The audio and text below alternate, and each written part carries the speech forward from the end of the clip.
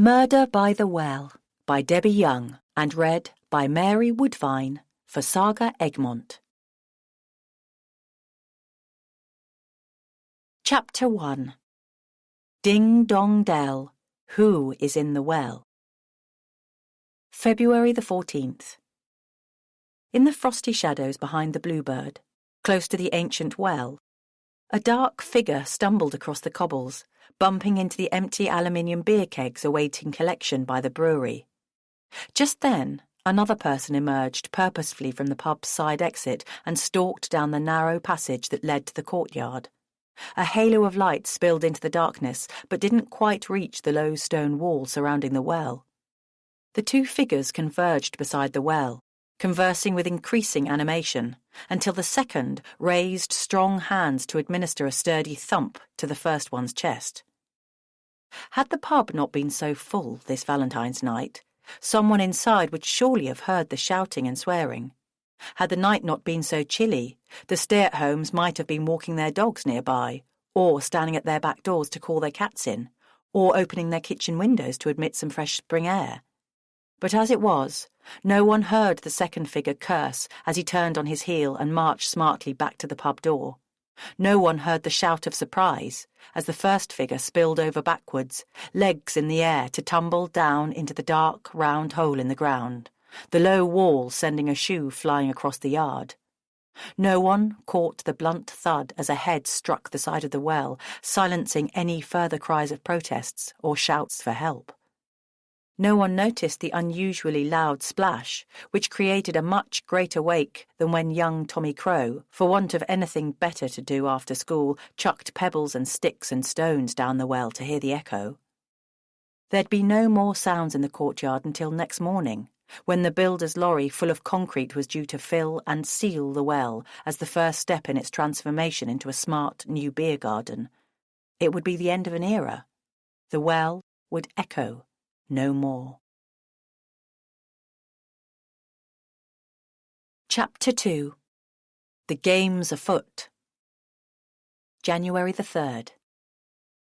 From the other side of the bookshop, Tommy peered at me through his new magnifying glass, his right eye distorted by the lens. My mum bought me this for Christmas to go with the book that my little sister chose for me, a junior detective's handbook. My gran gave me a detective board game she used to play when she was little.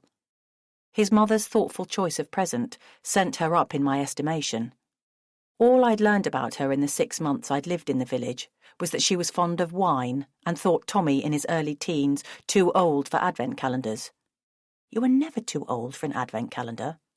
Although it was now the 3rd of January and I'm 25, I still hadn't been able to bring myself to throw mine away.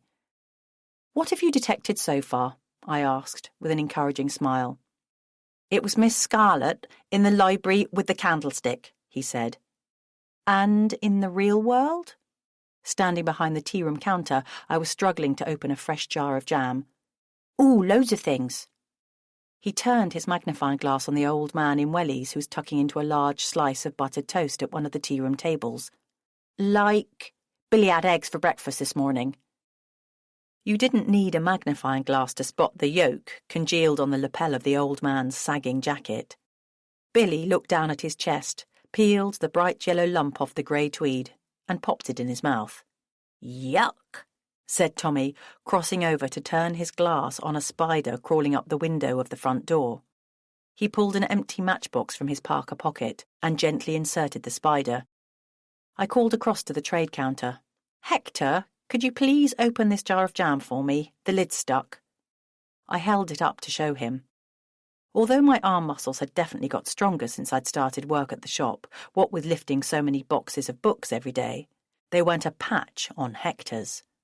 I had been sorry when the weather turned chilly back in November and he'd swapped his T-shirts for long-sleeved sweaters. Billy put out a hand to stop me as I went to take the jar to Hector, his grip surprisingly strong for a man of his age. I suppose that was down to his part-time job as village gravedigger. Oh, and jobbing gardener for the vicar. A village the size of Wendlebury Barrow doesn't need many graves. "I'll take care of that for you, girlie," said Billy, popping the top off effortlessly. Previously, I'd have thought I'd be favourite to win an arm wrestling match against him, but now I was not so sure. Tommy, pocketing his matchbox, returned to the tea room and jumped up to sit on the counter. So much for health and safety. I also deduce that you've just come back from Inverness. Considering my travelling bags with airline labels attached were in full view behind the counter, Hector had collected me from the airport at 7 a.m. and brought me straight to the shop so we could open on time. Tommy's observation hardly rated as ace detective work. In a mess? Said Billy. Who's in a mess? Inverness, Billy, I said loudly, prompting him to adjust his hearing aids. Tommy jumped down from the counter and crossed over to the central display table and held the magnifying glass over a pile of books. I could tell you who has touched these books if you wanted me to. That is, once I've fingerprinted the whole village. He pulled a black ink pad and a small pocket diary out of his parka. I had these in my Christmas stocking. He opened the diary to show me the first week of January displayed across 2 pages. I'm using it to collect fingerprints and to note down clues. See, the dates are on there already, so that'll save time whenever I find new evidence. Already, the first few pages were covered in scribbled notes. Wanting to encourage Tommy in such a constructive new hobby, I turned to Billy, who was now licking his fingers to pick up the remaining toast crumbs from the table. Like to volunteer to be Tommy's first victim, Billy? I mean, suspect? Billy held up his sticky hands. You don't need to waste your ink on me, Tom. You can have my fingerprints in raspberry jam. Before Tommy could reply, Hector coughed. I'd prefer not to have fingerprints of any kind taken in here, thank you very much. I don't want grubby marks on my stock. Tommy's head jerked round in Hector's direction. Why? Have you got something to hide? He sounded hopeful. Picking up a Hermione Minty novel, he held it up to the light to examine its glossy paper cover for traces of previous browsers. Hector flashed me a cautious look. Only he and I knew that Hermione Minty was his pseudonym.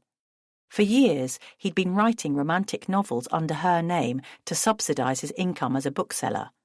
As I was his girlfriend, as well as his employee, he knew his secret was safe with me. Hector's answer was truthful while evading the facts.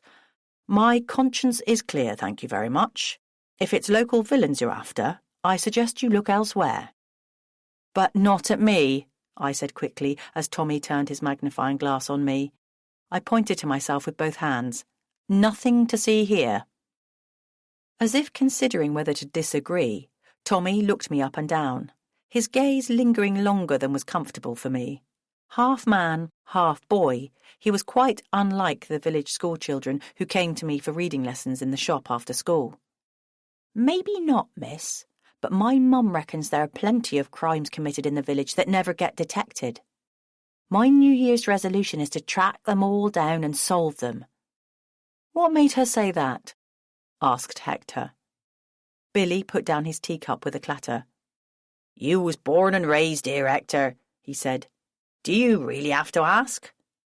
Hector came out from behind the counter to restore the display table to order after Tommy's inspection.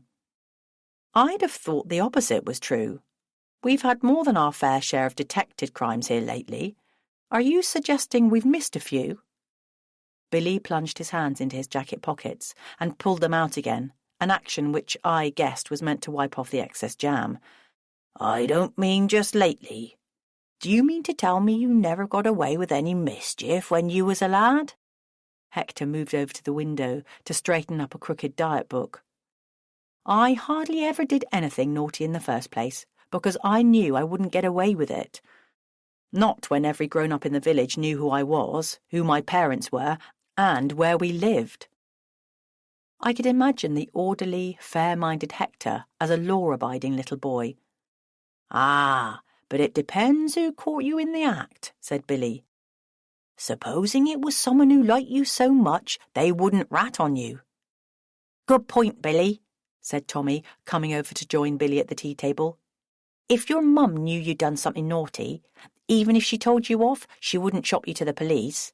If she loved you, she'd take your side. My friend Ella Berry, who works in the village school office, had told me that the teacher's complaints about Tommy's behaviour had always rolled off his mum like raindrops off an umbrella. I laughed. Are you suggesting Hector's mother doesn't love him? Then, remembering I hadn't met her yet, and hoping I hadn't made a terrible gaffe, I hurried to change the subject. Covering up for a naughty child is one thing, but the law's the law. Hector gave a lopsided smile. Does this mean you're going to shop me for breaking the speed limit on the way back from the airport this morning? An alarm on Hector's Land Rover set to beep when he went over 70 miles an hour had sounded only once on our journey that morning, on an empty downhill section of road. He'd quickly braked. That was only a momentary lapse of concentration, I said. It's not like committing murder. It could have been murder, said Tommy, getting out his diary and his pen to note it down. They said, in the road safety film they showed us at school, that speeding is a murder waiting to happen. Supposing a child had stepped out in front of you. On the motorway? I asked. That seems unlikely. Why not? I've walked across a motorway before, said Tommy. You could have murdered me. I shuddered. Self-preservation wasn't Tommy's long suit.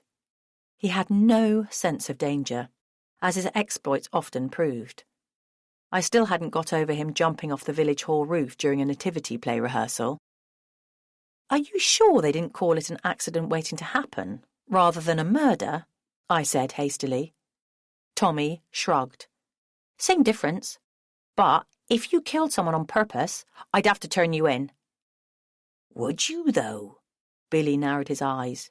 I once had a ferret who killed all her own kits when she felt threatened by a stray ferret in my garden, but I couldn't be cross with her, because that's what ferrets do.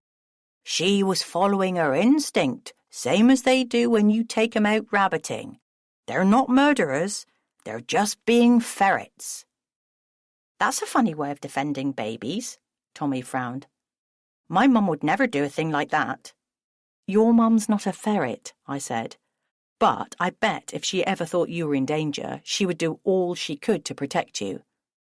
Most mothers would kill to protect their young, if their lives were at stake, said Hector. It's only natural. But not many kill their own babies. No, but a lot of male animals do, said Billy. I was anxious to steer the conversation onto a less sensitive territory, because Tommy's father had abandoned the family when Tommy was a small boy, leaving Tommy, his sister and his mother with a still festering sense of loss and anger. Thank goodness we're not animals, eh? I said brightly. But Billy steamrollered on. Still, there's the law, and then there's natural law. In Wendleborough we've got our natural sense of decency on our side. We don't need any of them cameras on every street corner watching our every move like they do in them big cities. We don't need nor want Big Brother here. Hector spluttered.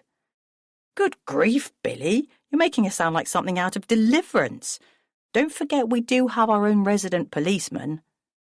Yeah, but Bob only lives here off duty. He doesn't patrol the streets. It's not the same as in the old days when we had a village officer on the beat. Tommy glanced up from his diary. Has Ferret got 1 R or 2? 2, I said, and no eyes. He stared at me incredulous. No eyes? How could it see the other ferret? Billy ignored his interruption. At the end of the day, what you gets up to is between you and the Almighty. It was easy to forget that beneath his shabby outer shell lay the solid faith that underpinned his role of churchwarden. Hector took this as a cue to terminate the conversation. So, we haven't got Big Brother, but we have got God. Well, that's all right then. All's well that ends well. His atheist cynicism was lost on Billy. That's it, said Billy stoutly. And I know which one I'd rather have preside over me in judgment. I've got no choice, said Tommy, closing his diary and stuffing it back in his pocket. I haven't got a big brother. I just am one to Sina. Maybe that's why my instinct is to watch over people. I saw Hector glance for a moment at our set of George Orwell paperbacks. I didn't think Tommy was ready yet to tackle 1984, a book I'd read on Hector's recommendation over the Christmas holidays. "You don't know how lucky you are," said Billy, half to himself. Tommy wouldn't have known the shameful history of Billy's elder brother, Bertie, and nor would I, if Hector had not confided in me about it before Christmas. Bertie had run off many years before with Carol Barker, now the village shopkeeper, only to abandon her after a matter of weeks, leaving her pregnant. The baby had been taken into care by social services. Carol, like me and Hector, was an only child. What her parents must have suffered in her absence I could only imagine. Fortunately, Tommy paid no attention to Billy's last comment, steering the conversation back to his new obsession. "Here's one thing I've discovered since I got my detective skills book," he said. "Even the most innocent-looking people have secrets to hide. For example, I can tell you that Hector is very pleased that you've just come back from Scotland." Hector let out a bark of laughter. "I hope you don't need your magnifying glass to see that," he said tartly. Billy sniggered. Tommy leaned forward so that his elbows rocked the full cream jug that I'd placed on Billy's table. "Anyway, the thing is, if anybody around here has got any secrets, I'm going to find them out. I'll be an expert detective soon. I'm picking up new tips every day. How to see through disguises, how to read body language that shows when someone's guilty, how to recognise criminals from their handwriting." Very quietly, Hector started to remove from the display table the few remaining copies of Hermione Minty's novels that I'd persuaded him to autograph with her name in the run-up to Christmas.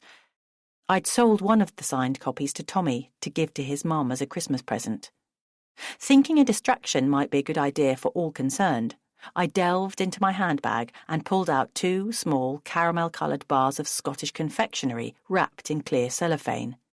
"Here you go, Tommy, Billy," I said, handing them one each. "I brought you back some Scottish tablet." Tommy pulled a face, turning it over in his hands. "Tablets? I'll never be able to swallow a tablet that size." I laughed. "Not tablets, Tommy, tablet," I said. "It's a famous Scottish sweet, a bit like fudge, only crumblier and tastier." Tommy perked up. "Thanks very much, miss. I love fudge." He peeled back the wrapper and took an enormous bite. I hoped it wouldn't trigger a sugar rush. He was hard enough work sugar-free. "Didn't you get Hector a tablet?" he asked, with his mouth full. I shook my head. "I've already given him a different present." Billy chortled. "You didn't waste any time, girlie." Hector put his hands to the ends of the piece of cashmere draped around his neck. "A tartan scarf, Billy. Sophie brought me back this piece of Munro tartan. Only people whose surname is Munro, like me, have the right to wear it. It's a clan thing, apparently." As the daughter of a university lecturer in Scottish cultural history, I knew that was a myth invented in the 19th century, pandering to Queen Victoria's enthusiasm for all things Scottish, but I didn't bother to put him right. I was just glad he liked it. "Cool," said Tommy, politely, though I could tell he thought he'd got the better deal with his tablet. A creak at the entrance announced the arrival of Tommy's little sister, Sina. The damp weather had made the wooden door frame swell, and she needed to put her whole body weight behind the door to open it. Now she stood on the threshold, a long rope, possibly a discarded washing line, swinging from her hands. Hector appraised her. "Sina Crow, in the bookshop, with a skipping rope." Sina, on a mission, ignored him. "Tommy, Mum says you've got to come home for lunch now." Her voice, high and light, belied her forceful character. Tommy stared at her in surprise. "How did you know I was here?" Without answering, she left as abruptly as she had arrived, yanking the door closed behind her. Waiting for Tommy to follow, she started skipping on the pavement outside the shop window, jumping steadily and gracefully over the swinging rope as she chanted aloud, "Ding dong dell, pussy's in the well, who threw her in? Little Tommy Crow." Tommy frowned. "I'll throw little Sina Crow down the well if she didn't look out. That doesn't even rhyme." Stuffing the rest of the tablet in his pocket, He headed for the door, turning back to speak to us over his shoulder before he left. I think she must have been reading my detective book. I'll dust it for fingerprints as soon as I get home with the talcum powder my gran gave my mum for Christmas. I'll make Wendlebury Barrow a safer place before long. Don't you worry. With the strength of a man and the enthusiasm of a boy, he slammed the door shut behind him. Chapter 3. Abstinence makes the heart grow fonder. Speaking of secrets, I said to Hector as I was dusting the bookshelves at closing time, why exactly is it that you want to keep Hermione Minty's identity secret? It's not a crime to have a pseudonym. It's hardly fraud. I have my reasons. Hector kept his eyes on his computer screen.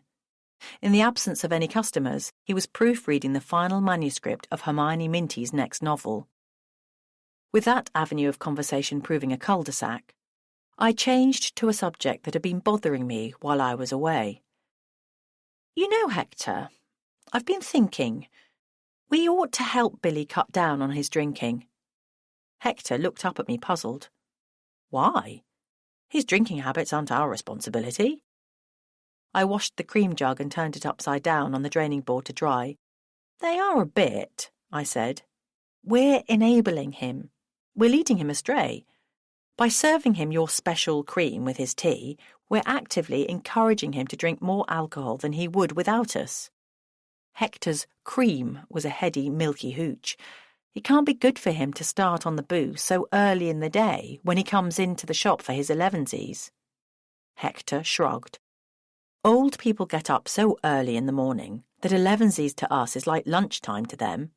Plenty of people enjoy a sherry before lunch. There's even a school of thought that says it's good for them. I bet Joshua Hampton next door to you keeps similar hours. He's probably supping his bedtime cocoa by 9 o'clock at night. I glanced down at my new watch, Hector's Christmas present to me, and pursed my lips.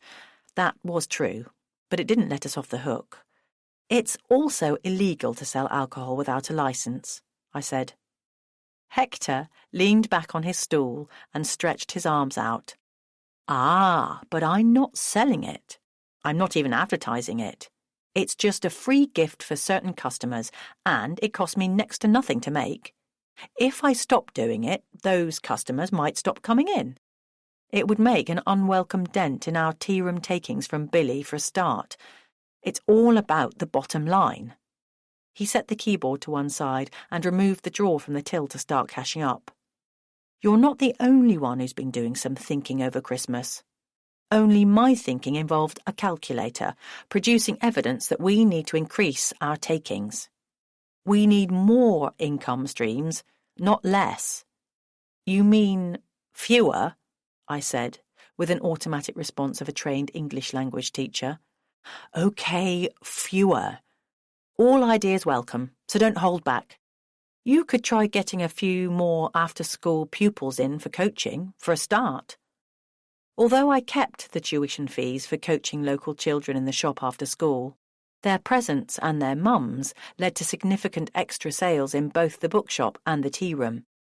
I'll ask Ella whether she can put any more business our way from the village school, I said. I'm meeting her for a drink after work tomorrow. But why the sudden need? We were doing really well before Christmas. The shop was busy all day, every day for weeks. Yes, but the Christmas shopping season comes only once a year, and next Christmas is a long way off. We've got a quiet time until Valentine's Day at least, or even Easter, when the tourist trade will kick in. And all that time, internet retailers will be quietly winning over customers with deliveries to their doors of orders placed from the comfort of their own homes, often at prices lower than I can offer them. We need to be developing new money-making ideas, not abandoning old ones that are working. Besides, I enjoy Billy's company. I'd miss him if he stopped coming in. Not that I'd tell him that.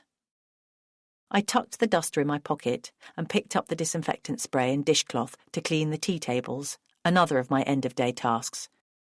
He'd miss us too, I said. He'd probably still come in anyway. I bet he comes here for the company as much as for the drink. If cheap alcohol was all he was after, he'd drink at home on his own.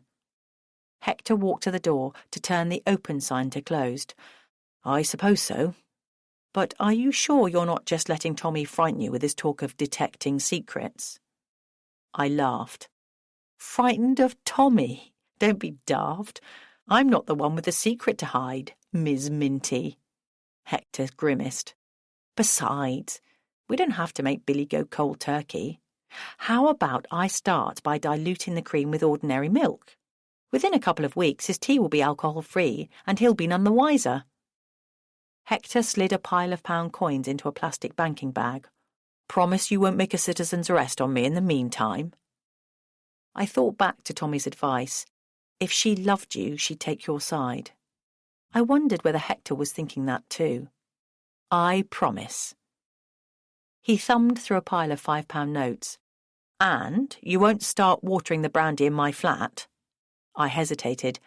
Actually, I was thinking of going on the wagon myself. He stopped counting. Why? Did you have a heavy time of it at Hogmanay? Too much Scotch in Scotland? His voice was playful, but his eyes were anxious. He looked down quickly at the money in front of him. Who were you with? Oh, no one, I said vaguely. Just my parents. I've never been any good at lying, though it's not for the lack of ideas. Slipping a rubber band round the banknotes, he stuffed them into the safe in the wall behind him and locked the door. Well, all the more brandy for me. He flicked off all the light switches except the one for the window display. But if you change your mind, there'll be a glass waiting for you by the fireside in my flat, and a welcome home supper, if you fancy it. Did he even need to ask, after we'd spent the last 2 weeks apart? I slipped into my coat and collected my bags. Lock up the shop, I said, and I'll race you up the stairs. Much later that evening, when I returned to my cottage with my travelling bags, I noticed the curtains were still open next door. I could see my elderly neighbour, Joshua, dozing in his usual high-backed armchair, a blanket over his lap, in front of a blazing log fire. He usually closed the curtains at dusk. That he'd left them open suggested that he was either ill, or dead, or looking out for my return. I hoped it was the latter. Until that moment, all I had wanted to do was unpack and dash back up to Hector's. But I had learned, since moving into my late aunt's cottage back in the summer, that in Wendlebury Barrow everyone looked out for each other. After years of living in anonymous urban flats, I was ready to embrace that philosophy. I unlocked my front door, set my bags down in the hall, and unzipped my handbag to extract my Scottish souvenir for Joshua. Then I closed the door, stepped over the low lavender hedge that divided our front paths, and hammered at his door loud enough to compensate for his hearing impairment. I was relieved to see he immediately stirred from his armchair. When he opened the door, his enormous smile of welcome made me glad I'd come to see him. He reached out his hands to clasp mine with a surprisingly firm grip. Instinctively, I reached up to kiss him on the cheek, as if greeting my old grandpa. I was so lucky to live next door to him. As he ushered me through his front room, I noticed how few Christmas cards stood on his mantelpiece. As a traditionalist, he wouldn't be taking them down until 12th night, the following Friday. I supposed most of his friends and contemporaries must have predeceased him. This would have been his first Christmas without a card or anything else from my late Auntie May. I settled back on his ancient chintz sofa, suddenly feeling very tired. After all, I'd been up since before dawn to catch the earliest flight from Inverness. That seemed like weeks ago now. "Welcome back, my dear. I am glad to see you," Joshua said, making a slow detour to close the front curtains before settling back into his fireside chair. He clasped his hands contentedly across his chest. "It has been awfully quiet without you next door." I laughed. "Am I usually so noisy? I'm sorry." He shook his head. "I suppose not, but it did feel strangely silent in your absence." It must have given him a feeling of security to know I was within shouting distance if he had an accident. Although he was still independent, it wouldn't take much to knock him off his feet. The next-door neighbours on the other side were in a huge detached old manor house, their extensive garden muffling any sound between their house and Joshua's. "I confess I have missed you and your light and cheery presence," he said. I'd never thought of myself as light and cheery before, but I wasn't about to argue. "I've missed you too," I said automatically, although I realised as I said it that it was true. I leaned across to pass him a small cardboard box patterned in Royal Hunting Stuart tartan. "I brought you back some Edinburgh Rock, a little taste of Scotland that I thought you might enjoy." He looked doubtful. "Rock? I'm not sure my teeth are up to rock." I smiled. "Don't worry, it's not solid like the sticks of rock you buy at the seaside. This is melt-in-the-mouth stuff. You could still enjoy it without any teeth at all." Although I meant to be encouraging, after I'd spoken I realised I might have sounded rude. But Joshua was unabashed. He set the little box down on the side table beside his armchair. "Good idea, Sophie. I shall enjoy it at bedtime. That's one of the many joys of growing old, being able to eat as many sweets as you like in bed without brushing your teeth, which just sit in the glass on the bedside cabinet and smile at you." I admired Joshua's positive attitude. "So, what's new with you?" I asked, trying not to look at his mouth. "Did you have a good Christmas?" Joshua had been invited to his cousins in our nearest town, Slate Green, for Christmas Day. I was sorry he had no children or grandchildren to spend it with. "Very pleasant indeed, thank you.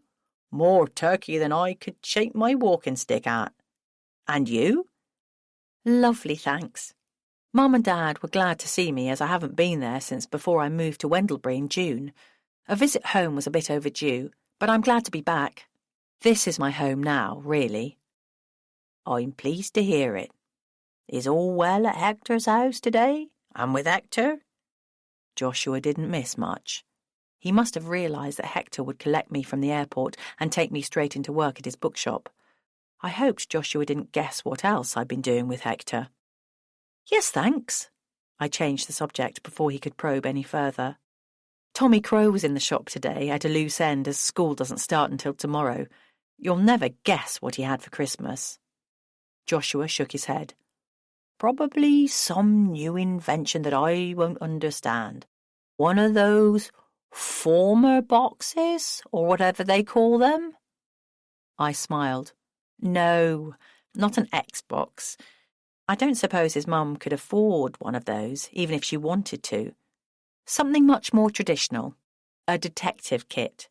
Sina gave him a book about how to be a detective, and his mum gave him a magnifying glass, a fingerprint kit, and goodness knows what else. All he's missing is the deerstalker cap and pipe." "Has he detected anything yet?" Joshua's eyes twinkled, knowing how mischievous Tommy Crow could be. "Not that I know of, but he's determined to track down unsolved crimes in the village. He seems to think there are plenty to choose from. I hope he's not going to be disappointed. I should think all he'll find will be parking offences and littering rather than anything more serious." "Or smuggling," said Joshua, to my surprise. "Or forgery, or drug abuse. I could name a few guilty parties there for starters. Not that I'm going to give Tommy any tip-offs." I must have looked startled because Joshua was quick to comfort me. "Nothing to worry about, my dear. To each his own. Everyone's welcome to their own devices in our little village." "Surely you're not condoning crime?" Joshua sat back in his chair and gazed up at the bright ceiling light, the bulb dazzling beneath its old-fashioned fringed silk shade. "I suppose your eyesight needs extra help as you get older." "Not condoning, my dear. Just acknowledging that some activities conducted locally go beyond the letter of the law yet remain unpunished. Distilling spirits, for example." He returned his rheumy gaze to me as if checking my reaction. "Yes, but it's not as if Hector's selling it or evading tax on it. He gives it away, just as he would homemade cakes, if he ever made any. Only after I'd spoken did it occur to me that Joshua might not have been referring to Hector. Taxation isn't the only reason you need a license. There are also matters of health. Wood alcohol can damage your eyesight. Watching Joshua staring unblinkingly beneath the glare of the ceiling light, I wondered whether this was the voice of experience. I swallowed. Joshua leaned back. Of course, it was different in the days when we had a village bar beyond the beat. You couldn't get away with much then. I remember when young Billy— he meant old Billy, but to be fair, Joshua was older than him— found a beautiful wooden catapult in his Christmas stocking. Our Bobby caught him shooting pebbles at the vicar's cat on the village green, so he snatched the catapult straight out of his hand and snapped it in half across his knee. That taught Billy not to do it again. He smiled wryly at the memory. Of course, we've got a policeman living in the village now, but that's not the same thing as being on the beat. I hear he spends most of his off-duty time indoors with his eyes fixed on his television. He closed his eyes, not speaking for so long that I wondered whether he'd nodded off. I glanced at the clock and saw it was nearly 9. Suddenly, his eyes snapped open. But don't let thoughts of local crime worry you, Sophie. I'm sure you'll sleep safe in your bed tonight, especially with Tommy Crow on the lookout. That twinkle again. Had he guessed that I'd promised to spend the night with Hector after I'd unpacked? I was glad he'd now drawn his curtains so that he wouldn't see me sneak back up the high street. Joshua may be old, but he could teach Tommy Crow a thing or two about detection. Chapter 4. Wagons Roll. Not you too, said Donald, exchanging weary glances with Ella across the bar. All I'd done was ask for a mineral water. Since returning to Wendlebury, the only alcohol I'd drunk had been a couple of glasses of brandy at Hector's and a drop of Joshua's slow gin, for warmth, as he put it. But I had resolved to stay dry when I caught up with Ella at the Bluebird. At least I didn't say tap water, I said, frowning. I'm not being mean, I'm just not drinking alcohol. After the chaos of the first day of term at the village school, Ella had other ideas. Well, I'm having a glass of wine, Donald, whatever Sophie's drinking, she said. She turned to me, all wide-eyed innocence. Why don't you have a white wine spritzer, Sophie? A little drop of wine in a long glass topped up with soda water doesn't really count as an alcoholic drink. Donald nodded encouragement. I frowned. I thought the bubbles got you drunk faster. Ella waved a hand dismissively. No, you're thinking of champagne. I'm not suggesting you drink champagne. Not on a January budget. I gave a tiny nod of assent. Just a small one, then. I wish a few people would stump up for champagne, Donald said, tonging a few ice cubes from an insulated plastic bucket into a long glass. My takings always slump in January. What with everyone being spent out after Christmas and not wanting to repeat their New Year hangover. He picked up a wineglass, filled it to the lower line with chilled Sauvignon Blanc, and tipped the wine into the tumbler. Besides, you're doing me a favour, said Ella. If you don't have at least a tiny drink, you'll be turning me into a solitary drinker, and that is bad. I held the tumbler steady as Donald topped up the wine with soda water. OK, but just the one. With the pub otherwise empty, Ella and I sat up at the bar to keep Donald company. We perched on the high oak stools with red velvet tops that always make me feel like a candidate on Blind Date. So, tell me, Ella, I said carefully, how clever is Tommy Crow? You must know, having had him at your school for 7 years. You must have seen his test results and that sort of thing. She considered for a moment. I wasn't there for his whole 7 years. It's 3 years since he left, and I've been at the school for 5, so I can only tell you about his last 2 years. He's a bright boy, but lacks application in the classroom. His other interests distracted him. and his behaviour held him back. With 29 other children in the class, the teachers sometimes misinterpreted his curiosity as insolence and reacted accordingly. I can see why teachers might feel that way. But why do you want to know? Has he applied for a Saturday job in the bookshop? He could probably do with a bit of pocket money. His mum's always skint. I don't think she gets anything from his dad. He did hint at a Saturday job a while ago, before telling us that he thought all books looked the same. Fortunately, he's onto something quite different now. He's setting himself up as a detective. I'm wondering how good his powers of deduction might be. Polishing glasses behind the bar for want of something better to do, Donald chuckled. Why, have you got something to hide, Sophie? Are you worried you might get found out? Yes, Sophie. What have you been up to, you bad girl? My conscience is clear, thank you very much. It's others that I'm worried about. Donald held a port glass up to the light to check for smears. So there's a gang of you now, is there? He winked at Ella. Well, you know what they say. Who was it who once sent a note to his colleague saying, "Fly at once, all is known," and they all disappeared, never to be seen again? Oh, yes, said Ella. I bet there's a few people in the village who Tommy could make disappear. He could double up as a conjurer. I laughed. It's hard to imagine how he could detect things without getting into trouble.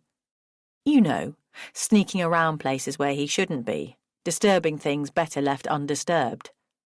Ella leaned forward, clasping her hands with impish glee.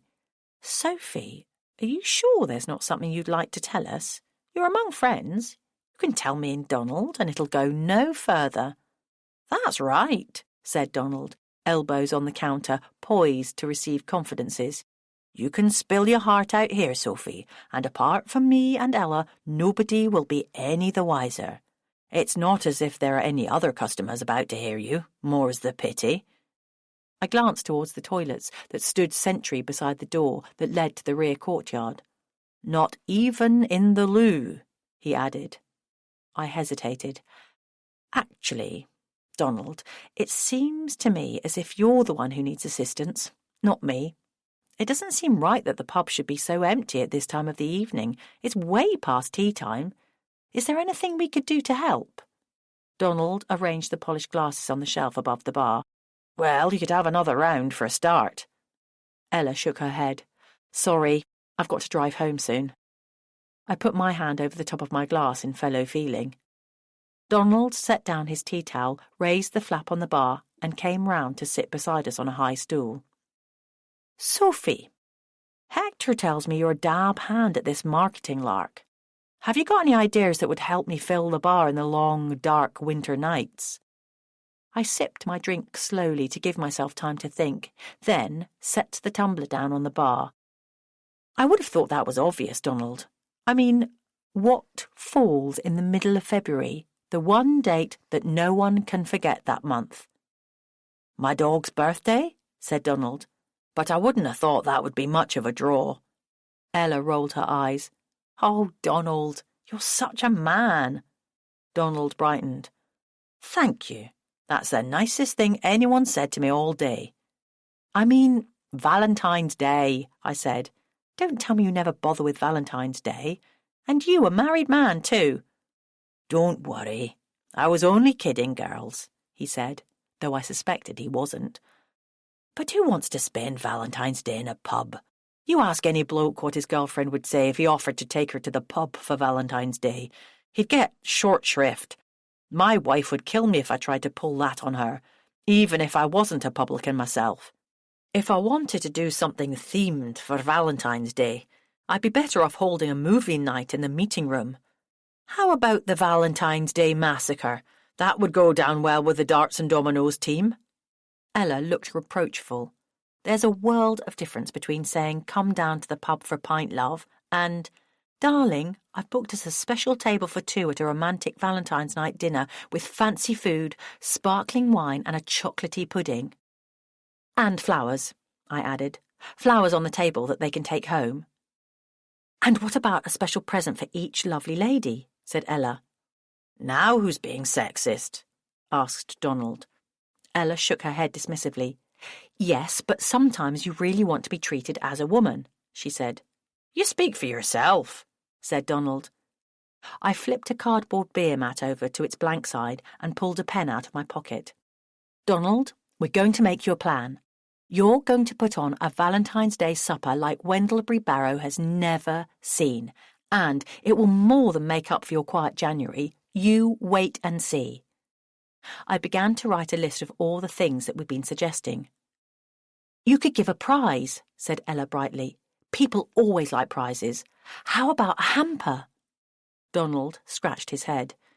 If I've got to supply a hamper, surely I'll have to charge more for the dinner to cover the extra cost. That'll make it more expensive, then nobody will want to come. There's no point running an event at a loss. Ella wasn't school business manager for nothing. Then get people to sponsor the hamper's contents. Surely there are enough businesses in the village that would stump up local products in return for a bit of PR. If it doesn't cost you a penny to provide the prizes, every raffle ticket sold will be pure profit. Each ticket could also count as a discount voucher for their next meal at the Bluebird, I said. That way, everybody is a winner. Nobody goes home disappointed, assuming their date doesn't go horribly wrong, and you get repeat business after the special night is over. Ella nodded in support. As soon as you've got the hamper together, you can display it to promote your special Valentine's Day dinner and start selling raffle tickets too. I bet you'd sell loads in advance. Donald sat up straighter on his bar stool. The pub will be looking smarter by Valentine's Day because I've scheduled some interior maintenance work in the next few weeks. A coat of paint all through, some new lighting, that sort of thing. Then, in spring, I'm going to start on the outside and turn the backyard into a courtyard garden ready for the summer, with tables and chairs and umbrellas and planters. Ella raised her eyebrows. What about that smelly old well in the middle of it? I realised I'd never been out the back before. The courtyard currently being the preserve of smokers between drinks. You've got an old well? Not for much longer. I'm getting it filled in. I had wondered whether I could resurrect it for its original use and bottle my own water and sell it, but I had the water tested before Christmas, and it's beyond redemption. Too much rubbish has been thrown down there for far too long, mostly cigarette butts lately, but God knows what else has been ditched down there over the years. Can't you just leave it there as an ornament? It seems a shame to seal up something so historic. I agree. But I've got a living to make, which won't be helped if some tomfool visitor to my new beer garden decides to taste its waters and dies of nicotine poisoning. Besides, it'll be a family area. I have to think of the children's safety. We don't want any of them falling down it, like the pussycat in the nursery rhyme. Ella laughed. Well, if anyone's going to fall in, my money would be on Tommy, I said. He's been crashing about the shop lately like a golf ball in a pinball table. I wouldn't put it past Tommy to climb down the well out of curiosity, said Ella. You know someone once found him inside a wheelie bin? I shuddered. Ugh, I heard about that. Anyway, back to Valentine's night. Would you girls like to help me round up some raffle prizes? You'll be a lot more persuasive than me. There's a drink in it for you, if you do. I'd bet Carol would donate a box of chocolates, said Ella. I can get Hector to give you a romantic novel, I said. Oh, yes, said Ella. How about one of those signed copies of Hermione Minties that you had in the shop before Christmas? Got any left? I'm sure there's at least one, I said. I'll pop it over to you in the morning, Donald. Now, here's an idea, said Ella. Why not make it a minty-themed evening, with a minty menu? Mint juleps on arrival, lamb cooked with mint, peppermint ice cream with hot chocolate sauce. She licked her lips in anticipation. Donald, you can ask the brewery to put in a bottle of creme de menthe. And a tube of toothpaste, I said. Joke. Thanks, girls, said Donald. I think that calls for a top-up on the house. Before I could protest, he'd nipped round the other side of the bar and refilled both our glasses. Soda water for Ella as she was driving, and white wine for me. Well, it would have been rude to refuse. So, why are you on the wagon? Asked Ella. We'd moved across to a private booth by now, as more people had come into the pub. Overdid it at Christmas, did you? I've heard what those Scots are like at New Year. They get an extra day off to recover, don't they? I nodded. Yes, 2 public holidays after New Year's Eve, or rather, Hogmanay. It's a whole different country up there, you know. I decided to take her into my confidence. Thing is, Ella, it's a long time since I've been home to my parents' house, and I'd forgotten how much my dad drinks. It's put me right off. But I thought he was a university professor. I smiled weakly. And that makes him immune? I don't think so. She pushed her glass away. I'm sorry, Sophie. I wouldn't have pressed you to have a drink had I known. We fell silent. I felt awkward for crushing the jovial atmosphere we'd conjured up with Donald. Ella tried to strike a brighter note. I wonder what Hermione Minty gets her other half for Valentine's Day, she said. It must be hard to keep some surprises up your sleeve when you're pumping all your romantic ideas into the pages of your books every day. I was looking forward to finding out. Chapter 5. Distinctly Minty. Donald's Valentine's dinner sounds wonderful to me, Sophie, said Carol, pulling her apron over her head and tying it behind her back. Having her long-lost daughter Becky and grandson Arthur move in with her just before Christmas had slowed down her morning routine. I wish I had someone to go with. You never know. Valentine's Day is still over a month away. Carol put her hands in her apron pockets. You're right. I should look on the bright side. New year, new beginnings. I'll be happy to provide something for the hamper. A box of chocolates, you say? Peppermint creams if you've got them. I spotted a familiar dark green box on the sweet counter. Donald's giving the whole evening a minty theme. Hermione Minty, that is. Carol looked wistful. That sounds wonderful. Becky gave me a signed copy of her latest novel for Christmas. Wasn't that kind? Although the arrival of Becky and Arthur was the best Christmas present ever, I can't get enough of Hermione Minty's books. Can you? I've never actually read any. As I said it, I realised I'd missed a trick. Although romantic novels weren't my thing, reading Minty's books would help me to get to know Hector better.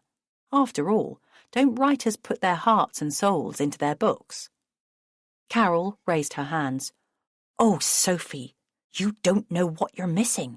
You're in for a real treat. Funny thing is, although everyone round here has read her, she doesn't seem famous further afield. Becky said she'd never heard of Hermione Minty before she came to live with me. I can't understand it. I expect she sells most of her books online, I said quickly. As e-books, you know? Carol shook her head. I can't be doing with e-books. Give me a proper book any day. One you can read in the bath without electrolysing yourself. I suppressed a smile. I don't think e-books ever electrocuted anyone. It's not like using a toaster in the bath. Carol wrinkled her nose. I wouldn't want to do that either. The steam would make the toast go soggy. Anyway, if you want to take a box of mints over to Donald, help yourself. I must get on now.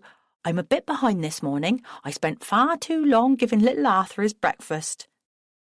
She didn't look in much of a muddle to me, but Carol's standards of orderliness were rather higher than mine. I picked up the chocolates and tucked one of the shop's business cards from the counter under the ribbon around the box to give Carol credit for her donation. She would be having as much trouble with her profits as Donald during these lean post-Christmas weeks, especially as she'd just taken on 2 extra mouths to feed. Her daughter Becky, as an unemployed single mother, would not be contributing much to the household financially. Which is the best book of Minty's to start with? I asked, guessing that Carol, as a die-hard romantic, would be familiar with her complete works. Oh, the very first one, Angel Heart. I'll start on it tonight, I said, hoping to enjoy it as much as Carol had. And thanks for the mints. I'll get Donald to give you a free raffle ticket as a thank you. Or find me a nice man to go to the Valentine's dinner with, she said quietly. All I want is one man for one night. Is that too much to hope for? I smiled sympathetically. You never know. Perhaps you'll get one for your birthday tomorrow." I meant it as a joke, but she took me at my word. "Yes, never say die," she said brightly, and patted her hair into place. I would have thought the answer was obvious. Hector, busy removing Christmas decorations from the shop window, climbed down from the stepladder. "Well, it might be, if only I knew what the question was." He brushed his hands on his trousers to get the dust off them and crossed the room to sit down at a tea-room table. Taking the hint, I went to switch the kettle on. "The question of how to boost your profits. It's easy. You just need to put more effort into promoting your Minty books." Hector pointed to the central display table, where there was always at least one prominent pile of them. "Exhibit A," he said. "There are some in the window, too." I wasn't going to let him off that lightly. Becky had never heard of Hermione Minty before she came to Wendlebury, and she's quite well read. I didn't want to overpraise Becky. Swapping literary jokes was meant to be a game that Hector played with me, and I wasn't keen that she'd started joining in. Why ever not, when she's so popular here? Hector looked guarded. "It's not that easy, Sophie. I'd rather do something else to boost my income. Start a proper series of author talks, for example, with other authors. That'd be a good idea." I shook my head. "You're selling yourself short, Hector. I don't believe you've tried to get your books into other shops, have you?" His sullen silence served as a confession. Was it simply modesty holding him back? I tried a different tack. "You and I know how well the books do here. They're a major contributor to the shop's profits. If they're that good, it's selfish not to offer other booksellers the opportunity to increase their takings." Hector frowned. "I only make such a big profit on them because I publish them myself and get them at cost price. Other booksellers would need a cut of the cover price, which would not leave much for me. The game wouldn't be worth the candle." I took 2 cookies from a jar on the counter and passed one to him. "Perhaps if you told them that Hermione Minty is a fellow bookseller, they'd stock your books on more generous terms." "But I can't do that without revealing my identity." I shrugged. "Does that really matter? Perhaps you should give the game away. It would make a great news story in The Bookseller. You'd get orders from bookshops all over the country. It's not as if members of the public read The Bookseller. Your secret would be safe in Wendlebury." "No, but other journalists read it. The national newspapers are always running stories about bookshops and booksellers. The death of the e-book, the death of print, the closure of bookshops, nearly always getting it wildly wrong. So there's every reason to think my name would end up in the nationals. No, thank you, Sophie. I'm happy as I am, quiet and private, with mid-range but respectable sales." "But surely if it did get out, you'd attract more customers. People would flock to the bookshop, and from further afield. You'd not only sell more Minty books, but more stock in general." I put a pot of tea in front of him, sat down, and leaned forward. "Hector," I began, "what's the real reason you don't want people to find out you're Hermione Minty?" He sat up straight on his chair, looking as guilty as if I'd caught him with his fingers in the till. Not that it would have mattered, as the till was his. I narrowed my eyes, wishing I had Tommy's magnifying glass to use as a jokey prop. "Aha! You are undone." He glanced down at his flies. "Not that sort of undone. I mean, I've caught you out. There's something you're not telling me. If it's just a case of needing to take your books to other shops, I'm here to cover for your time spent away from Hector's house. Or I could take them for you. I could be your rep. But I think there's something else stopping you. I wish you'd tell me what it is." Hector pursed his lips and stood up and marched across to the other side of the shop, where he pretended to tidy an already pristine bookshelf. Then, after a few minutes of frosty silence, he swung round to address me as if he'd been building up to it. "All right, then. Have it your way." I opened my mouth to congratulate him on making the right decision, but he put up his hand to stop me. "Before you ask, I'm not going to start touting my wares to other bookshops or reveal all to the bookseller. But I do think we might use social media to raise awareness and boost sales of my ebooks. After all, I use them to spread the word about events in the shop, and I know the shop's got a good following. You'd need to set up accounts for Minty, of course, so it looks like she's tweeting and Facebooking herself, but it's not impossible. Not impossible? It'll be easy peasy, Hector. Of course, ideally, she should be using social media to chat with her fans, not just telling them to buy her books. He looked so horrified that I backtracked.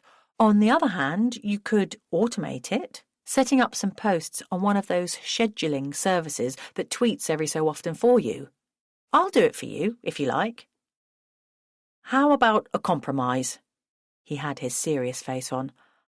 I'll allow you to give Hermione a bit of a shout-out on social media, provided you keep my identity and the shop's completely secret. In any case, I'm all tweeted out keeping the Hector's House account up to date. I can't be doing with another one to monitor. I'm happy to delegate that to you, and to keep my distance from it. I smiled encouragingly. I knew instinctively that this was a positive step forward for Hermione Minty, for the shop's financial well-being, and for us. This kind of teamwork, sharing success together, could only bring us closer. I went over to give him a grateful hug, despite his non-hugs-on-duty rule. I'll start the accounts up as soon as I get a moment at the weekend. Trust me, I know what I'm doing. The shortest day was long past, but it was still getting dark so early that when I strolled home past the pub after work, it felt like night time. The yellow glow from the village shop cut through the misty evening air like a lighthouse beacon. Although I didn't need anything from the shop, I found myself pushing open its front door, drawn towards its promise of warmth and light. The jangle of the bell made Becky and Tommy break off their conversation at the counter and look round to see me. "Hi, Sophie," said Becky, a slight edge in her voice. I wondered whether Tommy had said something to upset her. Not knowing much about her background, he could easily have said something awkward or embarrassing without meaning to. My instinct was to protect them both from each other. Tommy's school backpack dangled from one shoulder, reminding me of a health and safety diagram about the causes of bad backs. "Haven't you been home since you got off the school bus, Tommy? Your mum will be wondering where you are." He glanced up at the clock behind the counter. "Is it tea time already? No wonder I'm hungry." He gave Becky an apologetic wave. "Sorry, Becky, I'd better run." I held the door open for him to leave, closed it gently behind him, then returned to the counter, picking up a copy of the local paper as an excuse for visiting. "Are you okay, Becky?" Becky frowned. "Yes, thanks, Sophie. But Tommy was asking some awkward questions about Mum that I didn't want to answer." I was touched that she was already calling Carol Mum, though they still barely knew each other. I hoped that if I kept quiet, she'd elaborate about Tommy's line of questioning. "You see, he saw this Christmas card from Mum's secret admirer and assumed it was from my dad. We should have taken it down with the Christmas decorations, but Mum couldn't bring herself to put it in the recycling." She took a large glittery card down from the shelf behind the counter and passed it to me. On the front, a jovial snowman and snowwoman were holding hands and smiling sweetly enough to make me smile back at them. I opened the card to read the inside. "Happy Christmas, Carol. Ted. Kiss, kiss, kiss." "Who's Ted?" I asked. "I don't know. I think Mum knows, but she won't tell me. She just said, 'Oh, no one.' He must be someone, obviously, but he's definitely not my dad. My dad's name is Albert. At least, that's what it says on my birth certificate, and I've got no reason to believe it's not true, even though Mum gave me her own surname." I paused. Whoever he is, it sounds as if his love is unrequited. I wondered why Carol hadn't alluded to him when we'd been talking that morning about dates for Donald's Valentine's dinner. "Now I'm worried that Tommy will tell everyone my dad's called Ted," said Becky. "Not helpful." She paused. "I don't suppose your real dad would be pleased to have someone else credited with being your father," I said. I hoped that remark wouldn't make Becky clam up. "Who cares what he thinks?" said Becky. "He never considered my feelings or my mum's. I've never even met him." I was glad when she steered the conversation back to the mysterious Ted. "Mum says there's no one called Ted in the village, and she doesn't really have a social life beyond Wendlebury," said Becky. "Most of the things she does here are for women only, like the Knitting Circle and WI. The only romance she gets is in novels, women's magazines, or on the telly." I turned the card over to see if there were any clues to its origin. Ted had removed the price label, but it bore the own brand logo of a supermarket down in slate green. Perhaps it's someone who came into the shop and took a shine to her. Then I remembered the baker who had been inquiring about her after the nativity play. He'd been supplying the village shop with his almost inedible cakes on a trial basis since before Christmas. It came back to me now. I thought his name was Ted. I glanced along the aisle to an untouched tray of sturdy doughnuts, their watery icing seeping into the sponge. Wandering casually across, I picked one up with the metal tongs and dropped it into a paper bag. "I wouldn't if I were you," said Becky, taking the bag from me and folding over the top. From the weight of the bag, I suspected I'd end up putting the doughnut out for the birds, after a good soak so as not to break their little beaks. At least if someone bought his cakes, it might give Ted a bit longer to win Carol over. "When's your next cake delivery due?" I asked casually. "Tomorrow, I think," said Becky, flicking open the order book. "Mum's birthday, by the way. I'm going to do the afternoon shift so she can go to the hairdresser's as a birthday treat. It's about time she had some treats, after all she does for everyone else." I was glad Becky didn't see Carol solely as a free source of board and lodging. "I'll pop in with a card and a present for her tomorrow," I said. There'd no doubt be something suitable at Hector's house. "Enjoy your doughnut," she called after me with a mischievous smile. "Don't forget, we stock indigestion remedies too." Chapter 6. Tracking Ted. "Does the name Ted mean anything to you, Hector?" I asked as I cleared away the debris from Billy's elevensies the next day. "In what context? Ted Hughes, poet laureate? Ted Albury, MI6 thriller writer? Ted Talks, the online education distributor? Ted Baker, fashion designer? Ted the Baker, rather than Ted Baker. Wasn't that baker we met before Christmas called Ted? You know, the one who donated those delicious filled pita breads for the buffet after the nativity play. And the leaden mince pies. Tommy liked them. He said they were very filling. Like ballast in a hot air balloon, perhaps." Hector pulled open the old oak filing card index on his desk. His antique dealer parents had salvaged it from Slate Green Public Library when it went digital, and it was one of the few items of theirs that Hector retained when he turned their antique shop into his bookshop. I loved the gleaming oak, smelling of furniture polish, that matched the shelves lining the shop. He pulled out a business card from the B section. "You're right, Sophie. He was a Ted. Ted's Treats, 12 The Rise, Slate Green. That's an auspicious address for a baker." He passed me a small card the colour and texture of wholemeal flour, and I took it gratefully. Hurrah! "And being called Ted is cause for celebration because you like teddy bears?" "More than I like his cakes." My stomach still felt sore from last night's doughnut. "But I liked him, and even better, he likes Carol. Did you know he sent her a big Christmas card with kisses? He must be keen." Hector smiled indulgently. "Good for Carol. She's pretending to Becky that she doesn't know who it's from. When Tommy saw it, he asked Becky if Ted was her father." Hector rolled his eyes. "Do you think Becky's father will ever come back to the village? I'd hate for him to come barging back in and spoil things for her and Carol now." "He wouldn't dare. There'd be a queue of people to thump him if he did, besides Carol and Becky." "You can include me, too. I'm so angry on her behalf for what he did to her." Billy would be at the front of the line.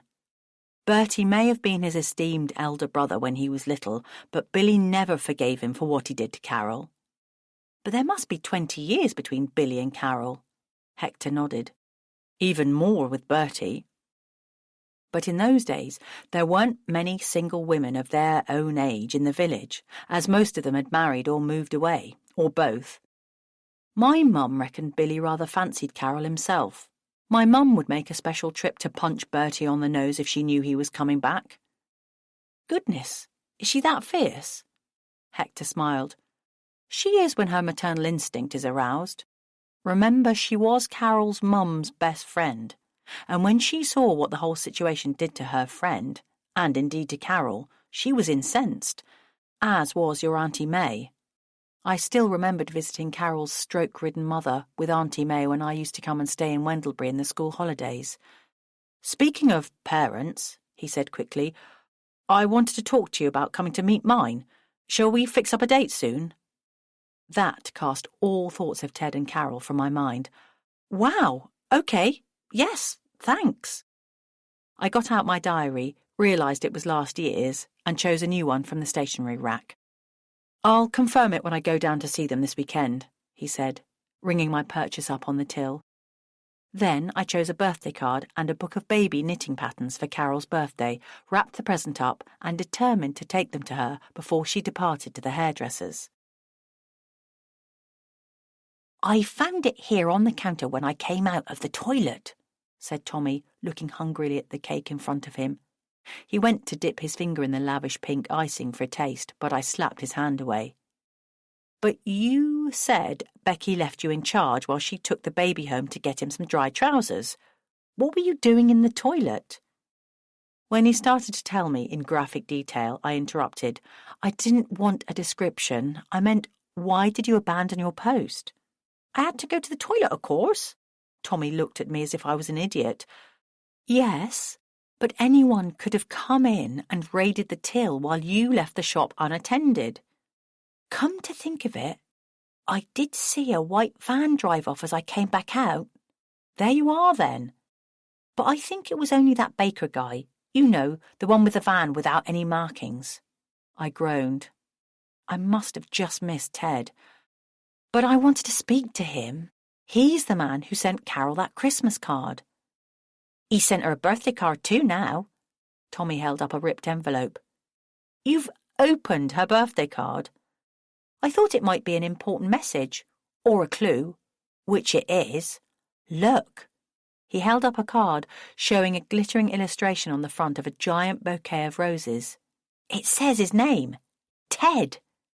Ted Love. I took it from him and opened it to read the inscription. Love Ted. Love, comma, Ted. He means love from Ted. Love's not his surname. Tommy grabbed the card back. But look at his writing. He's a madman. My detective book says that only mad people write everything in capitals. Or people who want to make sure that the recipient can read their message. It looks perfectly normal to me, Tommy. Maybe he doesn't want to reveal his true identity by signing his usual signature. Maybe he's got a fake name, like an author. A pseudonym. Yeah, one of them. Like in a ransom note.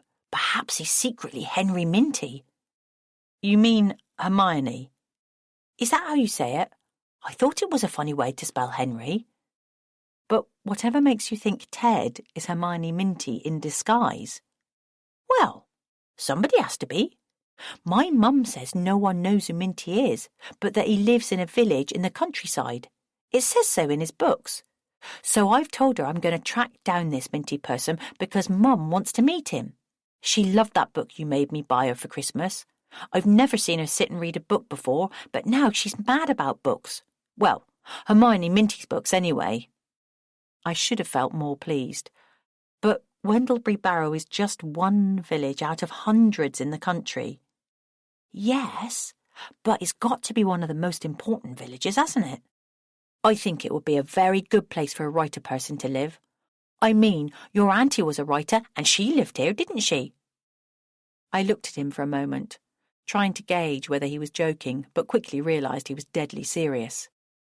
To Tommy, born and raised in the village, with very little opportunity to travel beyond it other than on the school bus, Wendlebury probably felt like the centre of the world. He wasn't like me, or indeed my Auntie May, a seasoned traveller who had lived and worked abroad while keeping her cottage here as a bolt hole. Not everyone in the village had such broad horizons.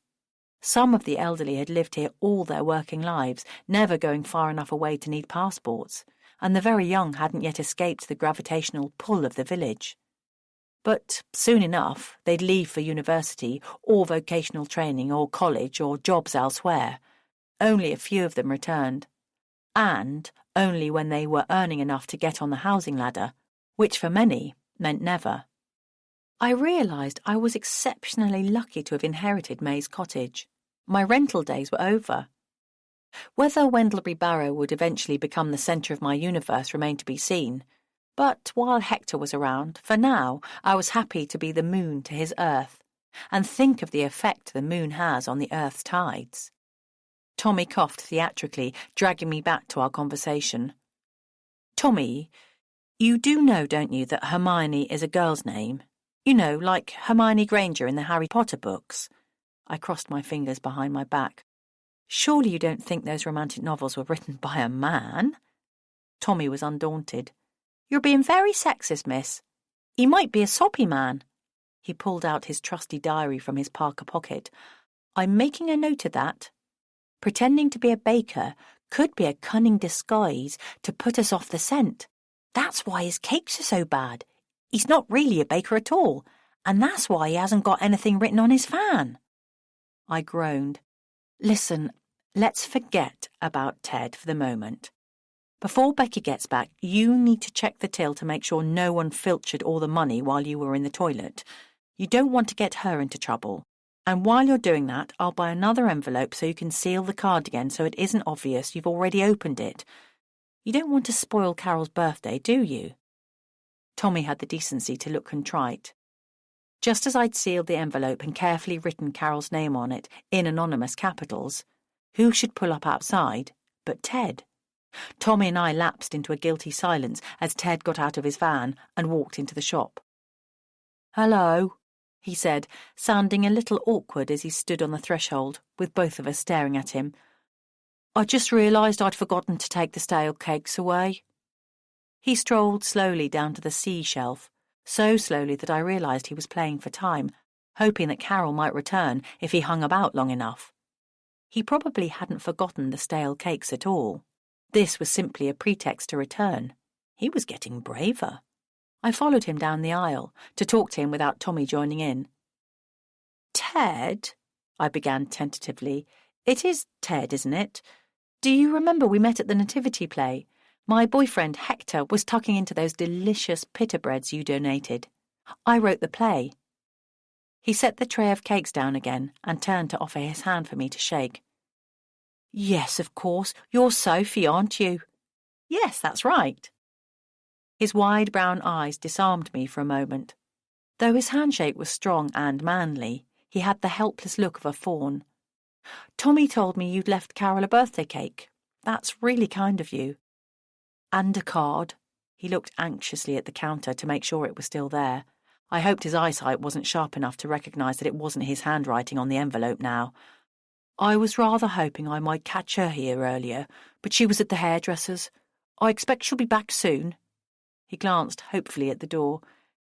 If you haven't got any more deliveries to make, I'm sure you'll be welcome to wait, I said gently. He stood up a little straighter.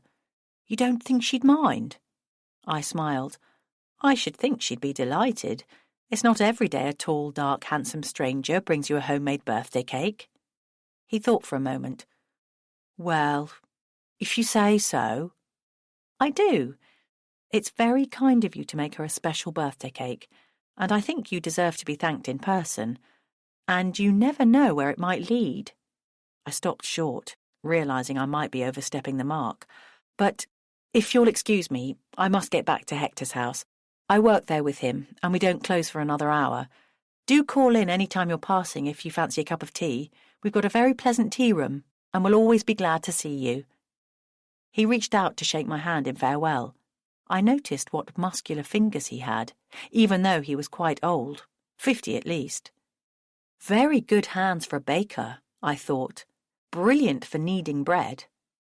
Deciding to bring my gift back later to give to Carol in person, I scurried towards the door, but not too soon to hear Tommy calling out, "Here, are you Minty?" Followed by Ted's startled reply, "A bit. I did take a breath mint before I came in." I'd like to have been a fly on the wall to hear the rest of that conversation. Chapter 7. Counter-Spy. I'd barely had time to regale Hector with the news about the birthday cake when Ted appeared in our doorway. "Carol turned me down," he said glumly, striding over to join me in the tea room. My jaw dropped. I'd have thought Carol would have grabbed with both hands the opportunity for a date with a man like Ted, or indeed the man himself.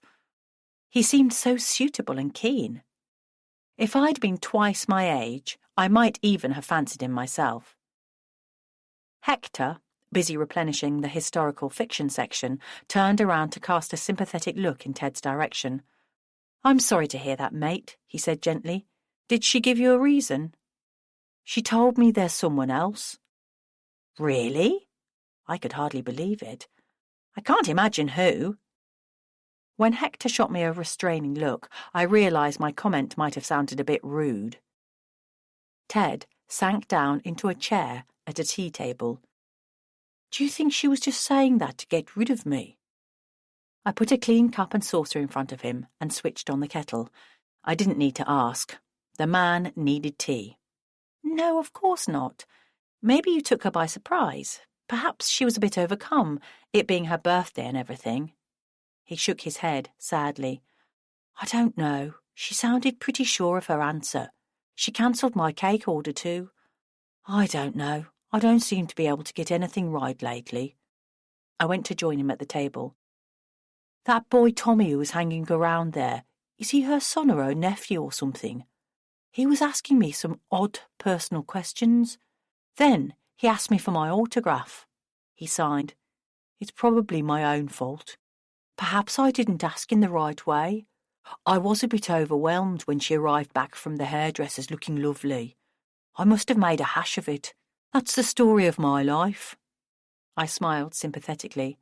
"I hope Tommy didn't put you off. Count yourself lucky he didn't ask you for your fingerprints." "Oh, but he did," said Ted, "but only after he accused me of being Carol's daughter's father." He looked wistful for a moment. "I wish. She's very beautiful, isn't she?" "Becky? Yes, she is." I got up to fill the teapot and brought it over to the table. Ted shook his head. "Becky's pretty as a picture, but I was meaning Carol. I've always thought women get more beautiful as they get older, when their experiences have been etched on their faces. I like women with character, and you can see Carol's good nature in her face with all those smiling lines. You can see in a woman's lines whether she's got it in her to be happy." "That's our Carol, all right," said Hector quietly. I suspected he was as touched as I was by Ted's candid tribute. "By the way, don't worry about Tommy. He's harmless enough. Just a little boy playing policeman with his Christmas detective kit." I poured us each a cup of tea and we added milk in silence, as if it was a bonding ritual, which I suppose it is, really. I was on the brink of offering Ted some of Hector's alcoholic cream to cheer him up, but then remembered he was driving and I was meant to be on the wagon. "You leave it with me, Ted," I said, patting his hand. "We've got your phone number. Hector's still got your card from the nativity play. I'll have a quiet word with Carol on your behalf, then I'll call or text you. It's probably nothing but a misunderstanding. She's not always the best person with words." He smiled wistfully. "Yes, I'd noticed that. It's very endearing." When Ted had gone, Hector refilled our cups, tipping the pot right up to drain it. "Are you sure you know what you are doing, Sophie? You don't know Ted from Adam. All we know is that he bakes dreadful cakes and fabulous bread. Is that enough to justify setting him up with a dear but vulnerable friend?" I wrinkled my nose. "There's something about him that makes me think he's perfect for Carol. There are few enough single men passing through this way. Who knows when Carol will get another opportunity like this for a date, especially now she's got competition from the beautiful Becky." I pictured Ted's kindly face. He's got lovely, warm eyes. and a very firm handshake. Hector looked arch. Warm hands, cold heart. I shook my head. No, he's a teddy bear. But Carol's refusal... Now there's a mystery that needs solving. I got up and cleared the table. Where's Tommy when you really need him? I'm off to make discreet inquiries. Carol? What were you thinking sending that nice baker packing? On my way home, I called in to see her and deliver her birthday present from me and Hector. Well, from Hector, strictly speaking, as he let me take it off the shelf without paying for it. Carol avoided eye contact, fiddling with the gift-wrapped parcel. You can open it now if you like, I said. It is your birthday. She grabbed a sharp knife from under the counter and slit the sticky tape to remove the wrapping paper without damaging it. After folding the paper neatly and setting it to one side, she held up the book of knitting patterns to show me, as if I wouldn't have known what the parcel contained. I smiled approvingly. Some of those things will look lovely on little Arthur.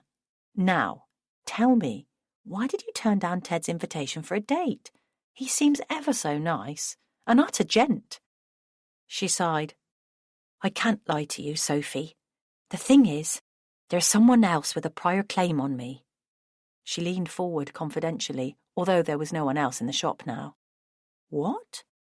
Only last night you were telling me you wanted to meet a new man for your birthday. What happened? Were you swept off your feet by a stranger at the hairdresser's? Now that's what I call a lightning courtship. She looked away for a moment as if wondering how much to tell me. Go on, I said, intrigued. She sighed again and stared at the counter. Sophie, please don't tell a soul, not Becky nor Billy, nor even Hector. I crossed my heart with my forefinger. It's Becky's father. He phoned me this morning. What? That was the last answer I was expecting. How did he even know where to find you? She pressed her lips together into a thin line. I've been in the same place all my life. The shop phone number's the same as it's ever been. My home address hasn't changed. I'm not exactly hard to trace. But there's worse. He knows that Becky's here, and Arthur. But he hasn't had anything to do with them. He hasn't even met them before, has he? She shook her head. No. He was a clean pair of heels before Becky was even born, and I hadn't heard a word from him since. Then this morning he phoned my home number and Becky answered. She had no idea who was calling, and when a strange man asked if that was Carol speaking, she said, "This is her daughter, Becky." He fell in at once, even though he didn't know what name I'd given her before she was taken off by the adoption people. She stopped to blow her nose and wipe her eyes. I felt awful for making her cry on her birthday. When I was a little girl, we used to say if you cried on your birthday, you'd cry every day for the rest of the year. Arthur was shouting in the background, and Becky said to Bertie, "Please excuse my noisy little boy." So of course he put 2 and 4 together. I hope you put the phone down on him. She put her hands to her flushed cheeks. How could I? He's Becky's father, and he's fallen on hard times. Self-induced, no doubt. Did he ask you for money? For a moment she didn't reply. Yes, he asked me for money, she said finally. I gasped. How dare he? You didn't offer him any, did you?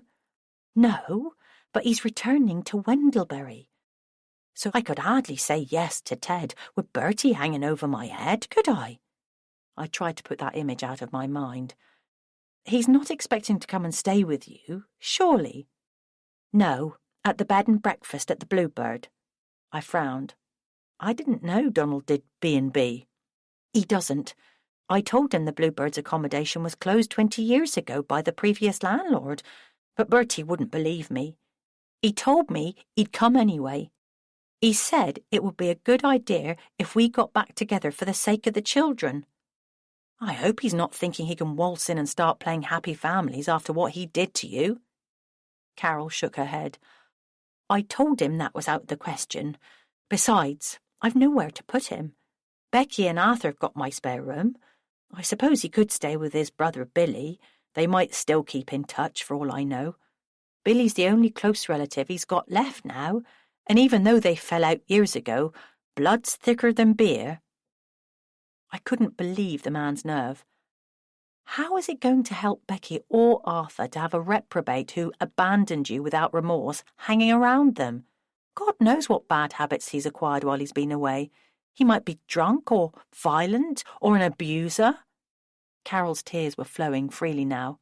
He was all that before he left Wendlebury in the first place. But he is still Becky's father, so doesn't he have rights? Doesn't Becky have rights to him? And little Arthur to his granddad? The person whose rights I'm most concerned about is you. Bertie abdicated his rights to any part in your life before Becky was born. You're just starting to build a precious and meaningful relationship with her and the baby, so don't let him spoil things or sponge off you either. Besides, you've got enough new financial responsibilities with Becky and Arthur to care for. Carol sniffed, trying to pull herself together. You're right, and honestly, I know it's unkind of me, but I've never really forgiven him for what he did to me and my parents. Things could have been so different. She gazed down at the book of knitting patterns, the cover of which showed a picture of 4 beautiful children, from a baby up to a 4-year-old.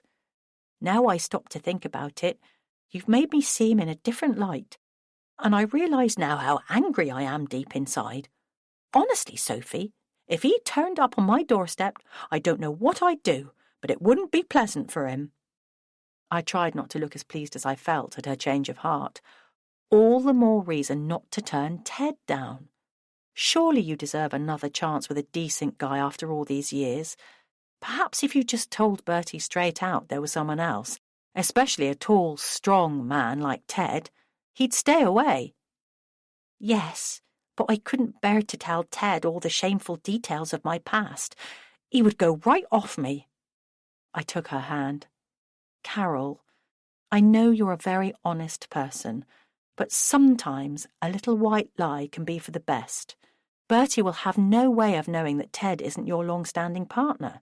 For all he knows, Ted might have swept you off your feet like a knight on a white charger, and be standing by, ready to skewer with his lance anyone who dares to upset you. Carol brightened. What a lovely thought. Besides, you don't need to tell Ted about Bertie if you don't want to. Or you could tell him an edited version of events. Your version. It's your call.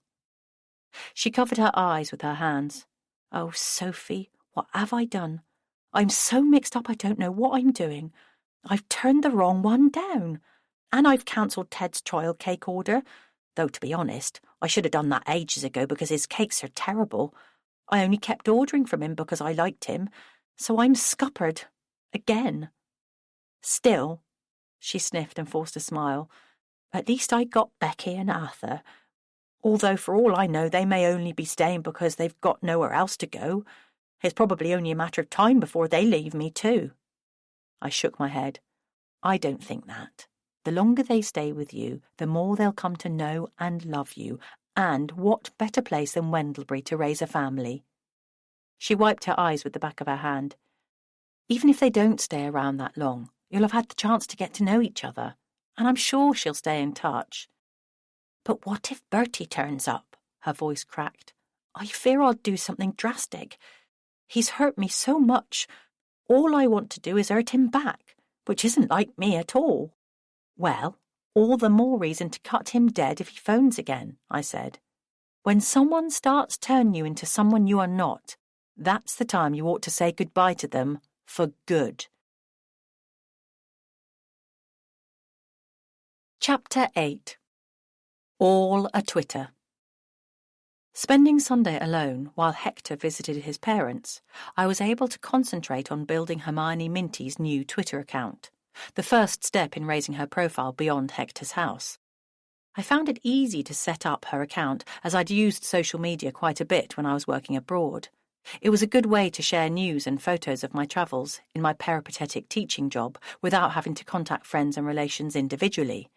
I'd even made reluctant tweeps out of my parents. My dad didn't follow anyone but me on Twitter, showing my mum every post on his phone. It was just as well we shared a surname, or people would have thought he was a stalker. I was glad Minty had such an unusual name, so that I could nab @Hermione Minty as her Twitter handle.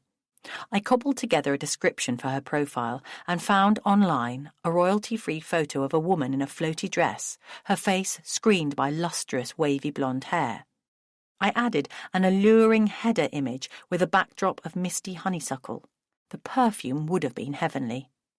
Next, I made a long list of tweets to send, each coupled with the cover of the appropriate book and a link to where readers could buy it.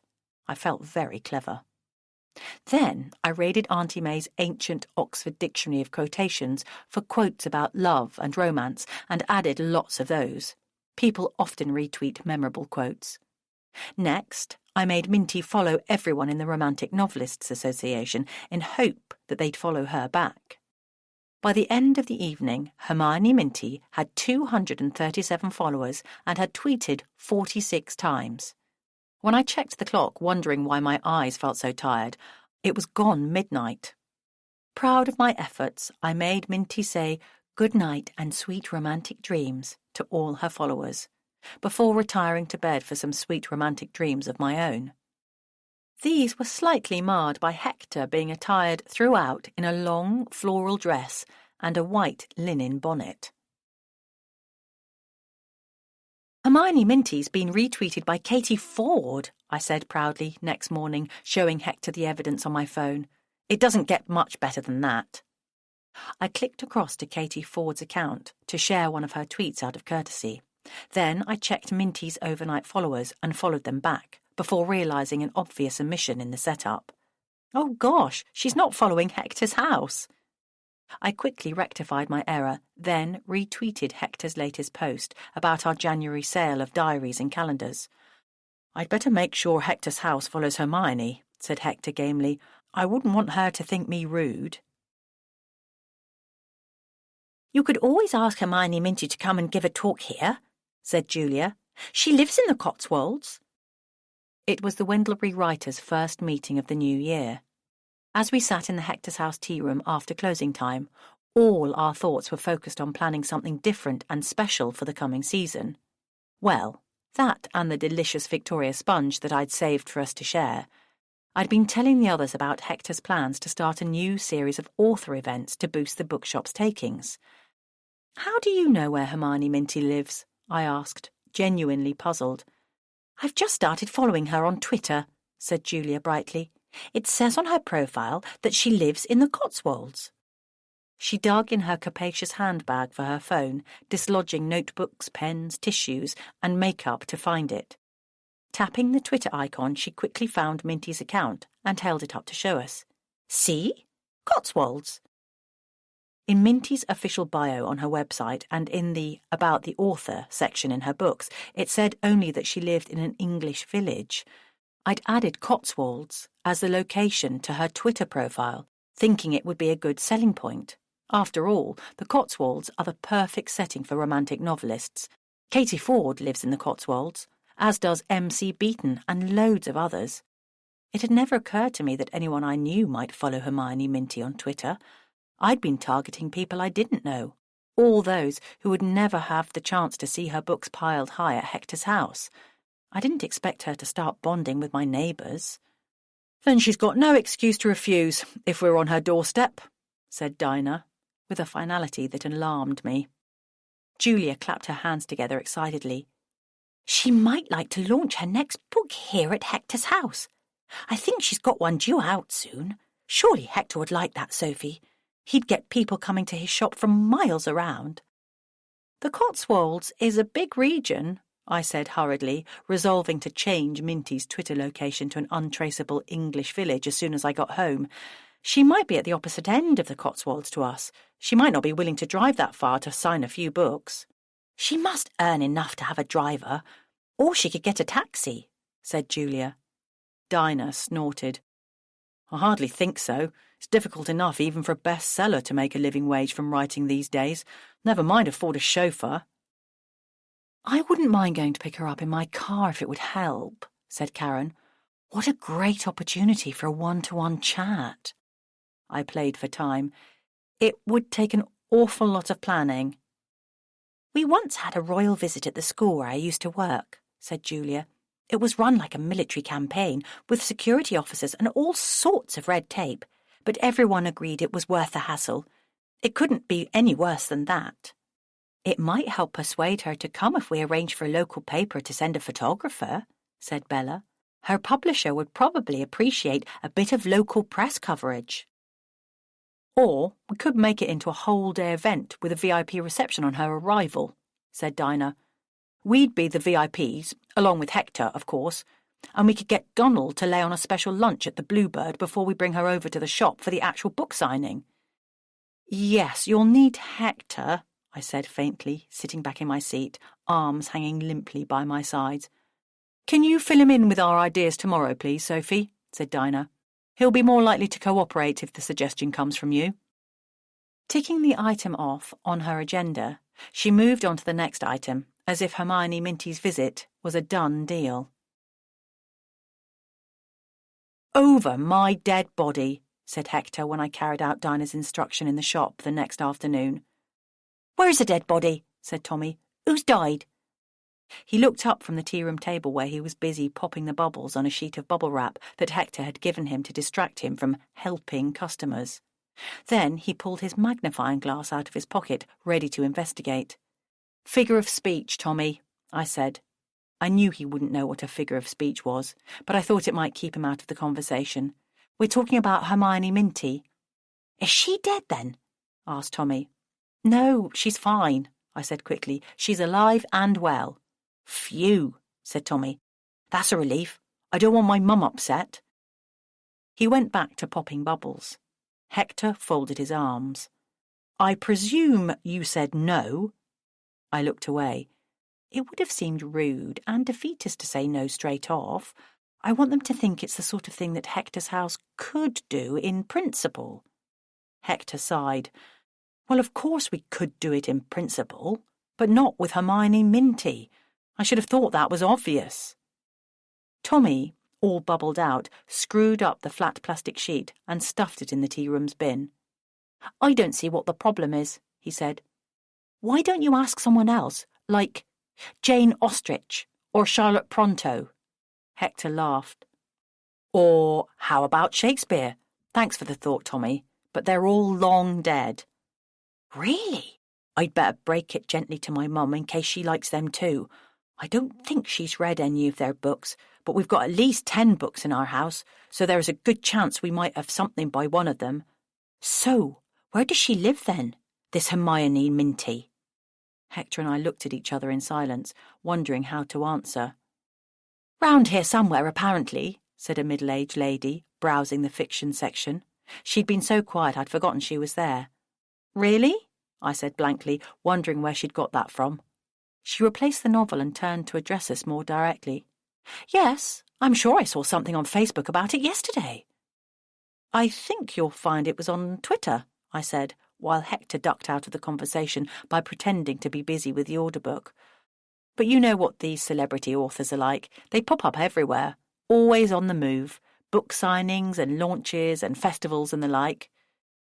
What does she look like, this Minty person? Asked Tommy, wandering over to the central display table to pick up one of her books. I wonder whether I've seen her. Maybe I even know her already, but don't know her by name. He flipped the book over, then opened the front cover. This is a rubbish book. It hasn't got her picture anywhere. I tried not to look at Hector for fear of giving the game away. She might like to protect her privacy, I said. It's hard for successful people to live normal lives if they've got everyone in the street recognising them every 5 minutes. The lady in the fiction section nodded.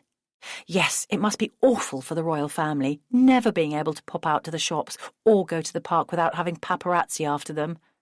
Tommy perked up. Paparazzi? Isn't that a sort of sausage?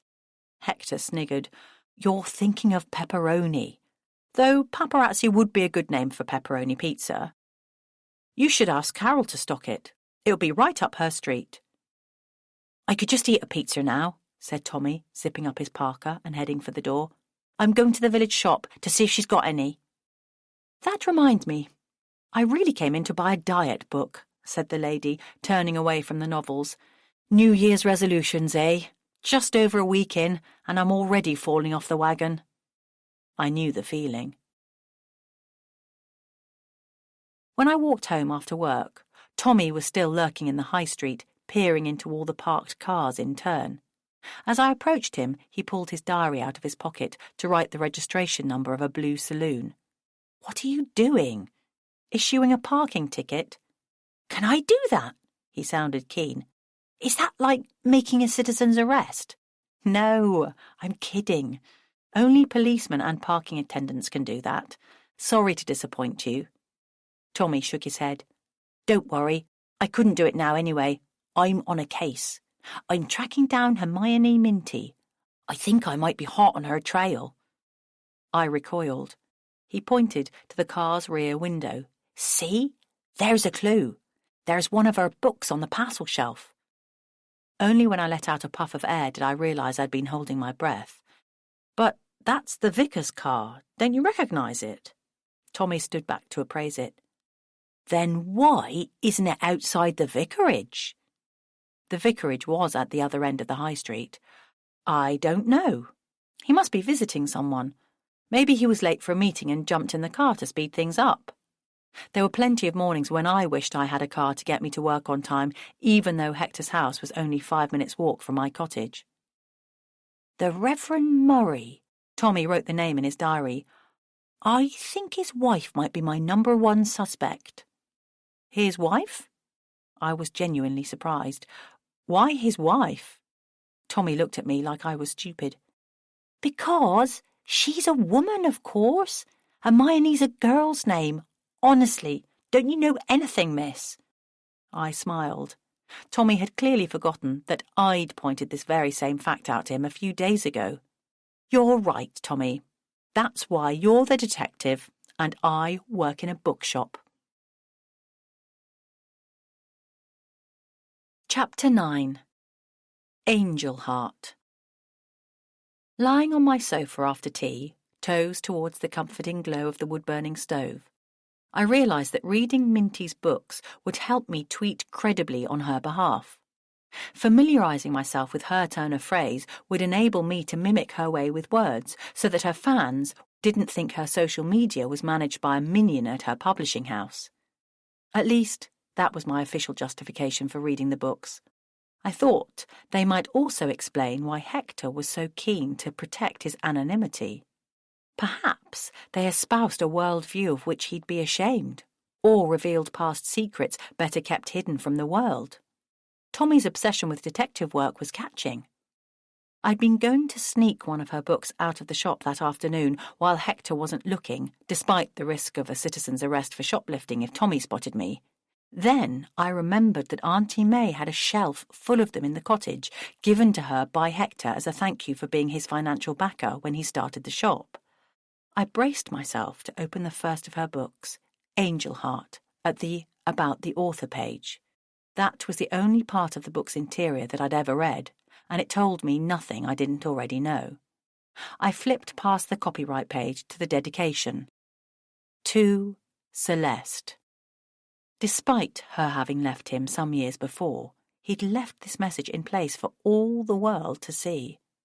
A wave of nausea washed over me. Perhaps all his books bore the same dedication. Perhaps this was why he'd never pressed them on me to read, as he'd done with so many others. I had no illusions that I might have usurped Celeste in his affections yet, as we had only been dating since the autumn, but it struck me as unnecessarily heartless to continue to fly the flag for her like this right in front of me every day in the shop. I snapped the book shut without reading any further and threw it down on the coffee table, knocking my mug over and spilling my tea. I'd read more than enough. The cheery knock on my front door was a welcome distraction from my misery. My unexpected visitor was the vicar, standing hunched in the doorway against the rain. "Come in, vicar," I said warmly, feeling like a character from a farce. "What can I do for you this dark and stormy night?" He slipped off his long, dark cloak, hung it on the hall stand, and followed me to the fireside, where he made himself comfortable on the sofa. "I wanted to talk to you about your new role at Sunday school." Inwardly, I groaned, regretting my rash agreement following the success of my nativity play before Christmas to fill the vacancy for Sunday school teacher. He held his damp hands towards the wood burner. So fortuitous that we should gain a trained teacher in the village who no longer works in a classroom, he continued. All the skills and experience with none of the daily grind. I frowned. I may be a trained teacher, but I'm pretty ignorant about the sort of thing you teach at Sunday school. We used to go to church when I was little, but I've fallen by the wayside since then. He smiled. Don't sell yourself short, Sophie. You're clearly sufficiently au fait with church jargon to use Christian analogies. We'll make a Sunday school teacher of you yet. It won't be that difficult. At this level, it's as much about storytelling as theology, and it only needs to be for an hour or so, including crafts, activities, snacks, a couple of songs, and a prayer. I opened my mouth to protest, but was cut short by the vicar suddenly gasping and starting a coughing fit. By the time I'd brought him a glass of water from the kitchen, he'd recovered enough to unwrap a sweet from a plastic packet in his jacket pocket. He offered the bag to me to take one for myself. Murray mint, Sophie? I never travel without them. I use them as my calling card to help people remember my name. He seemed pleased to introduce someone new to his joke and warbled in a pleasant tenor. Murray mints, too good to Harry mints. He leaned towards me. You're too young to remember the old advertisement, but its jingle used to be a useful chat-up line when I was a young man. I wondered whether this was before or after he'd taken the cloth. However, it would take more than a peppermint to convince me I was the right person to run a Sunday school class. The thing is, Vicar, I'm a bit tied up at the moment with other projects. On Sundays? I couldn't lie to a vicar. No, but Sunday's my only day off. In truth, I could have taken more days off during the week, but I wanted to spend as much time as possible with Hector. The vicar gave me a knowing look, which made me want to explain exactly what was keeping me so busy. Business in the bookshop has been really quiet since Christmas, so I'm doing extra work to help to keep it afloat, I said. Plus, Ella and I are helping Donald arrange a special Valentine's night at the Bluebird because he's also feeling the pinch. The vicar raised the glass of water that I'd handed him. Never give two excuses when one will suffice. It's suspicious. But let's help each other however we can. Perhaps you might start at Easter? He set the glass down on the coffee table. Palm Sunday would be ideal. The live donkey parading down the high street is a real draw for the children, who all want a turn at leading it. On Easter Sunday there will of course be a church tea with hot cross buns and Easter eggs and a decorated bonnet contest. Isn't that a bit sexist? I asked, picturing little girls in flower-trimmed straw hats. Good Lord, no, said the vicar. Lots of boys join in, and quite right too, and the dads. It gets very competitive. I suspect the PTA runs a book on it, but if that's what it takes to get them into church, I'm prepared to curb my disapproval of gambling for once. Mysterious ways and all that. So, you have my blessing to get your Valentine's Day business out of the way first, and then we'll have a good run-up at it. Don't feel you're letting the side down, because Valentine was a Christian martyr. Valentine was a martyr? Gosh, yes, he must have been. In the meantime, you could practice for Sunday school by helping me raise awareness of the true meaning of Valentine's Day.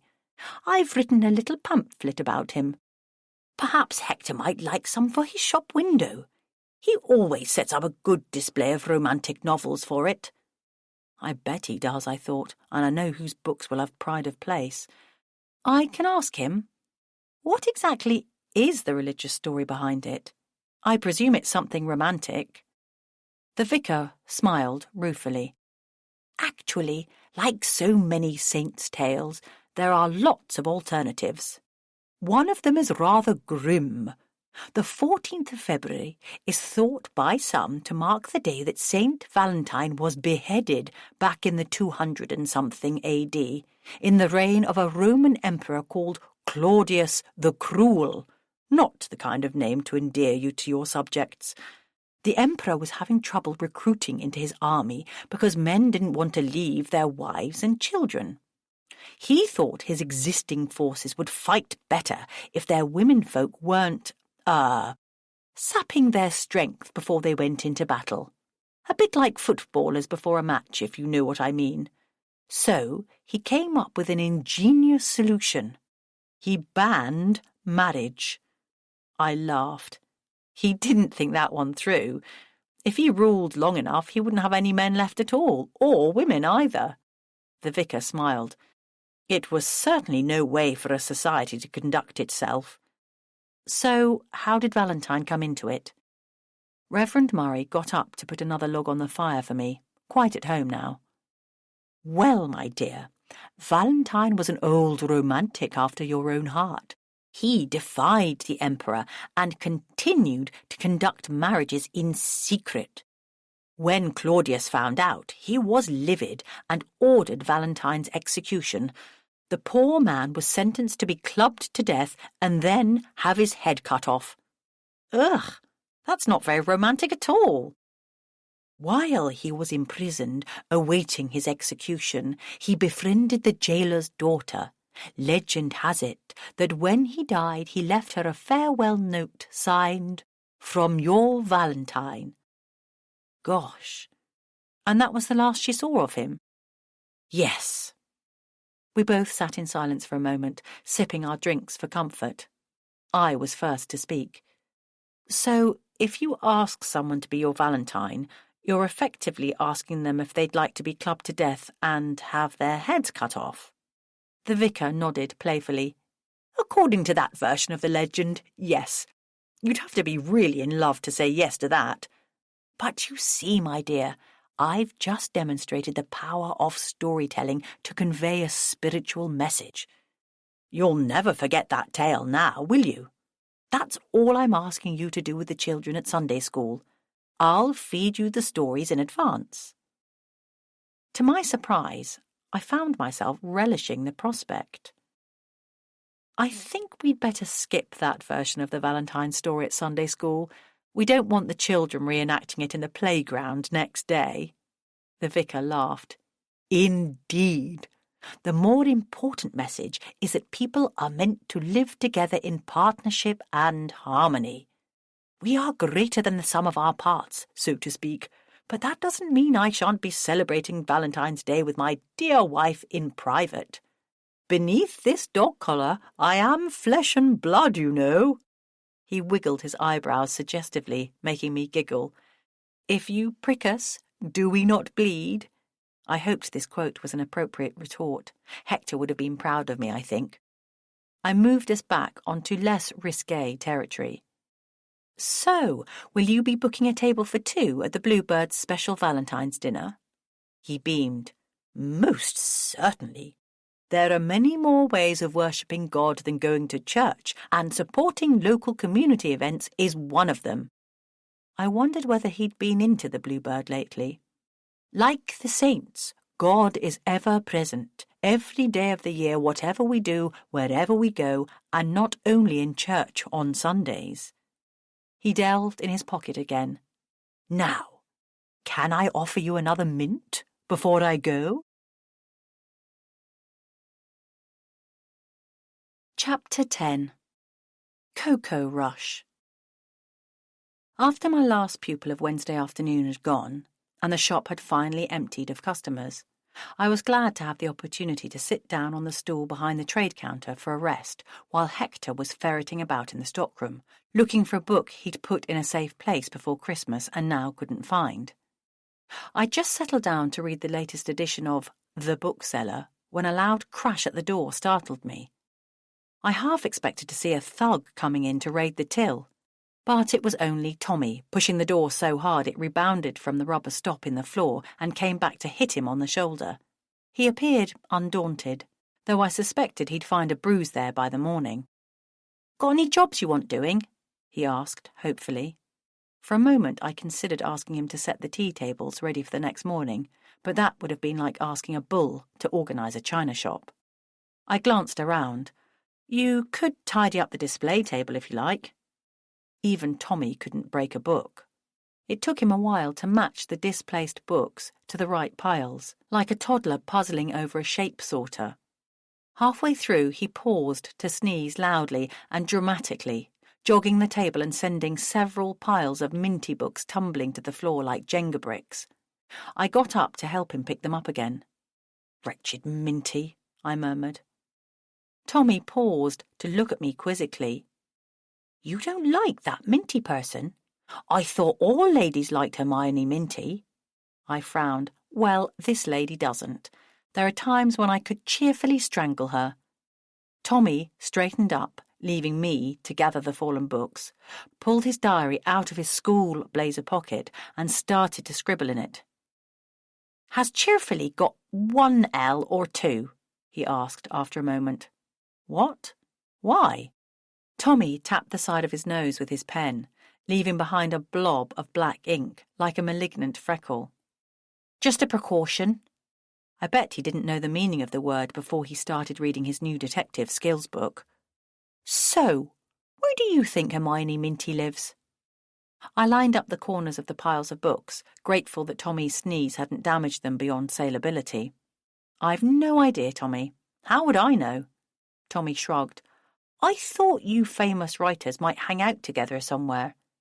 "Famous? Me? How'd you work that out?" "You write things, and you're in that writing group. You all published a book together, so you must be famous." He meant the little homespun Christmas anthology gallantly turned into a printed book for the Wendlebury writers by Hector. I suppose when you're 14 and have only ever lived in one village, fame is relative. With a flourish, he finished writing his note and pocketed his diary and pen, not bothering to replace its cap. Ink immediately started wicking its way down towards the side seam. "Although, if you want to strangle her, it's probably just as well you don't know where she lives," he said. I decided he needed a diversion. "Go and ask Hector to let you flatten the empty cardboard boxes and put them out for recycling. That'll be enough to earn you a mug of cocoa. I was about to make one for me and Hector anyway." The sound of the kettle boiling and the clatter of mugs was not enough to drown out the noise of Tommy jumping on box after box in the stockroom. Hector emerged, probably for his own safety, as I was squirting clouds of whipped cream from an aerosol can onto 3 mugs of hot chocolate. I think Tommy's missed his vocation as a stuntman. Hector watched me crumble a small chocolate flake across the 3 little clouds, the bits sinking down like gravel in snow. You know, the kind that use piles of cardboard boxes to break their fall. He wrapped his hands around his mug for warmth. The stockroom radiator was always at a lower temperature than the ones in the shop to save on electricity. He pulled out a chair at the tea-room table, and I sat beside him. Tommy joined us, slamming the stockroom door in his wake, before stirring 4 lumps of brown sugar into his cocoa. He guzzled it down quickly, then ran his index finger round the rim of the mug to capture the last few flakes of grated chocolate. "Have you got anything else for me to do? I wouldn't mind earning a cake." He glanced longingly at the cupcake stand. Wary of how much sugar he had already ingested, I was firm for once. "This isn't a food bank, you know. You've done enough to earn your luxury hot chocolate, but that's all you've got for today." Tommy scraped his chair back. "OK, I'll try the village shop. They've usually got plenty of cakes left at the end of the day. Maybe Carol will have some odd jobs for me." I knew Carol would be too kind-hearted to turn him away, so I tried to redirect his energies elsewhere. "I tell you who does want some help, Tommy, and that's Donald. He's got loads of junk stashed in his courtyard to get rid of. Ask him if you can help shift it for him. I presume he'll be bagging it up so he can take it down to the recycling centre in Slate Green." "Why doesn't he sling it all down that old well of his?" Hector nodded. "Good point, Tommy. If Donald's going to get it filled in, why not use it as his own personal landfill site first? It'll save petrol and backache if he doesn't have to take all the stuff to the tip. Then, when he pours in the concrete to seal the well, it'll trickle down between the cracks, saving him money on materials." Like the ice cream melting in a sundae, I said thoughtfully, wondering whether I should add ice cream sundaes to the tea room menu in the summer. If Donald's new beer garden might compete with our tea room, we'd need to up our game. Tommy put his hands on his hips, oozing confidence. I could do that for him. I'm good at flinging stuff down the well. I do it all the time. Thanks for the hot chocolate, miss. With that, he made a boisterous exit, adding another dent to the wall. Hector got up to close the door Tommy had left open behind him, stopping the icy air gusting in from the high street. Chapter 11. Beside the Seaside. I squinted against the razor-sharp sunshine. Hector? That's me. As we headed down the M5 motorway to visit Hector's parents the following Sunday, I took the opportunity to put a question to Hector that had been bothering me since Carol's birthday. I want to ask you something. I'm listening. We'd left the gently rolling hills of the Cotswolds far behind, passing the big Cribbs Causeway retail park on the outskirts of Bristol, and were now descending steadily past the murky industrial sprawl of Avonmouth docks. The Somerset levels, the flat fields of that county, sparkled ahead of us in the distance, beneath a brilliant cloudless sky. They looked like they'd been damped down, ready for ironing. The long, straight drainage ditches dividing the fields struck me as slightly sinister, taunting farmers with a veiled threat of flooding. The fields looked eerily lifeless. I didn't know why. Then I put my finger on it. There wasn't a Cotswold sheep in sight. It felt as if we were plummeting into a whole different country. It's a bit sensitive, I said. So am I. So you've come to the right place. Go on, spit it out, whatever it is. I took a deep breath. Do you think it's ever justifiable to betray a confidence, if it is for the greater good of the person who has confided in you?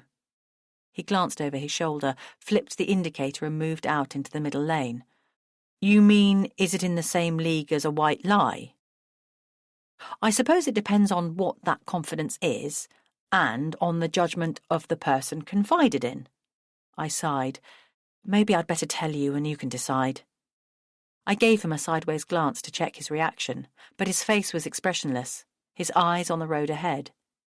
His silence made the sound of the road surface beneath the tyres preternaturally noisy. Then he sighed.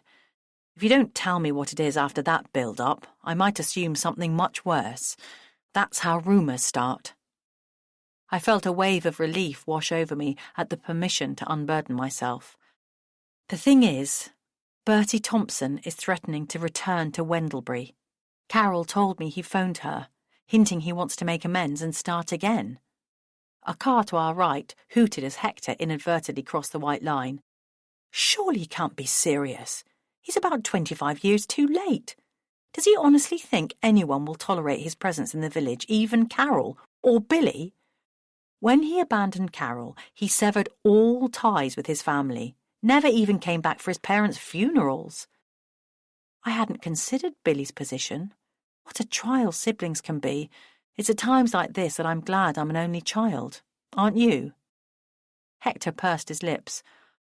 I wouldn't want a brother like Bertie, that's for sure. To be honest, I'd be very surprised if Bertie really did come back to Wendlebury Barrow after all this time. Even he can't be that thick-skinned. But if he does, we'll send him packing one way or another. As the sign for the Clevedon turn-off rose up on the horizon and Hector moved into the slow lane, my thoughts turned to meeting his parents. This was a big step for Hector as well as for me. He'd never introduced any girlfriends to them since Celeste left him. As we circled the roundabout, corporation planted with purple pansies, I remembered they'd barely seen Celeste either, although she and Hector had been together throughout university and a couple of years beyond. That struck me as strange for someone so close to his parents. Maybe his mother was the sort who was desperate to marry him off and worried about him being left on the shelf. If so, he'd be scared she'd frighten girls off or give casual dates unhelpful hopes of marriage. Or maybe she was the sort who never thought any woman was good enough for her son, so would drive them away. Perhaps witnessing the rift between Carol and her parents had made her ultra-cautious. We descended into the town centre and beyond. "Do you ever wish you lived by the seaside?" I asked Hector as we got our first glimpse of the sea. "What a beautiful pier!"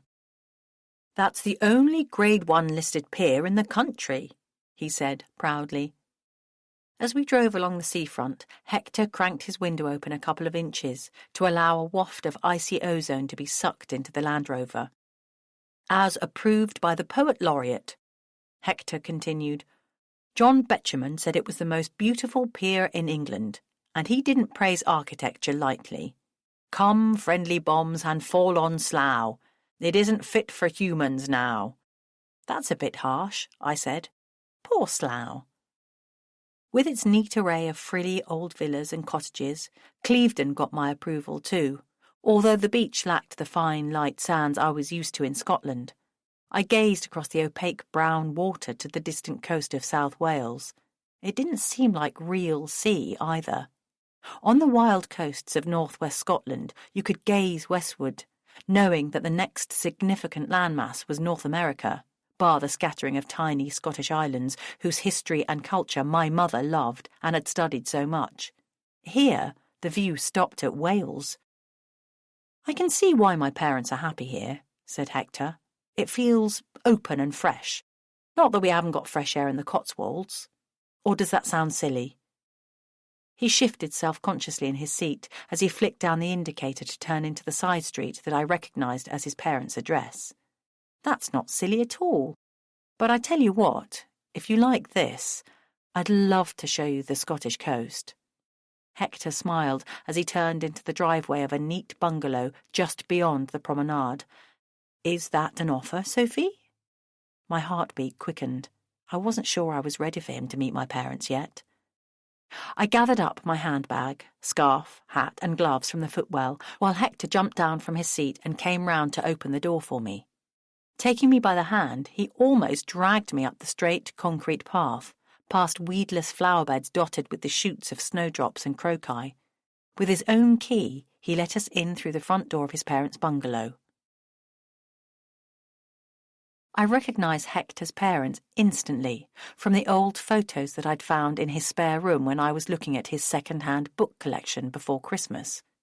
I also vaguely remembered meeting them when I was a teenager, visiting their old antique shop with Auntie May one summer when Hector was away at university. They were still sprightly and attractive, which made me think Hector would age well. They recognised me, too. "Ah, those cheekbones," said Nancy.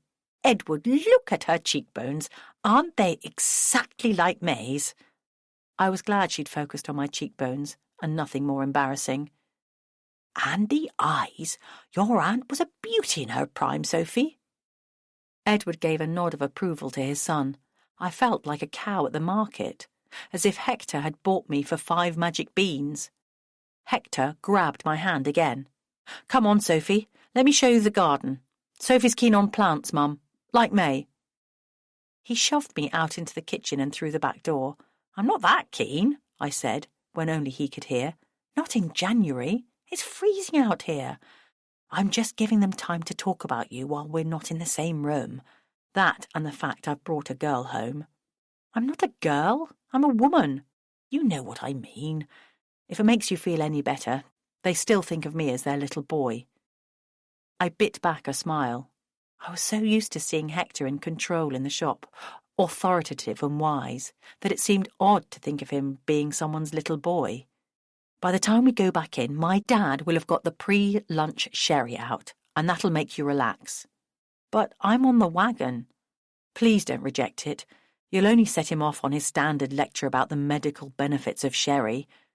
He looked as dubious about the theory as I felt. Hector led me by the hand around the long, narrow garden, his palm unusually damp. Immaculately weeded for the winter, the well-tilled, crumbly soil was disturbed only by the tops of narcissi planted in precise geometrical formations. Neatly espaliered apple trees spanned the wall at the bottom of the garden, looking as if someone had pressed them like flowers, then stood them upright for execution by firing squad. A ruthlessly manicured herb garden divided the lawn from the kitchen garden, which was spread with warming layers of compost ready for spring planting. 2 tramlines of onions with the advance party of the summer's vegetable crop. "It's very neat," I said at last. Hector nodded. "I know. Dad likes a bit of order. The plants wouldn't dare not to grow under his management." "I guess that's why you've turned out so tidy." I thought with shame of how neglected Auntie May's garden looked just now. I resolved to spend the next weekend turning over the soil and dressing it ready for the spring. "I suppose I should be glad that it didn't send you in the opposite direction, wild and unruly." When Hector scowled, I wonder whether I'd said something wrong, but before I could inquire, his mother appeared at the open back door to beckon us in. "Hector, darling! Sophie! Drinkies!" I smiled and waved to her to signal that we'd heard, and we started back up the garden path, me leading Hector this time.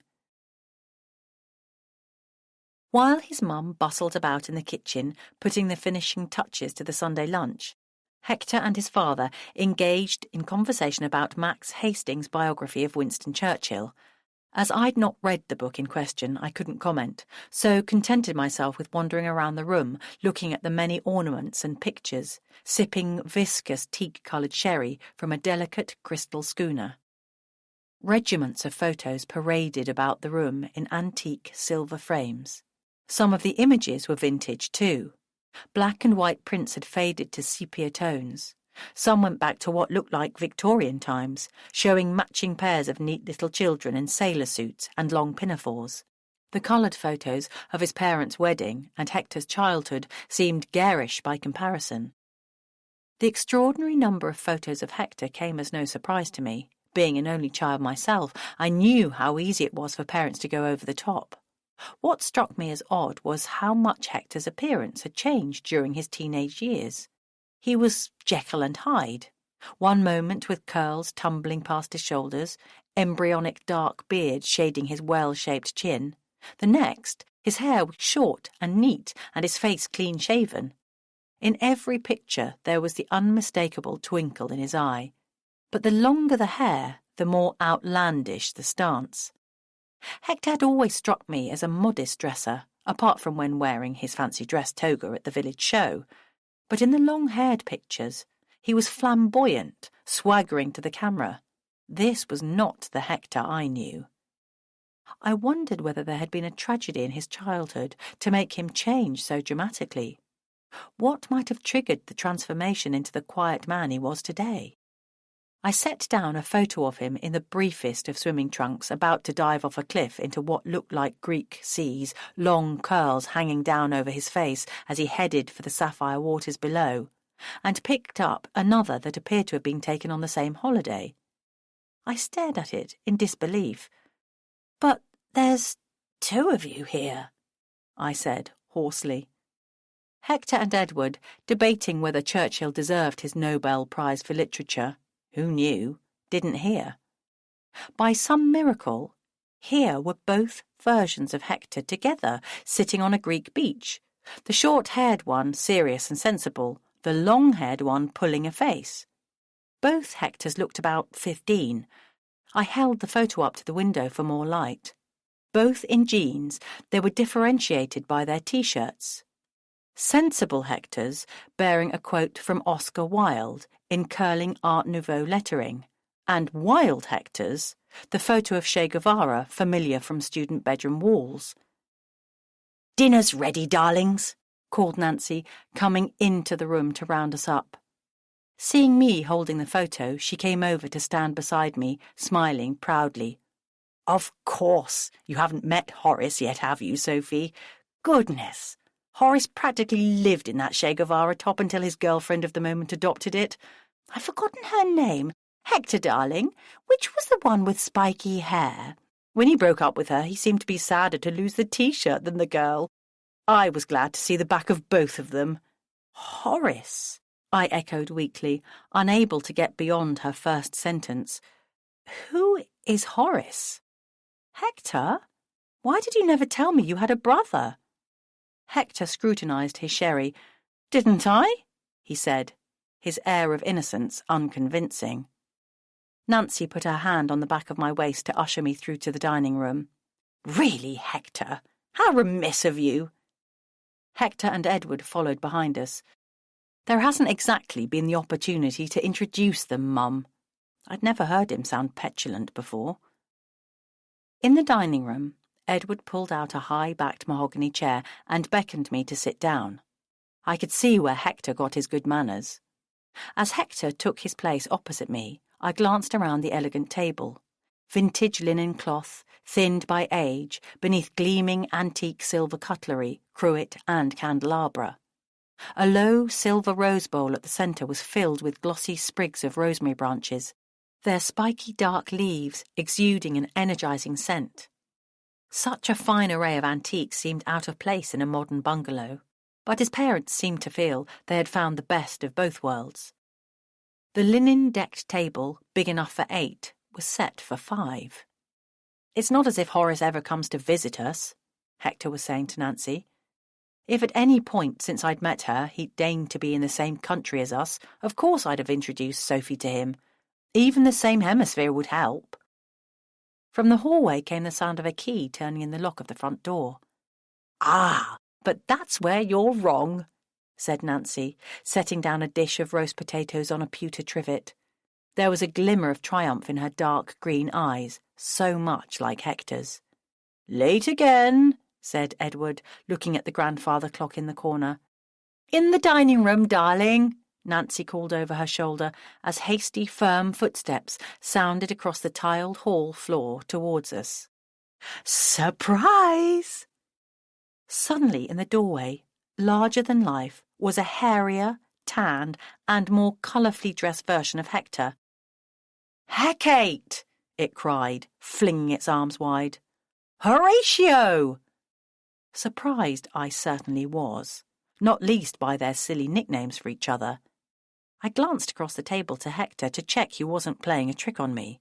No, he was still there, smiling a little awkwardly. Then I looked back to Horace, broad-chested inside his Bondi Beach sweatshirt, above long shorts, bronzed, hairy legs, and well-worn hiking boots. I wondered whether this was how Hector had looked when he returned from hitchhiking in Africa with Celeste. "For God's sake, Horace, it's the middle of winter!" Hector looked askance at Horace's outfit, but he got up from his seat to receive his twins' manly bear hug. "Not in Sydney, it isn't." Horace drew back from their embrace to stand, hands on hips, as comfortable as if basking in the southern hemisphere's sunshine. "And that's where I was until 2 days ago." Hector turned to Nancy. "Why didn't you forewarn me, Mum?" Nancy tutted. "He only got back yesterday. Besides, I don't think forewarn is the right word to use, dear. And Horace thought it would be fun to surprise you." "And who might this be?" said Horace, coming over to stand beside me. Sitting down, I felt at a disadvantage, but he clearly knew how to put a girl at her ease. In a swift, smooth, and well-practiced action, before I even realised what he was doing, he'd picked up my right hand and pressed it against his lips. "Enchanted, sweetheart." Smiling with not a little self-satisfaction, he nodded to his brother. "Good work, Hector." He walked round behind the table to take the place next to Hector. The contrast between them was remarkable. Hector could have been Horace's ghost. "Now, aren't you going to introduce us properly?" Hector sighed. "As I'm sure Mum and Dad must already have told you, this is Sophie Sayers, my girlfriend and colleague." At least he was getting that description in my preferred order these days. "She lives in Wendlebury." Horace raised his eyebrows hopefully. "With you?" "No, she has her own cottage. You know, May Sayers' old place. But she works in the shop with me." Horace freed his napkin from its silver filigree ring, shook it vigorously, and spread it across his strong thighs. "Well, you know what I'm always telling you, Hector. All work and no play." He gave me a stagey wink, and I giggled before I could stop myself. "So, you're the expert on work now, are you, Horace?" Hector said mildly. "Well, that's good news." Horace slapped one hand down on the table, making the cutlery jangle. He wasn't being aggressive, it was just strong. Leading tourists round the outback is hardly a walk in the park. And it beats being stuck indoors all day, though I guess that keeps you out of the rain, wind and snow of Wendlebury Barrow. I had a sudden thought. Hang on, why didn't Hector's godmother, Kate, mention you when she came back from her visit to Australia in November? Didn't she see you? Instantly, I regretted speaking in case I was stirring up some secret family feud. Horace turned his green-eyed gaze on me. It was hard to believe he was not Hector in an unruly wig and spray tan. It was precisely because I wasn't there that she was able to stay so long. She borrowed my flat while I was off on a long expedition in New Zealand. I'd planned to see her before she went back, but my party got lost in the bush for 5 days and we missed our flight back. So, Kate and I missed each other by about a week. Struth. Nancy gave a little gasp of horror. I suspected this was the first she'd heard of the danger he'd been in. Horace quickly diverted the conversation to me instead. Ever been to Oz, Sophie?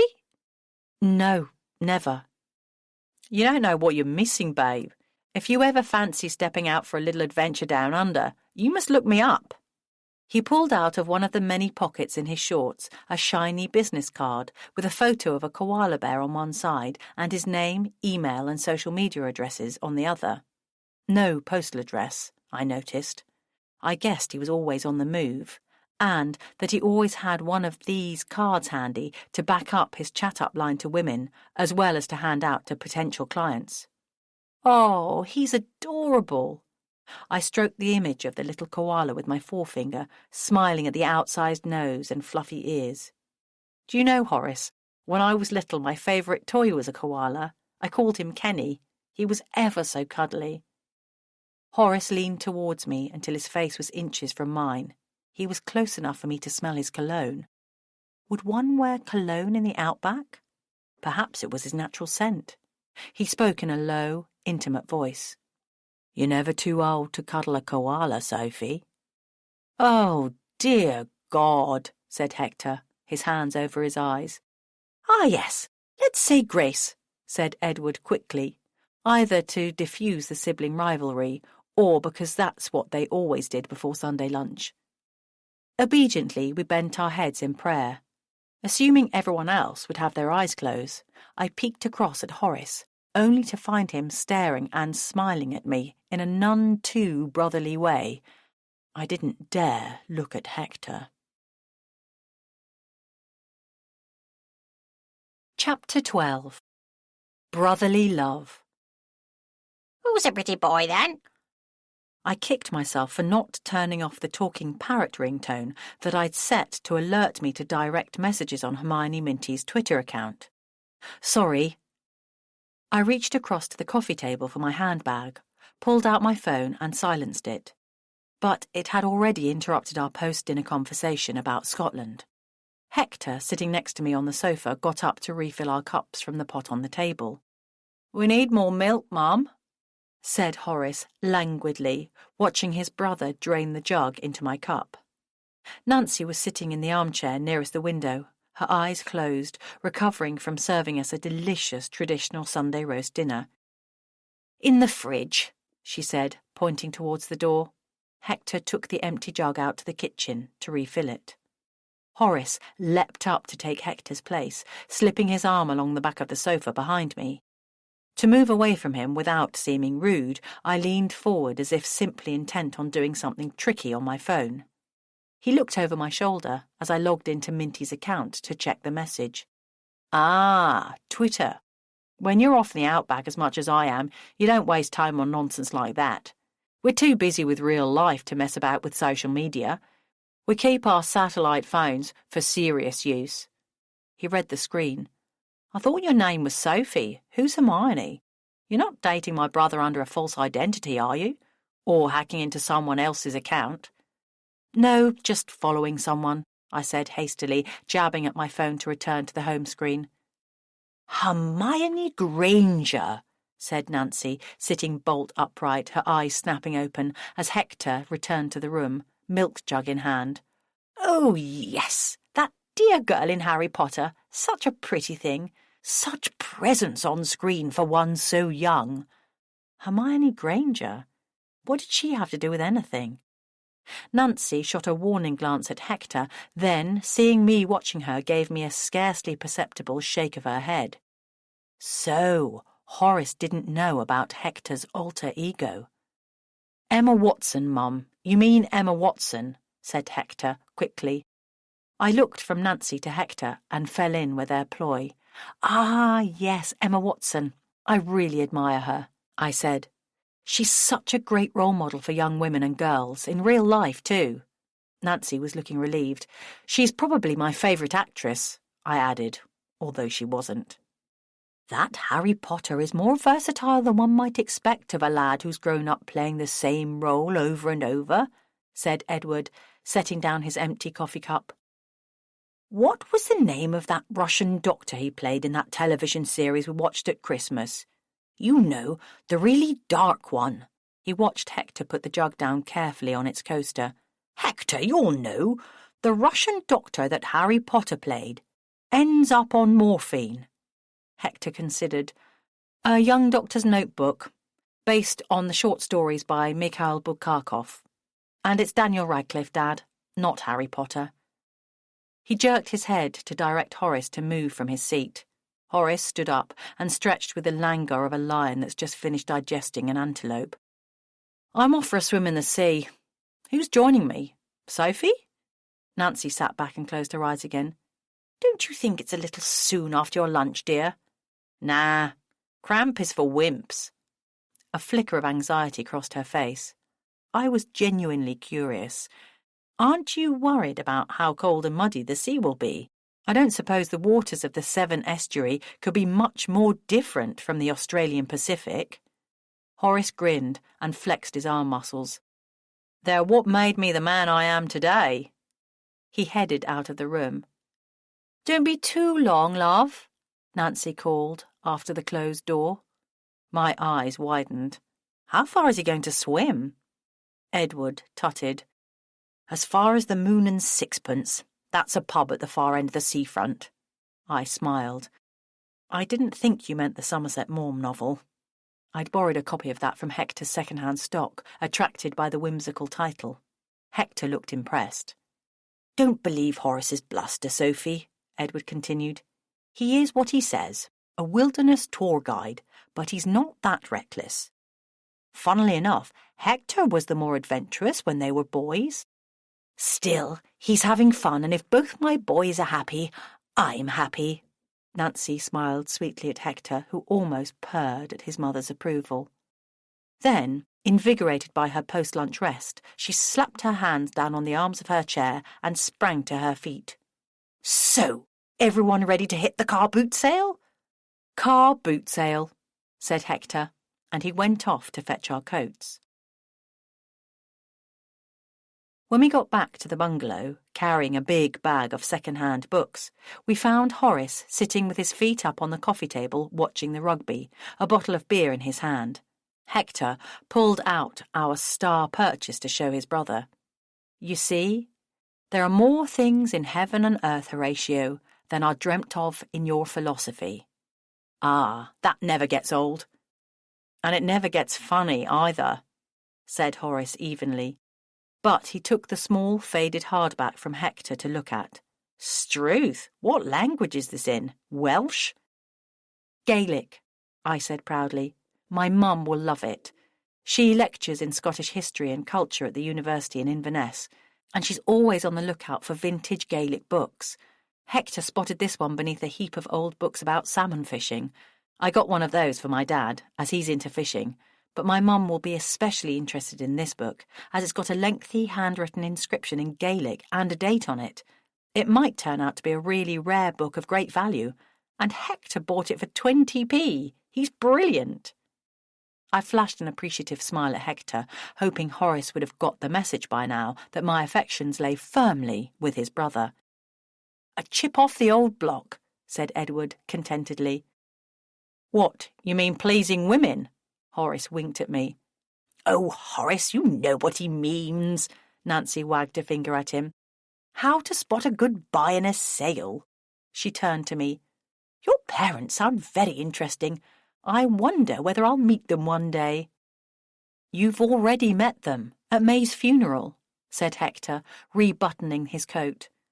Not stopping for a cup of tea before you head back to Wendlebury, dear? Asked Nancy. No, thanks, Mum. I'd rather do at least part of the journey in daylight. In the bush we don't even have the streetlights to guide us. Horace gazed at me, wide-eyed. Nothing but the stars, Sophie, and you should see the stars down under. It's like a whole different galaxy. I smiled. I should love to see them one day, I said truthfully, getting up and collecting my handbag from the coffee table. Horace picked up my phone from the arm of the sofa and held it out to me. Here you go, babe. I found it lying here when I got back from the pub. It kept making that crazy parrot noise, but don't worry, I've kept it safe for you. As he pressed it into my hand, one of his fingers tickled my palm. Now he was making fun of me. I drew back quickly. You didn't swim very far then. I wanted to make it clear his tricks didn't fool me for a moment. Only to the bottom of a couple of pints. Then I got bored and thought I'd better come back and see a bit more of Hector while he was down here, before I shoot back off to Australia. And a bit more of you, Sophie, of course. His smile was awfully winning, like Hector's, but without the quiet modesty that made me feel safe. Off again so soon? Asked Hector. You should have come a bit earlier to be here for Christmas. That's what I said, dear, said Nancy. But you couldn't get away, Horace, could you? Nope, said Horace. And in any case, there was no point in paying for my own return fare when I knew this freebie was coming up. A free flight from Australia is worth waiting for. How did you swing a free trip? I asked. I was a paid escort for this guy who'd been on one of my bush safaris. He's a nervous flyer and prefers not to travel unaccompanied. Billionaire rich, so I got to fly first class. He was only prepared to pay for me to fly tourist class back, so I'm hanging on for the cheapest late booking I can find, once I've had enough of the British winter. I don't mind missing a few days of an Australian summer, but I'd be glad to get back to it. He slipped a smartphone out of the side pocket of his shorts and slid his thumb across the screen to check for messages. Nah, nothing from the airlines yet. You got me for a few more days, I think, Mum.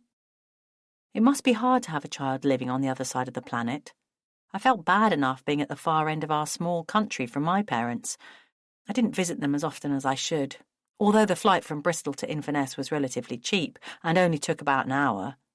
Seeing the pleasure on Nancy's face, I resolved not to leave it too long before I visited my own parents in Inverness, with or without Hector in tow.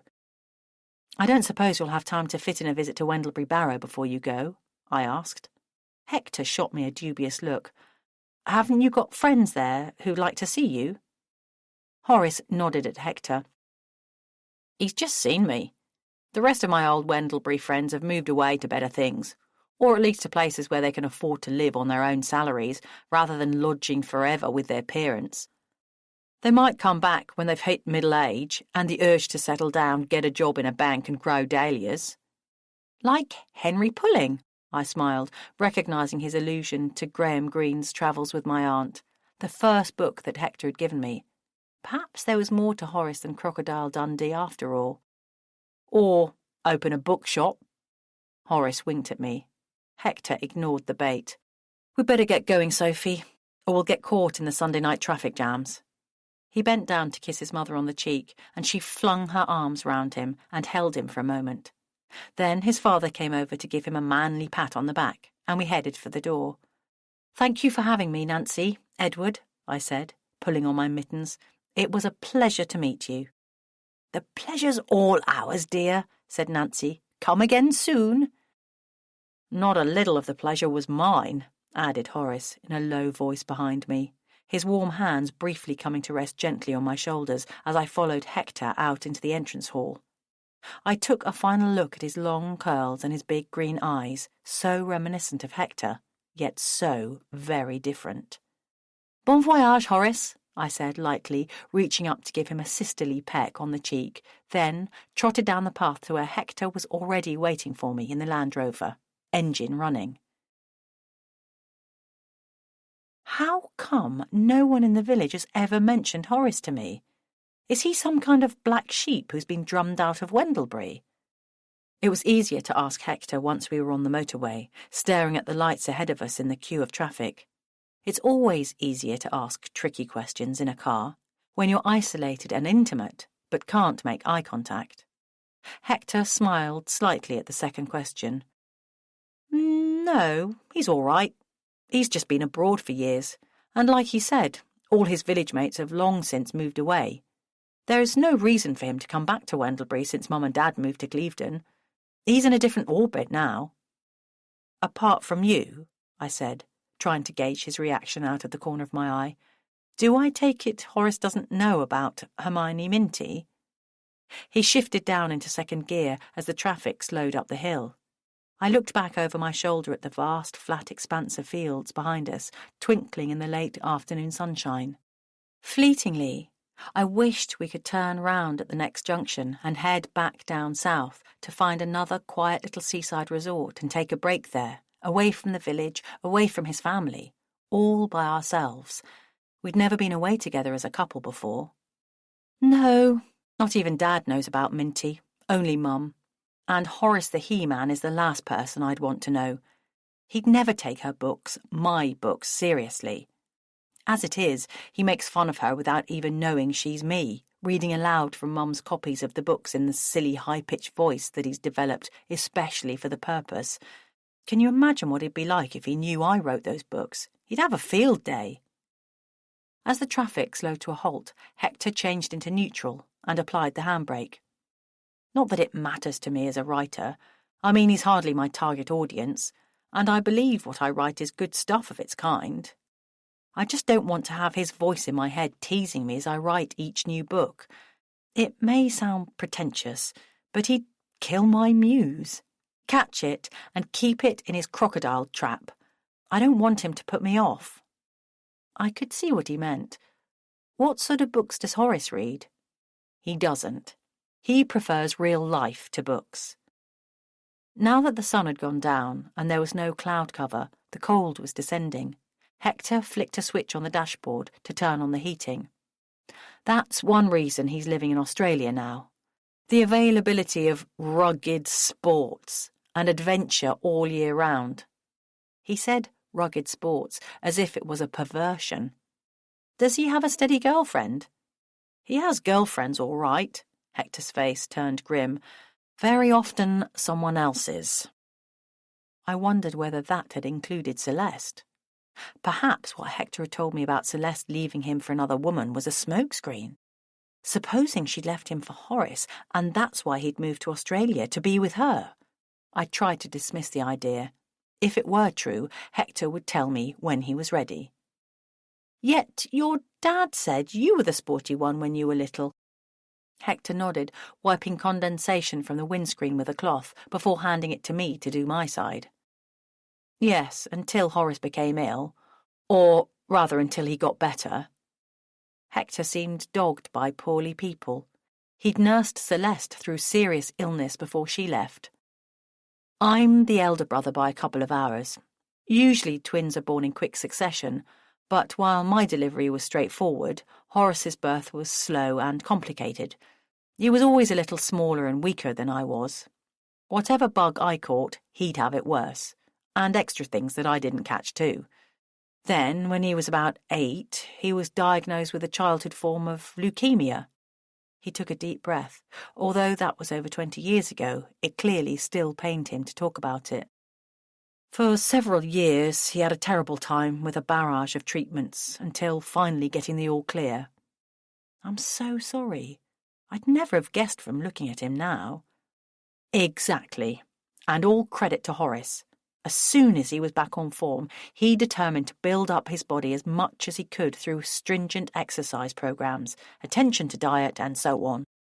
He wanted to be the picture of health. His quest for constant sunshine and the outdoor life is all a part of that. I can see how someone in his position would feel that way.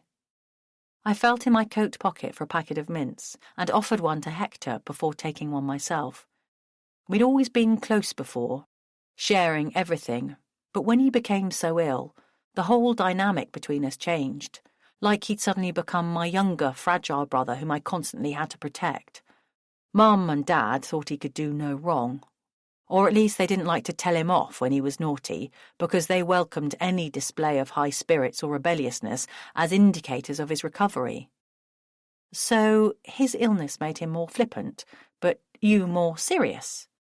Hector nodded. I hadn't thought of it that way before, but I think you're right. And Horace plays on that? He takes advantage of it. Mum and Dad still overindulge him, but then, wouldn't you, if that happened to our child? Startled, I flushed, wondering whether he realised he'd said our child, not your child. Suddenly things were moving faster than I was ready for. I crunched down on my sweet as he put the Land Rover into gear, released the handbrake, and the queue of traffic started to move. Chapter 13. Twin Peak. After our eventful Sunday, I was ready to spend the next evening quietly at home, alone. I'd just settled down with a cup of tea and a good book when there was a hearty rap at the front door. I got up from the sofa to heave open the door, which was sticking a bit in the cold, damp weather. "Hello, Horace. What a lovely surprise." I looked behind him, assuming Hector would be there too, but he was unaccompanied. "That's a warm welcome for a cold, dark night," said Horace, grinning. "Thanks." He strode into the hallway, pulling off his bush hat, and shook his long curls out like the after-image in a shampoo advert. Or maybe an advert for dog shampoo. "What are you doing here?" I asked, closing the front door behind him. "How did you know where I lived?" "Hector said you were living in old Miss Sayer's place. I used to play in her garden sometimes when I was a little boy, till I got told off by the old man next door. He made me promise to come back only when she was there after that, rather than when she was off travelling." "Did Hector used to come with you?" "Of course, we were inseparable. One of the advantages of being a twin when you're a kid. You have a ready-made playmate." "Why isn't Hector with you now?" "I was going to ask you the very same thing. He's not at his flat either." "Oh, no, of course, I forgot. He's at a council meeting at Slate Green Library tonight. He advises its buyers about new books and local reading trends to help him manage library stock." Horace looked past me to the sofa. Taking the hint, I waved my hand towards it, realising this was no flying visit. If he'd come all the way from Clevedon, he'd want to sit down and relax for a bit. "That sounds like a barrel of laughs." I smiled conspiratorially. I know. I usually volunteered to go with him for school visits, but council meetings are not my cup of tea at all. Horace rearranged the scatter cushions around him, leaving enough space for me to sit beside him. "Did you say tea?" "I can take a hint." "Milk, no sugar for me, sweetheart." As I boiled the kettle, I wondered what Horace's intentions were. Why hadn't he phoned ahead to check that Hector would be at home? Or did he assume his brother had no social life? I returned to set 2 mugs on the coffee table, one near Horace's knee, which thankfully was covered with proper trousers now, albeit the trekking kind, with a zip to convert them into shorts at a moment's notice. I supposed Horace's knees would be much the same as Hector's. There can't be many women whose first sight of their boyfriend's bare legs is in a toga, though of course, when I saw Hector in his Homer costume at the village show, he hadn't yet become my boyfriend.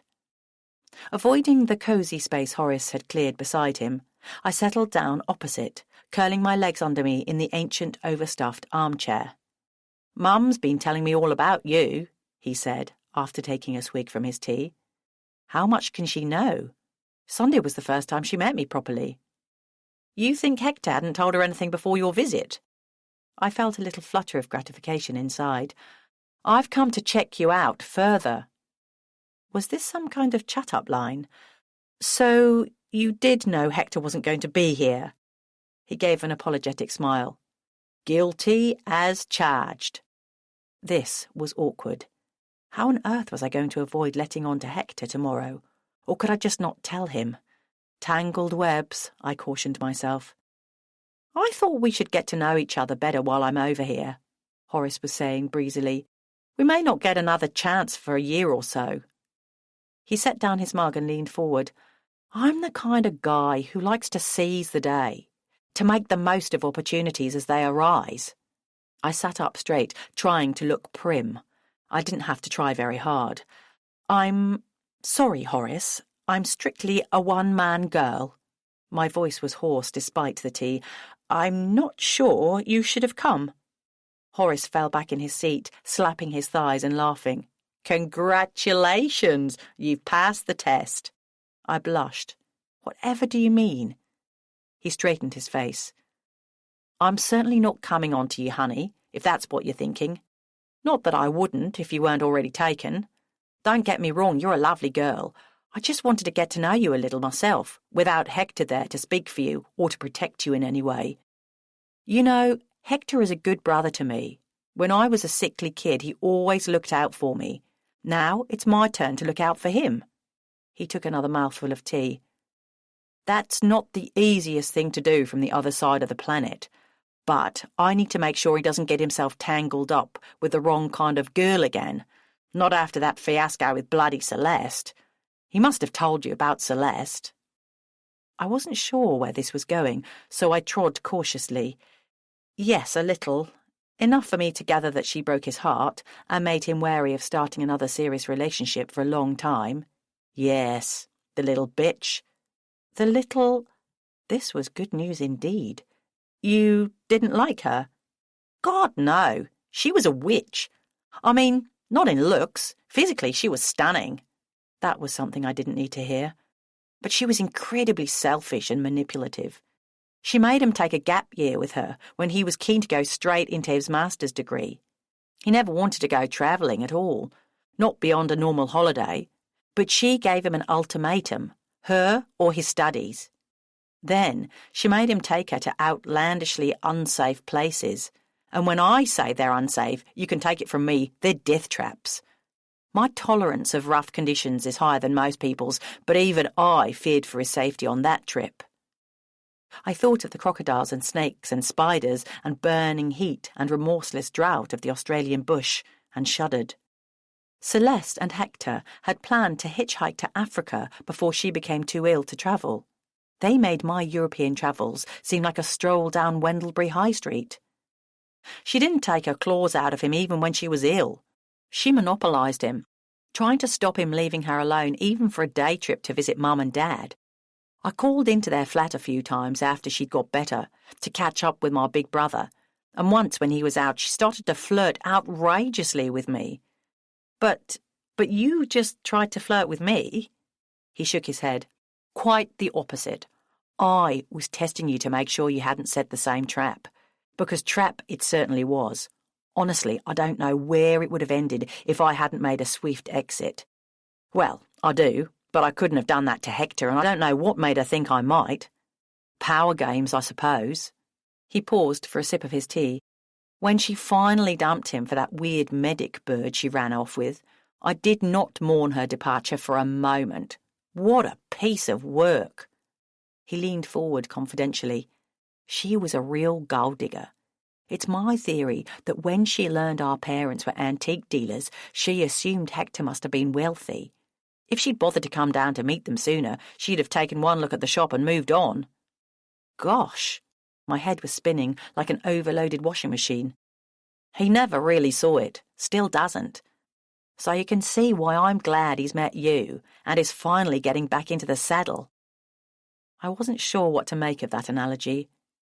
Thinking with his brain again, instead of his... I clattered the empty mugs together to take them out to the kitchen. Horace called after me, I don't think I could have held out without a woman for so long. I bet he didn't have to either. Guiding willing tourists on dangerous treks, it would be all too easy for a girl to cling on to him at the sight of a snake on the pretext of being scared, and for him to offer as much comfort as she was prepared to accept. But Hector had misjudged Horace, if he thought his brother was a borrower of other men's girlfriends. Horace seemed pretty decent to me. I returned from the kitchen to find him picking up the book by Hermione Minty. I'd left Angel Heart face down on the coffee table, intending to tackle it again later, and had forgotten it was there until now. I'd have thought you were above stuff like this. Who's it by, anyway? He turned the book over to look at the front cover. Hermione Minty, what a name. Mum reads her books too, God knows why. As I curled up again in the armchair, he opened it at random and read a description aloud in a high-pitched, mocking voice.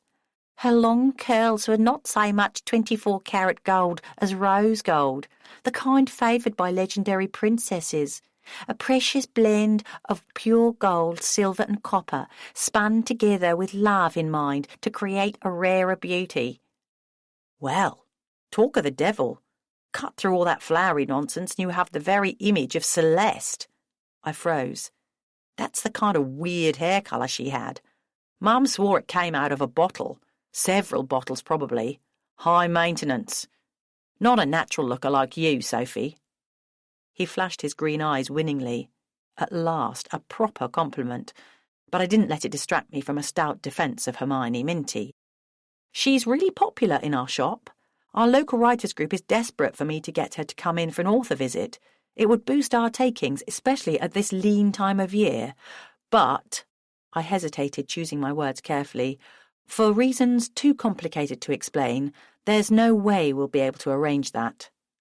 He turned back to the book to read the about the author bit, but stopped before he got there at the dedication page.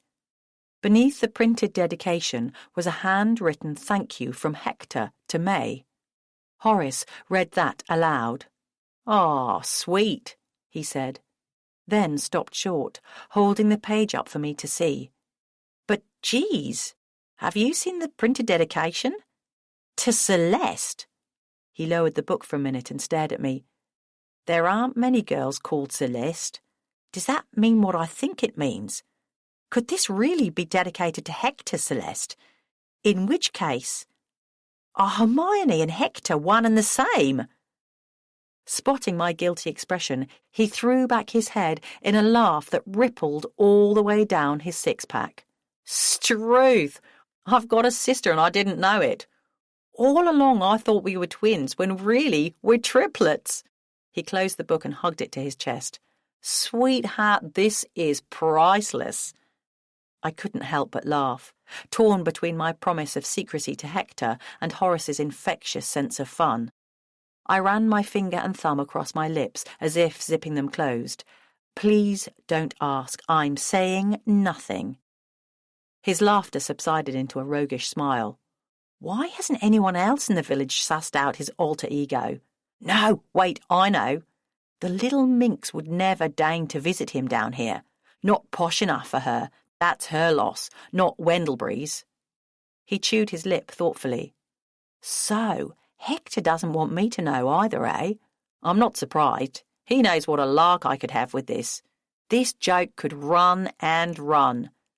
He turned serious for a moment. I hope his adoring readers are paying him lots of dosh for his efforts. He does okay, but he doesn't earn as much as he could if we really promoted the books. That's why I set up a Twitter account for Hermione Minty. You saw me logging into it on Sunday. I wasn't following her, I was tweeting for her. I'm trying to raise her profile to help him sell more books. Horace looked doubtful. If I've learned anything from my commercial ventures down under, it's that you have to make a big splash to be heard above the crowd of also-rans. You need to get other people to talk about her. It's no good tweeting alone in the jungle of noise out there. He paused to flick through the book again. What you want is a big publicity stunt, in real life, not online. Where I work, we do that kind of thing all the time to draw attention to our tours. What, like wrestling crocodiles? I could picture him doing that. To be more honest, it's more like taking tame wombats to tourist hotspots as a talking point. The ladies can't resist coming up to give them a cuddle, and then's our chance to chat them up and sell them tickets for our bush safaris. I scratched my head thoughtfully. I'm not sure we've got a match for wombats in Wendlebury. I don't think Billy's ferrets would have the same appeal. Horace held the book by its chunky spine and flicked through the 400 pages. Phew! I wish I had Hector's staying power. And his brains. I don't know where he finds the time, working 6 days a week in the shop. And he must have written loads. Mum seems to have dozens of books by him. I smiled modestly. That's why he hired me, to buy him more time to write while I do the donkey work in the shop. Well, if he's going to hire a donkey, it might as well hire one that's sweet and pretty. Aren't all donkeys? I said playfully, then hoped he didn't think I was flirting. He laughed. And thank you for not wanting to tell me his secret. You're a good woman, Sophie, and that's what Hector's long deserved. He put the book back on the coffee table and set his hands on his knees with the self-satisfied posture of someone who had achieved his objective. So, not only have you managed to resist my charms, he said cheerfully, but, as a bonus, you've demonstrated to me how much you care for my big brother. Actually, I think you're bigger than him, I said, reaching out to touch one of Horace's bulging forearms. I mean, you must get a lot more exercise and outdoor activity to build your muscles up. Not that his muscles don't get a good workout lifting boxes of books. I didn't want to sound as if I was putting Hector down. Horace suppressed a smile as he stood up ready to go, now he'd accomplished his mission. Size isn't everything, sweetheart. Now, you take care of my brother, or you'll have me to answer to next time I'm home. Chapter 14. Mint Condition. I've cracked it, miss, said Tommy, flinging open the shop door so it crashed against the wall. It's the vicar. What's the vicar? Hector didn't look up from his keypad. The vicar in the crypt with the thurible? What's a thurible? I asked him. Liturgical incense burner, he replied. Long metal ball on a chain. Not that they go for that sort of thing much at St. Bride's. That would make a great weapon, said Tommy cheerily, if you swung it round your head a few times like a bold knight with one of those spiky balls on a stick. But what is the vicar? My curiosity had been aroused. Oh, Herbie Tony Minty, said Tommy. I think he's that Minty person. He gave me his code to let me in on the secret. Hector looked up. The vicar's got a secret handshake? That's news to me. If there was a Freemasons' lodge in the village, I wondered who would be the Grand Master. Apparently not Hector, unless this was a double bluff. Who said anything about secret handshakes? Tommy looked disappointed that he might have missed out on one. I'm talking about sweets. The vicar gave me a mint sweet in a wrapper, and when he gave it to me, he said, "It's distinctly minty." He slumped down on a tea-room chair, as if the strain of receiving his coded message had exhausted him. I don't think it could get any clearer than that. Do you? About as clear as a stick of peppermint rock, Tommy. He told me the other night that the reason he gives out mints is to make people remember his name. Yes, Minty. No, Murray. Didn't you read the packet the sweets came in? They're called Murray mints. Murray is the brand name. Crestfallen, Tommy pulled his diary out of his pocket and turned to a page filled with a scrawled list of mostly crossed-out names. He put a line through another one. I'd better keep looking, he said sadly, stuffing the diary back in his pocket. He trudged out of the shop into the grey and drizzly High Street, little knowing that every step put more distance between himself and the real Hermione Minty. Just then, a vaguely familiar green Mini went past the shop, the driver going so slowly as to be almost curb-crawling. Tommy let out a yell and came running back to the shop, put his head round the door and shouted to Hector and me, "That was Hermione Minty in that car!" What? Didn't you see the number plate? Who else round here would have a number plate saying M1NTY? Before we could reply, he'd run off down the street, gaining on the car that was now dawdling past the school. I stood outside the shop door to see what he would do next. As he reached the car and banged on the passenger's window, the driver unaccountably put a spurt on and with a crash of gears accelerated far beyond the speed limit, heading straight out of the village again. I turned to Hector. Do you know anyone who's got a green Mini? Yes, but that's not her driving style, he said, getting up from behind the counter and coming out to join me in the street. That was the driving style of someone completely different. He pursed his lips. Suddenly, the Mini came back into view, driving towards us, this time at full speed until it screeched to a halt outside Hector's house. It veered sharply across the road and turned 90 degrees to park in front of Hector's Land Rover on the hard standing beside the shop. The personalised number plate was precisely level with the shop front, as if purposely positioned for maximum visibility. A tall figure in outsized sunglasses, scarlet lipstick, and a huge fuchsia-pink silk headscarf unfolded herself onto the pavement, floral skirt swinging beneath a mink jacket. "The speed limit's 20 through this village," said Hector tersely as the driver stretched her arms and legs, wobbling on high heels. Tommy, running back along the pavement at full pelt, stared as Hector put a strong hand on the visitor's shoulders. He drew her towards the door of his flat, stopping only to fish out his house key from under a pot of snowdrops and turn it in the lock before they disappeared up the stairs together. "The speed limit signs are there for a reason, you know," we heard him say as he pushed the woman firmly across the threshold. "You need to kill that throttle if you know what's good for you." Tommy took a step back as he pulled out his diary and started scribbling in it. I read over his shoulder what he was writing. Hector Munro said he wanted to throttle Mrs. Minty. I was about to explain that throttle meant something different in this context, then thought better of it, for fear of getting into a conversation about Minty's true identity. Plus, it would be rude to admit to reading over his shoulder. Tommy closed his diary, stuffed it back in his pocket, and turned to look at me wide-eyed. "So, what do we do now?" I considered my words carefully to protect Hector's secret. Perhaps this was the real Minty, and Hector had simply been her editor. If not, allowing someone else to be mistaken for Minty could provide a useful decoy. I cleared my throat. "As Hector seems to have a meeting, I'd better get back to tending the shop." Tommy frowned. "Then I'll carry on working on this case by myself." And with that, he stomped off in the direction of the village shop.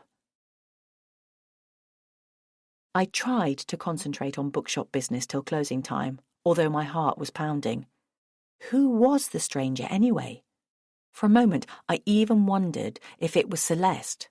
Perhaps Celeste was Minty, or the books had been a joint venture between her and Hector, and she'd come to claim her share of the takings.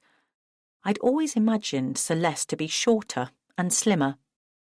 Maybe it was Celeste who Horace had accompanied on the flight, not some random billionaire.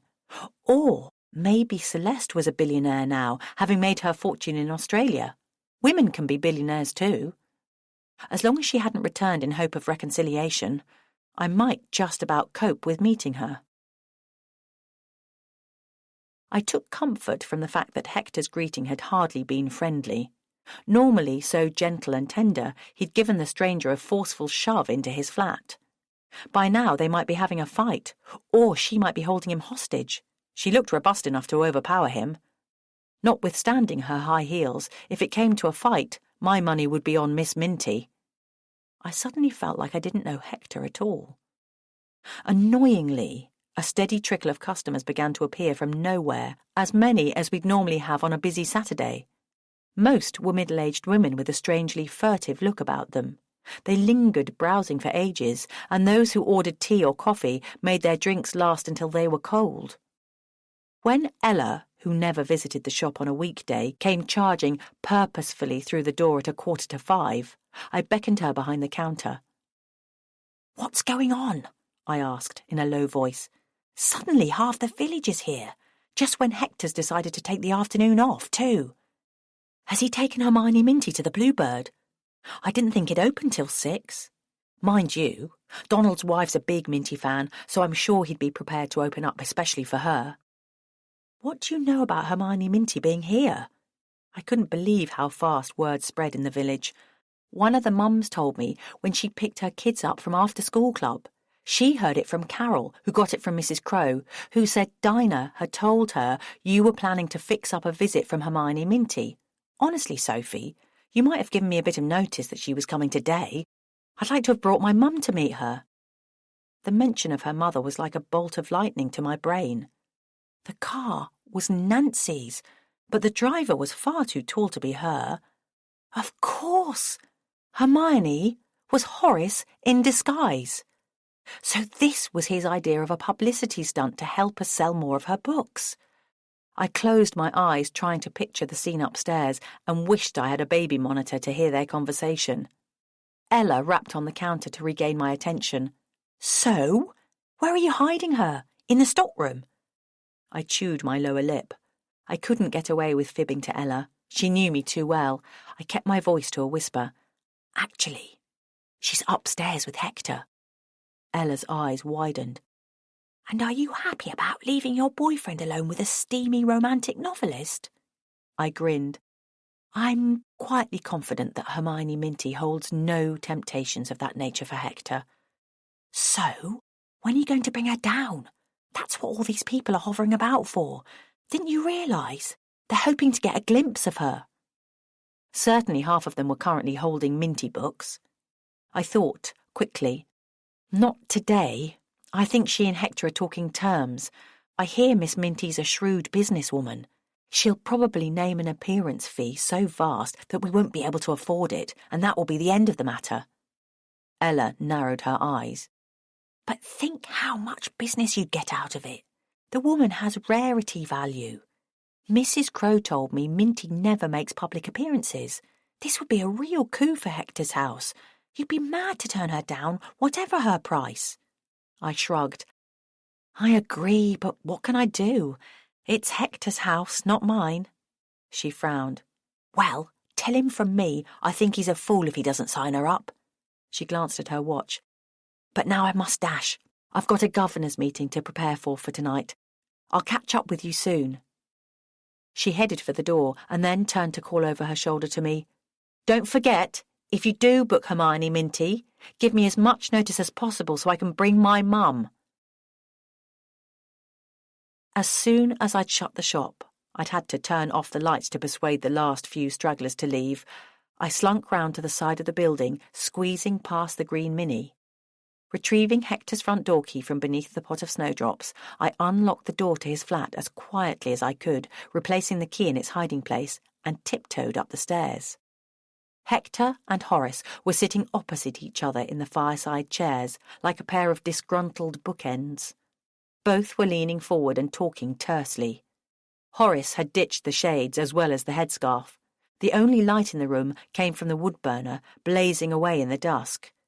They'd clearly been too intent upon their discussion to even notice that it had got dark while they'd been talking, nor did they acknowledge my arrival. I coughed. Neither looked round. I flicked on the ceiling light, which made them both blink and go quiet. Then Hector turned to glare at me, while Horace, mock cheer in his voice, said, Hiya, Sophie. I thought I'd take your advice and come to see my big brother when I was sure to find him at home.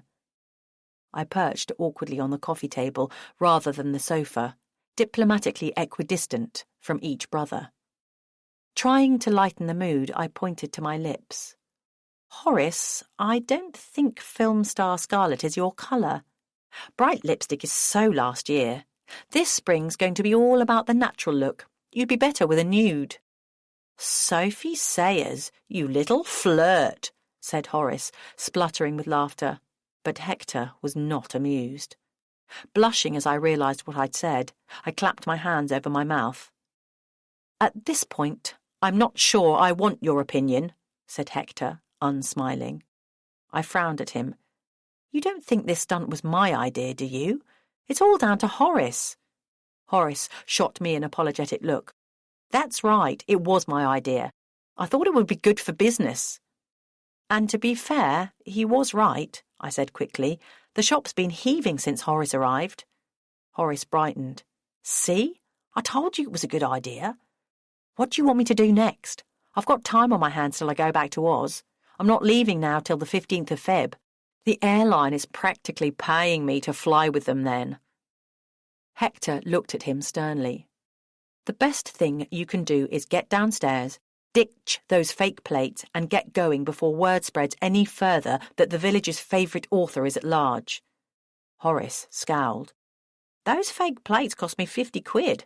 I'm not going to chuck 'em in the bin. If you leave them on and the police stop you on your way home, you'll be charged for fraud. You could even end up getting Mum's car confiscated. I gasped. Really? Just for the sake of a practical joke? Hector nodded, while Horace shook his head. They looked like Tweedledum and Tweedledee, but with a healthier BMI. Horace sighed. Oh, for goodness sake, Hecate. Lighten up. Don't you get it? I'm on your side. Can't a brother help a brother now and again? For a few awkward moments, neither said anything. Then Hector stood up, pulled his Swiss Army knife out of the pocket of his jeans, and flourished it towards Horace.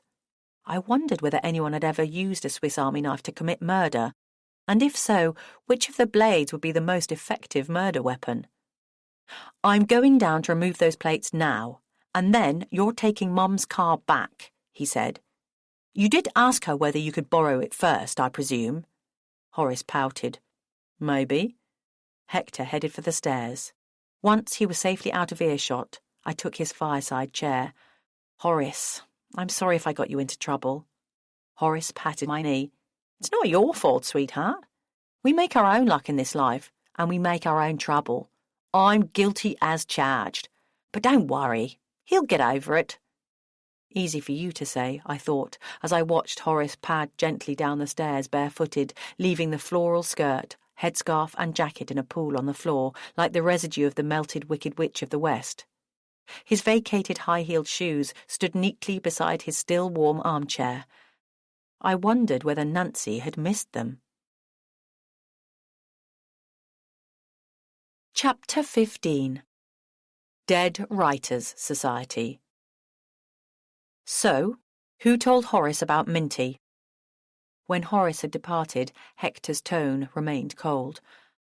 I made Mum promise me ages ago that she'd never tell anyone, not even my dad, so she definitely won't have told Horace. I have only ever told you, Mum, and May. And Celeste, I added in my head, but I didn't want to remind him of her existence. He was gazing at me intently as if expecting me to confess. I hesitated. Maybe it's a twin thing. Perhaps when he was reading one of your Mum's Minty books, like you said he did, he recognised the pattern of the language as if it was his own words. I mean, twins have that sort of bond, don't they? Finishing each other's sentences and that sort of thing. For a moment, I almost convinced myself that it wasn't my fault. Hector shook his head. I don't think so, Sophie. I don't write the books in my own voice. I write them as a vibrant young woman. Hardly Horace's voice either. I think you'll agree. I allowed myself a small smile. Perhaps Hector wasn't going to blame me after all. Perhaps he realised the prospect of Horace knowing his secret identity wasn't as big a problem as he'd thought. Auntie May used to say to me, nothing is as good as you think it's going to be, and nothing is as bad as you think it's going to be. When she first said it, I thought she was being a killjoy, but the older I got, the more I appreciated her philosophy. My relief was short-lived. I don't need Tommy's detective skills to work out the number of suspects is reduced to 1, said Hector. What with May Sayers being no longer with us. To set the record straight, I thought I had better confess. Okay. I held my hands up in mock surrender. It's a fair cop. I didn't let the cat out of the bag, but I sort of led the horse to water. And he drank. Hector frowned. Ignoring that rather mangled set of metaphors for a minute, I can't believe you are telling me you actively told Horace about my pseudonym. You of all people, Sophie. I really trusted you. No, that's not how it was at all, honestly. I just happened to have a copy of Angel Heart lying about in my front room, and he picked it up and by chance opened it at a page where a woman is described who he says looks exactly like Celeste. Then he saw your dedication to her. I paused to allow Hector time to apologise for not having removed his loving tribute to his ex, but he said nothing. That was enough to make the penny drop. Hector paled. And when was Horace in your front room exactly? I thought the afternoon of, Hermione's surprise appearance was the first time he'd been in the village since you moved here. I clapped my hand over my mouth at my indiscretion. He called round last Monday while you were at the library meeting. He said he just wanted to check me out. Hector's eyes blazed. He did what? How dare he? The first girl I've been serious about for years, and he has to muscle in. He strode across the room, turned his back to me, and stood staring out of the shop window, arms folded tightly across his chest. I wasn't going to stand for that kind of language. Muscle in? As if I'm some sort of inanimate, brainless trophy for idiotic men to squabble over. Next, you'll be telling me that you're going to challenge him to a duel with pistols at dawn or play poker with me as the prize. I was trying hard not to get distracted by the fact that he'd said I was the first girl he'd been serious about for years. It had started to feel as if there were 3 people in this relationship: Hector, Horace, and me. No, 4, with the ghost of Celeste still hovering, and 5, with Hermione lurking in the background, taking notes of our dilemma for use in her next novel. Then Hector spun round and shot me a black look. "I need some air." He glanced at the clock on the wall. "I'm going out. Can I leave you to lock the door behind you when you leave, Sophie? Can I at least trust you to do that?" He didn't pause long enough to notice that I wasn't going to dignify his unworthy jibe with an answer. Snatching up his jacket, he added, "All my life I've been glad that Horace was spared when he was so ill. But now I think the sooner he's dispatched, the better." Dispatching him? That's a little harsh, isn't it? I tried to make a joke of it, as if he meant fratricide, rather than just wishing his brother back in Australia. Hector wasn't listening. Car keys jangling in his hand, he headed for the door. "As for Hermione Minty, I think you've just made up my mind for me. I'm going to kill her off. I've had enough of her. Good riddance to the wretched woman." In the silence that fell after he'd stomped down the stairs and slammed the door behind him, a wave of relief rushed through me. I felt as if he'd just ended an illicit affair. I hoped it wasn't the end of us, too. I peered out of the front window, watching Hector drive into the distance in his Land Rover. Tommy, skulking by the wheelie bins lined up on the curb for the morning collection, stared after him for a moment, then started writing something in his diary. Next day, Hector still hadn't returned. So, feeling slightly sick, I opened the shop and ran it on my own all day, trying to look as if nothing was amiss.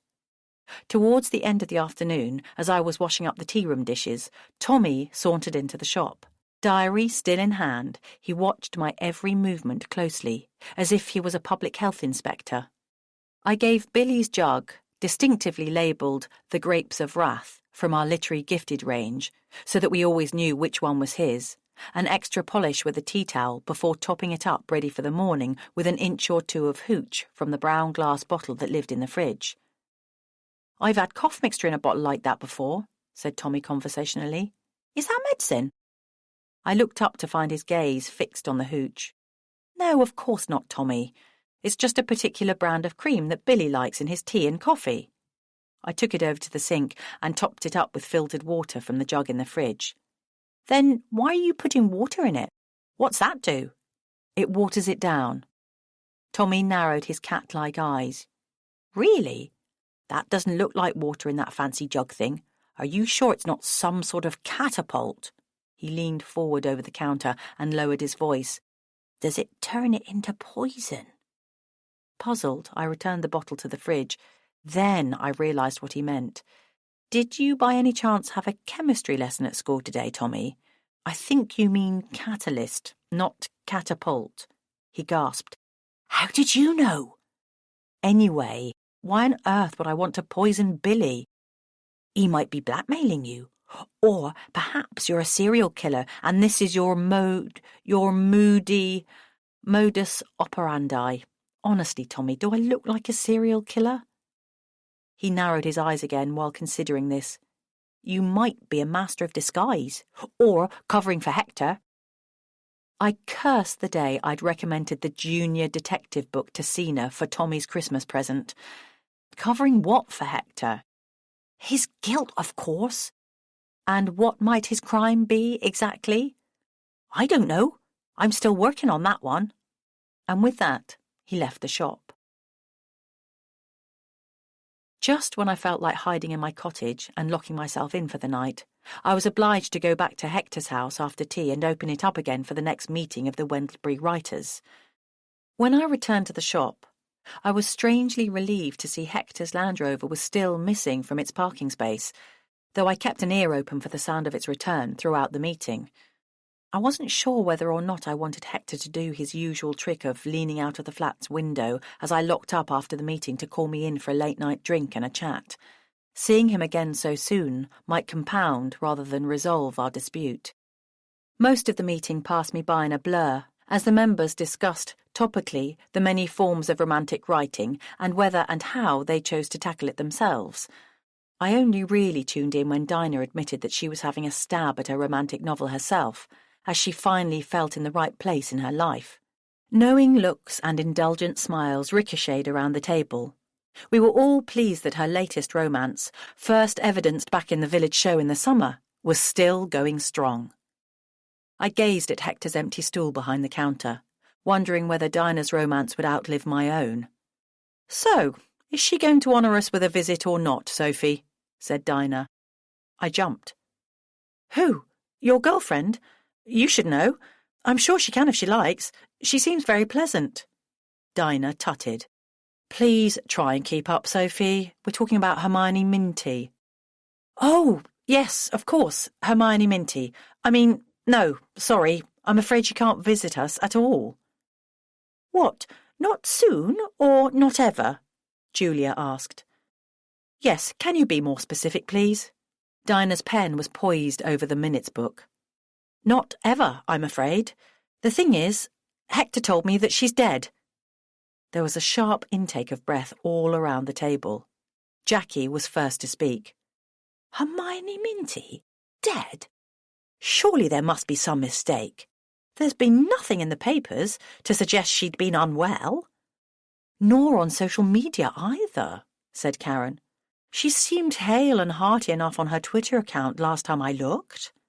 She pulled her phone out of her bag and swiped to her Twitter app.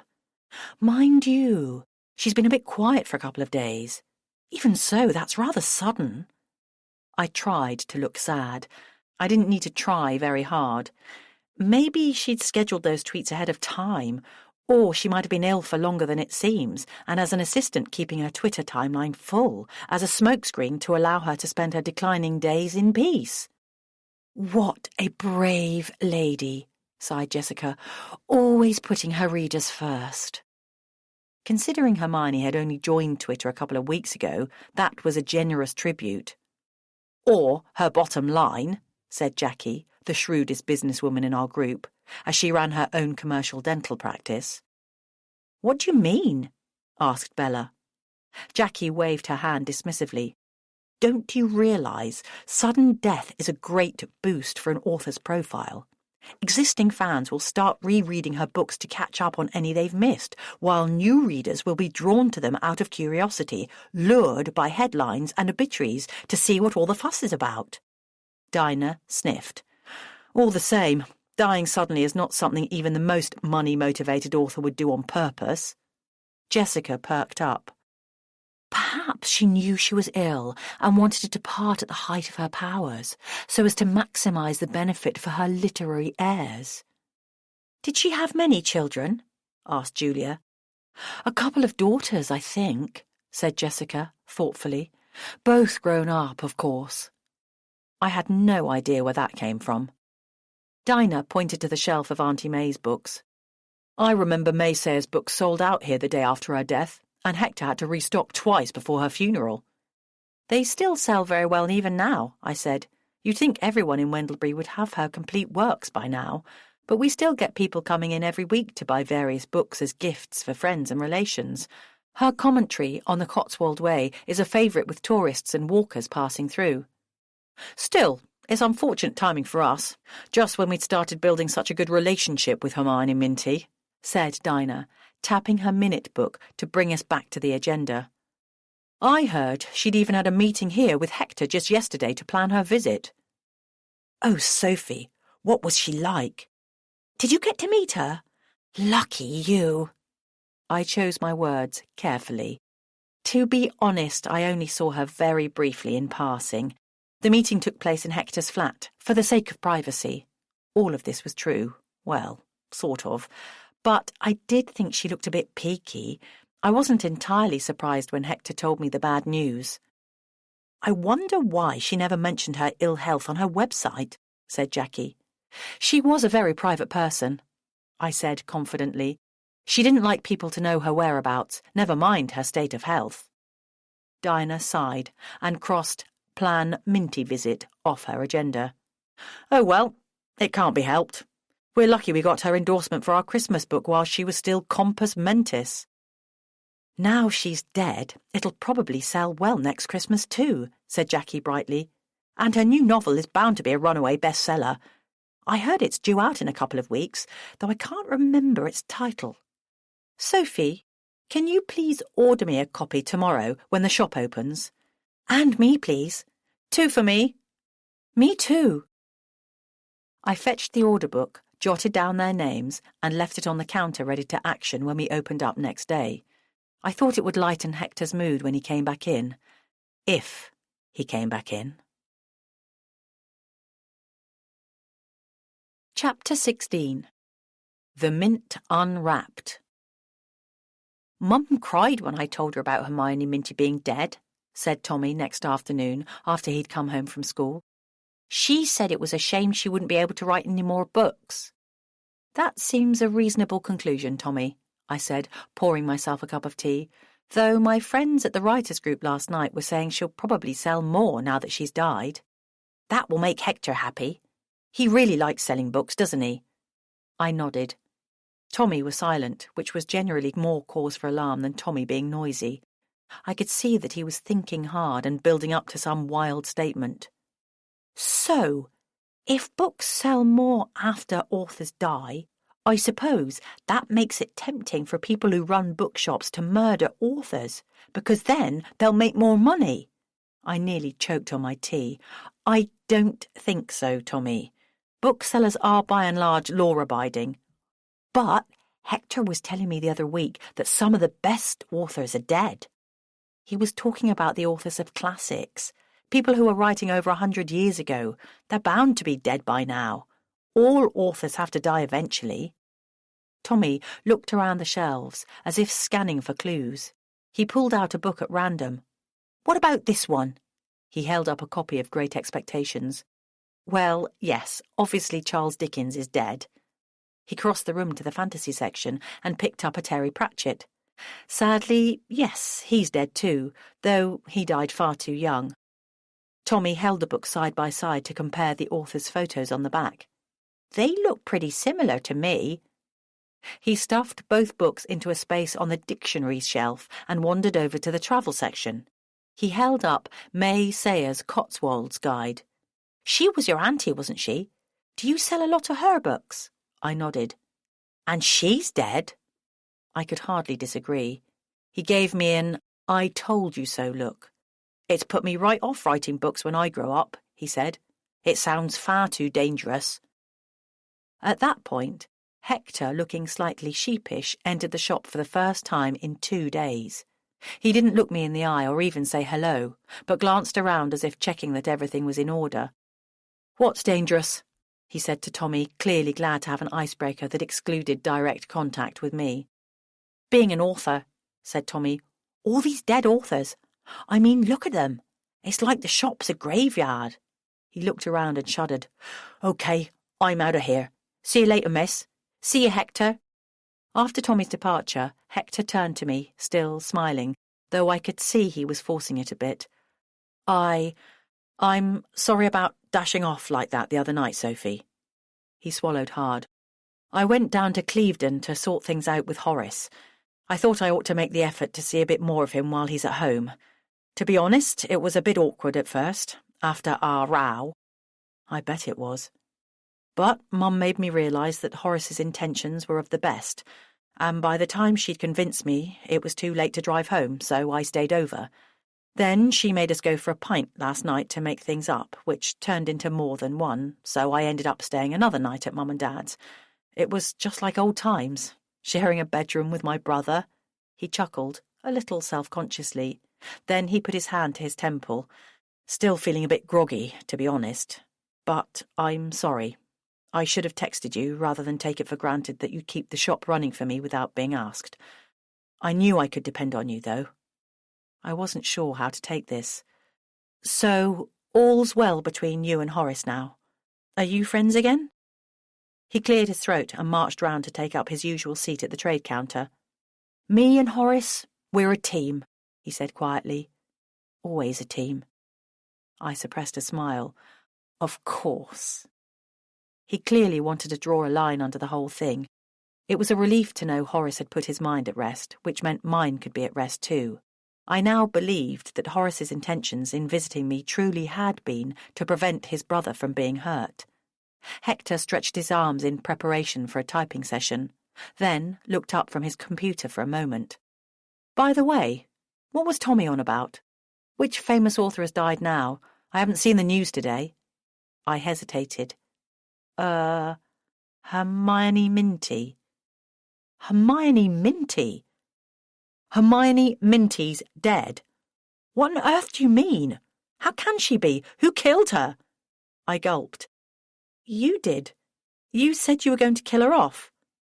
I hated to revive our harsh exchange, but he seemed to have forgotten.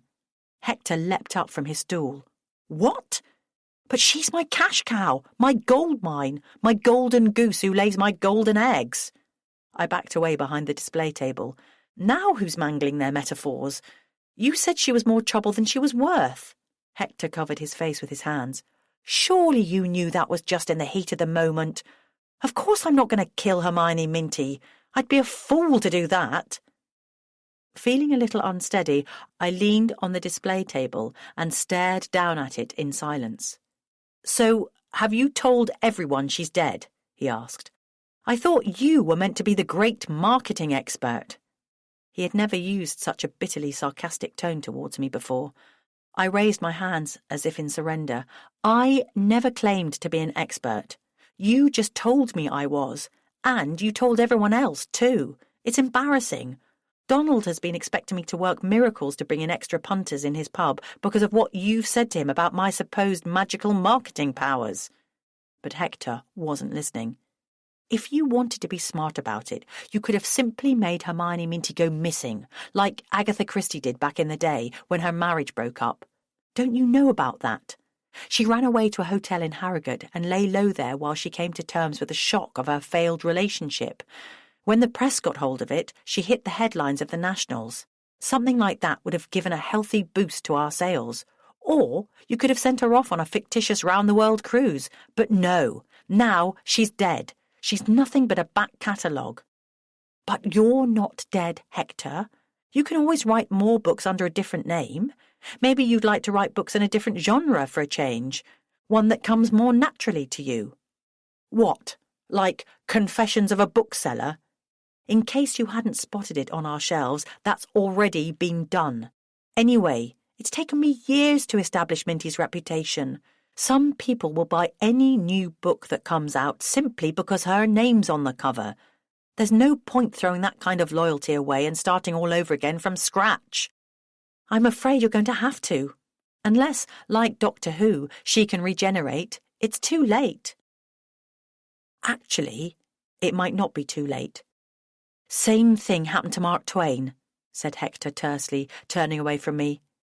He had to put out a statement saying reports of my death have been greatly exaggerated. It seems Hermione Minty is in good company. Hector Munro, I am arresting you on suspicion of the murder of Hermione Minty. You do not have to say anything. Here Tommy pulled out his diary to read the rest of the statement that he'd written down earlier. But anything you say may later be used in evidence. Having reached the end of his script, he marched over to the trade counter and grabbed Hector by the wrist. I half expected him to produce a pair of handcuffs from the bottomless pits of his parka pockets. Instead, he stopped and looked around, as if expecting reinforcements to come to his aid. The shop door swung open, and a couple of passers-by, sensing some unusual activity, came in to join the small crowd, staring at the scene from the other side of the display table. Bemused, Hector let his wrist go limp in Tommy's grasp. So, what now, Officer Crow? Tommy's face clouded for a minute. I was rather hoping you'd give me a lift to Slate Green Police Station so I could turn you in. He dropped Hector's wrist. Feel free to get your car keys whenever you're ready, he added pleasantly. There must have been a chapter in his detective skills book prescribing the classic nice cop, nasty cop routine. Hector clasped his hands on the countertop. And on whose authority are you acting, may I ask? The nasty cop resurfaced. The law of the land. It's against the law to murder people, and I'm allowed to arrest other people if I see them breaking the law. It's called a citizen's arrest. It says so in my book. I determined to take the remaining copy of Tommy's detective handbook off our shelves and return it to the publisher for a refund. The law of the land also says I'm innocent until proven guilty. Or didn't your book mention that little detail? Yes, but I've got proof. Hang on.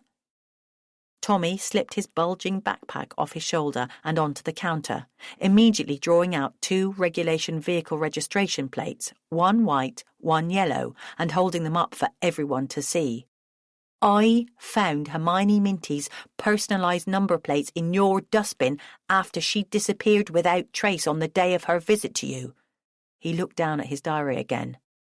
During the afternoon of the 25th of January, I observed her going into your flat at 1500 hours, and she never came out again. Then, later, her car mysteriously disappeared while I was having my tea. Its distinctive number plates turned up after dark in your wheelie bin when it was left out for collection. I wondered whether Tommy made a habit of raiding wheelie bins, or whether that honour lay solely with Hector's. Hector, looking impressed, put a finger thoughtfully to his lips. So, what do you deduce happened to the rest of the car once I'd taken off the licence plates and thrown them away? Tommy scribbled this down under the heading Confession. I'm still working on that, he said quickly, but in the meantime, I must ask you to accompany me to the station where my colleagues in uniform will take your statement. I admired his faith in the system. Couldn't you just bring Bob down to the shop? I asked, thinking that the presence of our resident policeman would cut this nonsense short. Tommy turned to me. I did call for him, miss, but he told me to go away because he was busy watching Countdown on telly. Well, Bob was off duty. Suddenly conscious of his audience of a dozen customers in the shop, plus a growing crowd outside on the pavement looking in through the window, Tommy reached again for Hector's wrist. Hector, too quick for him, stood up and stuffed his hands into the pockets of his jeans. What about Hermione Minty's body? Have you found that yet? Hector seemed to be enjoying himself now, obviously wondering how far he could stretch Tommy's powers of invention. I could imagine him and Horace playing games of cops and robbers when they were little boys. It'll almost certainly be in the car when I find it, said Tommy, unless you've buried her in your garden. Or you might have dumped her in the disused quarry, or cooked and eaten her. Tommy's mum must have been letting him watch films unsuitable for his age for him to have had that idea. Or perhaps the television news. Then Tommy turned to me. I'm sorry for the inconvenience, miss, but I expect you'll be allowed to visit Hector in prison. Hector frowned. What about my trial? The British justice system isn't like a board game, Tommy. You can't just give me a go directly to jail card. The shop door jangled open. What? You mean you want to pass go first? That's cheating. You have to go to prison. Who's going to prison? Asked a familiar woman's voice behind me. Hector, for the murder of Hermione Minty. Neither Tommy nor I took our eyes off Hector, and Hector was staring challengingly now at Tommy. How absurd, came the reply from the familiar voice. Hermione Minty is alive and well and living in Clevedon. Really? I said, as all 3 of us swivelled round in surprise. Yes, and I can vouch for her safety. You see... The elderly lady drew herself up to her full height, a couple of inches shorter than Tommy. I am Hermione Minty. A collective gasp went round the shop, and a loud squeak came from the direction of the window, which had multiple noses pressed against it for a better view of the action. "No, you're not. You're Hector's mum," said a middle-aged lady by the cookery books. "Hello, Mrs. Munro. How are you? Good to see you back in Wendlebury. We missed you at last year's village show." Nancy turned to her with a smile. "Hello, my dear. Yes, we were sorry not to make it, but I had to go to my old school reunion in Dorset that day. I hope you're still enjoying that Edwardian side table I sold you." "Fits in my front room alcove a treat," said the woman warmly. Tommy coughed loudly. "Excuse me, we've got serious business to attend to here. How can you be Hermione Minty?" "It's my pen name, Tommy. My, you've grown a lot taller since I last saw you. How is your mother getting on? And little Sina? Do give them my love." "They're fine, thank you, Mrs. Munro. But if you're Hermione Minty, I'm going to have to see some proof." Nancy glanced across to the display table with its usual pile of Minty books, but before she could pick one up, Tommy had a brainwave. "If you're Hermione Minty, where's the car? It's a racing green Mini with a National Trust sticker on the windscreen and a knitted purple blanket folded on the back seat." "You mean that car?" She pointed to the road outside the shop, where her Mini was parked neatly at the curb. "If you need any further proof, I can tell you the plot of every Hermione Minty book on that table." "I could do that too, but it doesn't make me Hermione Minty," called a woman in the crowd, who I recognised as a regular buyer of Minty's books. "It doesn't mean I wrote them." Nancy let slip an ever so slightly smug smile. "Ah, but could you tell me the plot of her next book? I can. And you won't have to wait long to check whether my evidence is correct, as it'll be published next month." Tommy narrowed his eyes. "So you're not dead, then?" Nancy looked down at herself as if for evidence. "No, I'm not dead yet." "So Hector didn't murder you?" "My Hector wouldn't do a thing like that." Tommy's shoulders sagged as he turned back to Hector, who had slumped down on his stool behind the trade counter, looking bewildered. "I suppose you're free to go, then. I'll let you off with a caution for now." He reached for the number plates and held them up to Nancy. "But what about these? You can't drive your car without number plates."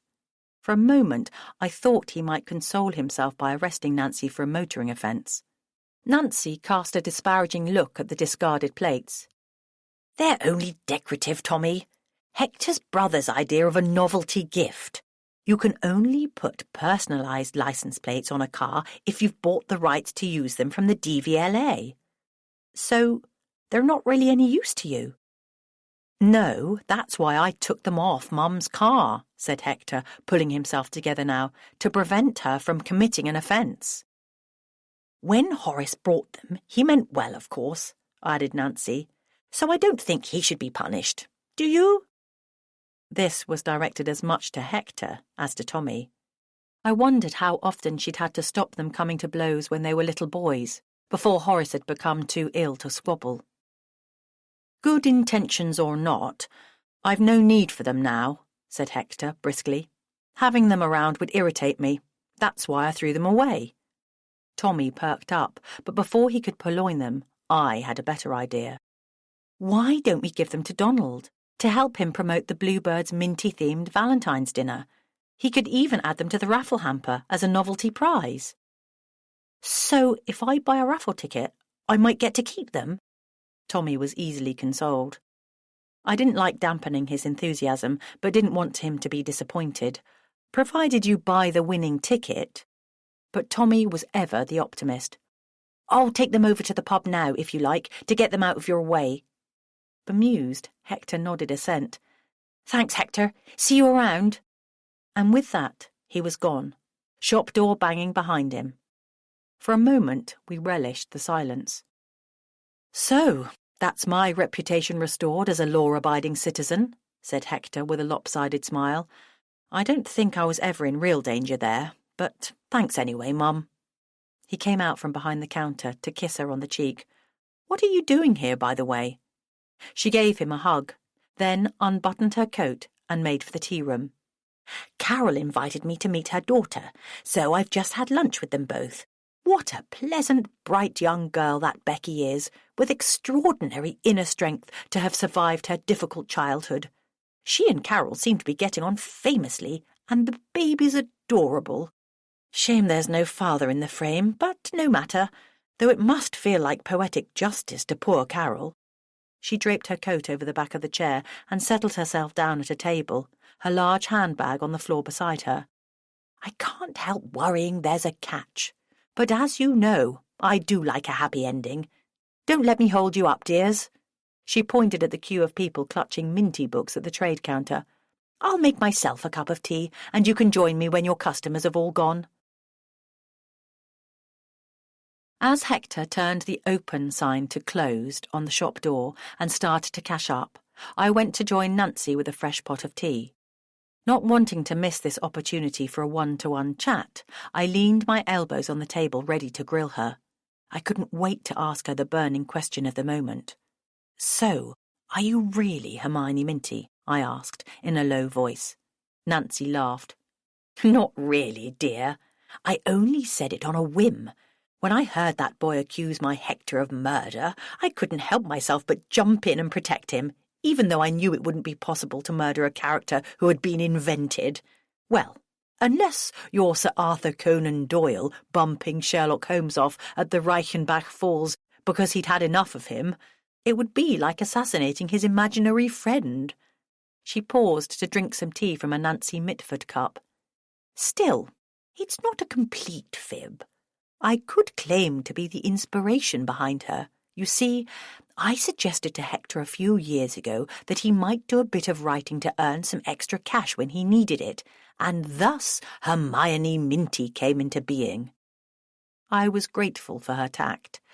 It's okay. I know all about Celeste and their circumstances, that he had to support her while she was ill. It must have been very difficult for him. A shadow passed briefly across her face. He'd been talking about supplementing the income from his day job with evening bar work. I didn't think that would be good for him, so I came up with the writing idea as something he'd actively enjoy. He'd always been a good little writer when he was at school. What sort of stories did he write when he was a boy, Nancy?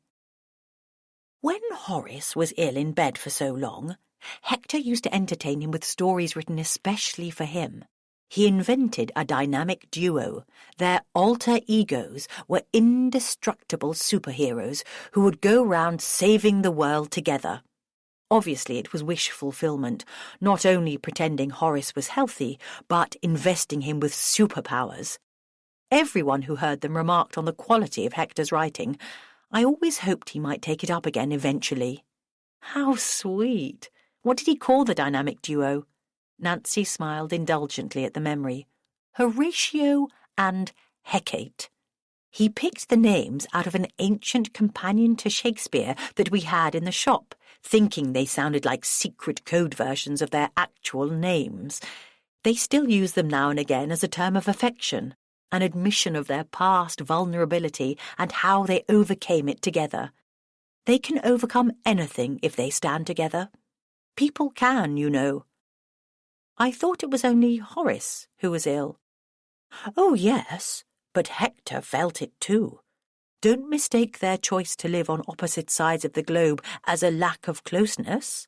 They're still in each other's pockets, wherever they are in the world. I did wonder what they were on about when I heard them use those names at your house that Sunday, I said.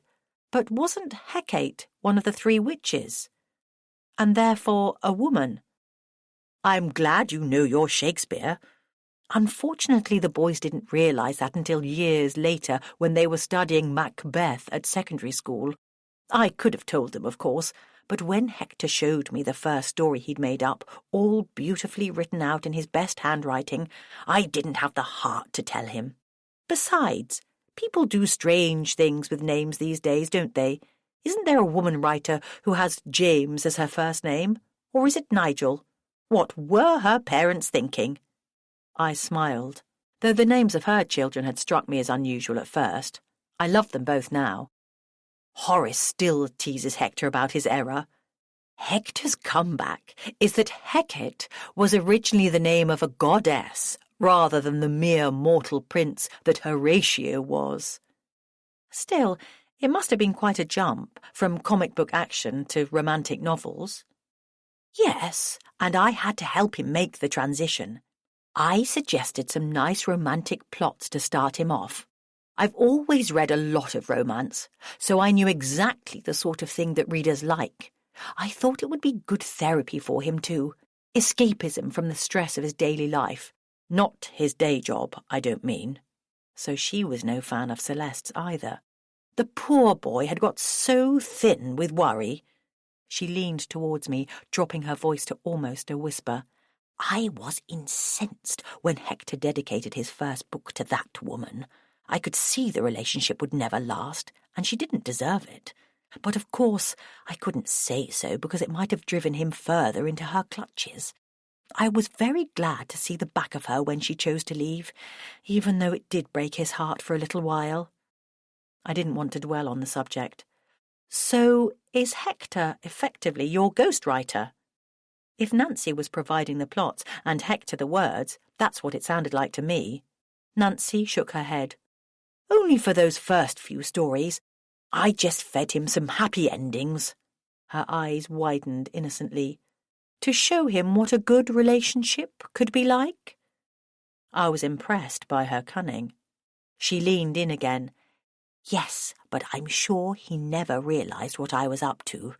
Please don't tell him. I decided to read Angel Heart after all. I might pick up some good advice. Now he writes them all entirely on his own, but he always shows me his finished drafts before publication. He has a professional editor and proofreader, of course, but I'm touched that he still values my opinion. A smile played about her lips. You'll like the next one. I think it's his best yet. I'll look forward to reading it, I said politely, hoping I'd like it as much as she did. Speaking of ill-fated relationships, did Carol confide in you about a certain someone threatening to return to the village? Her smile vanished, making me wish I hadn't brought the subject up. Yes, and I'm very worried on her behalf. I don't know how that wretched man can show his face here. The few people who remember the fiasco with Bertie will not welcome his return, or else they'll welcome him back with pitchforks and scythes. I hoped she was joking. Chapter 17. Booked Up. After all the upheaval of the last few days, I wasn't sure Hector would want to go to Donald's minty-themed Valentine's dinner with me. But Nancy's supposed confession lifted his mood considerably, especially when she pointed out the financial advantages of being able to wheel her out for book signings and talks in other shops and literary events, providing useful publicity for Hermione Minty's books while still keeping her real identity a secret. As for Nancy, she seemed to be relishing the idea. Within days of her revelation, she had committed to speaking at 3 Women's Institute groups and 4 bookshops. Word quickly got round the village, and in the February issue of the parish magazine, alongside my column about Narcissi and Narcissus, Wendlebury Barrow Village Show Committee announced that Hermione Minty would be guest of honour at the next annual show. Next time we went down to Clevedon for Sunday dinner, Horace seemed to think the pleasing outcome had all been down to his intervention, and Hector had the grace to let him get away with it. It was heartening, though still odd, to see the pair of them together. Hector even persuaded Horace to accompany us to a car boot sale, on condition that we joined him at the Moon and Sixpence afterwards. Consequently, we didn't make it back to Wendlebury till the next morning, driving up at the crack of dawn to open the shop on time. But it was worth the hangover to feel that I'd bonded a bit with Horace, and that Hector and he were once more the best of friends. In truth, despite the fact that Horace's impulsive nature had almost spelled the end of my romance with Hector, not to mention the sudden death of Hermione Minty, it was hard to say goodbye to him on the 13th of February when he came up to spend a final evening in Wendlebury before he was due to head to Heathrow the following evening, ready to catch his flight in the early hours of the 15th. Meanwhile, bookings had been going well for the Bluebirds' Valentine's dinner, with every table reserved in advance. Donald had also sold hundreds of raffle tickets at £1 a time, a huge boost to his takings for the new year. On Valentine's Day, I left Hector's house a little earlier than usual to go to help Donald set up. Hector had promised to join me at 7 p.m. for the meal. Ella met me at the Bluebird, and together we laid out the tables in a fancier way than the usual pub grub menu. What a difference our extra touches made to the ambience. The addition of a tiny potted pink primrose on each table for two, donated along with a discount voucher by the Slate Green Garden Centre, really lifted the mood of the room. I was astonished how generous the centre manager had been. We had more than enough for every table, plus one for each place setting at the big round table that Donald had set aside for singletons at Ella's thoughtful suggestion. Even after we'd put a few primroses on the bar, there were some spares. "Have one each to take home as a little thank you for all your hard work, girls," said Donald. "Don't you want to keep them to put in your window boxes?" I asked, not wanting to take advantage. "They're already full of herbs, Sophie. If I had my beer garden finished now, I could put them out there, but that's going to take a couple of months and the flowers will have faded by then. Go on, you have them." We added a tall, tapering red candle to every pot for an extra romantic touch. Carol had dug out from her trunk of old material a spool of machine-made lace which she'd allowed us to cut into strips to make small runners for the centre of every table. While Donald wasn't looking, Ella made a circuit of the pub, sprinkling onto the upholstery oils of rose, lavender and sandalwood that she'd brought from home. She swore by aromatherapy as the key to jump-starting a romantic evening. As the central heating kicked in before opening hours, creating a heady atmosphere, I hoped she hadn't overdone it. Once we'd laid out all the cutlery and glasses on the tables, Ella and I perched on bar stools for the welcome cup of coffee that Donald had brewed for us, while his wife was hard at work in the kitchen preparing 50 covers for the set meal. "Ella, I never asked who your date is," I said, poring over the checklist of table bookings that Donald had left on the bar. "Are you still seeing that fitness instructor from the leisure centre?" Ella grinned. "I'm doing much more than seeing him." I noticed her table was in a discreet corner of the bar, and I made a mental note to check him out, at least from a distance, when they arrived. "I see Kate's down here too with her husband," I said. "That's nice. In fact, I know most of the names here." My heart sank when I saw Ted's name +1. I was happy for him that he'd found someone else to bring, but disappointed on Carol's behalf. "You'll probably know all the faces too. And, speaking of faces, I'm going to go and put mine on while it's quiet. There's still half an hour before anyone's due to arrive." She grabbed her makeup bag and hairbrush from her handbag. "I'll whip home and slip into something more comfortable," I called after her as she headed to the ladies. I'd meant to bring a smart dress to work that morning, but had forgotten. "See you shortly." As I passed the village shop, Carol caught my eye and beckoned me inside. I glanced at my watch, not wanting to be delayed. Chats with Carol were never quick. "You're open late tonight, aren't you? You're usually closed by 6 p.m. She wrinkled her nose. "Well, I didn't think it was worth going home before I go to the Bluebird. I just wanted to say I'll see you later. Becky's told me I've got to go to the pub to present the raffle prize. She said Donald thought it would be a nice way to thank me for donating the chocolates and the lace. I suppose it's a good way of reminding everybody to support the village shop. Every little helps." She took off her customary full-length apron to reveal a flattering midnight blue jersey dress underneath, far smarter than she'd usually wear to work. "Gosh, that's pretty. That colour really suits you. Are you sure you're only going to present the prize?" I winked at her, hoping she had a date after all. Her face fell.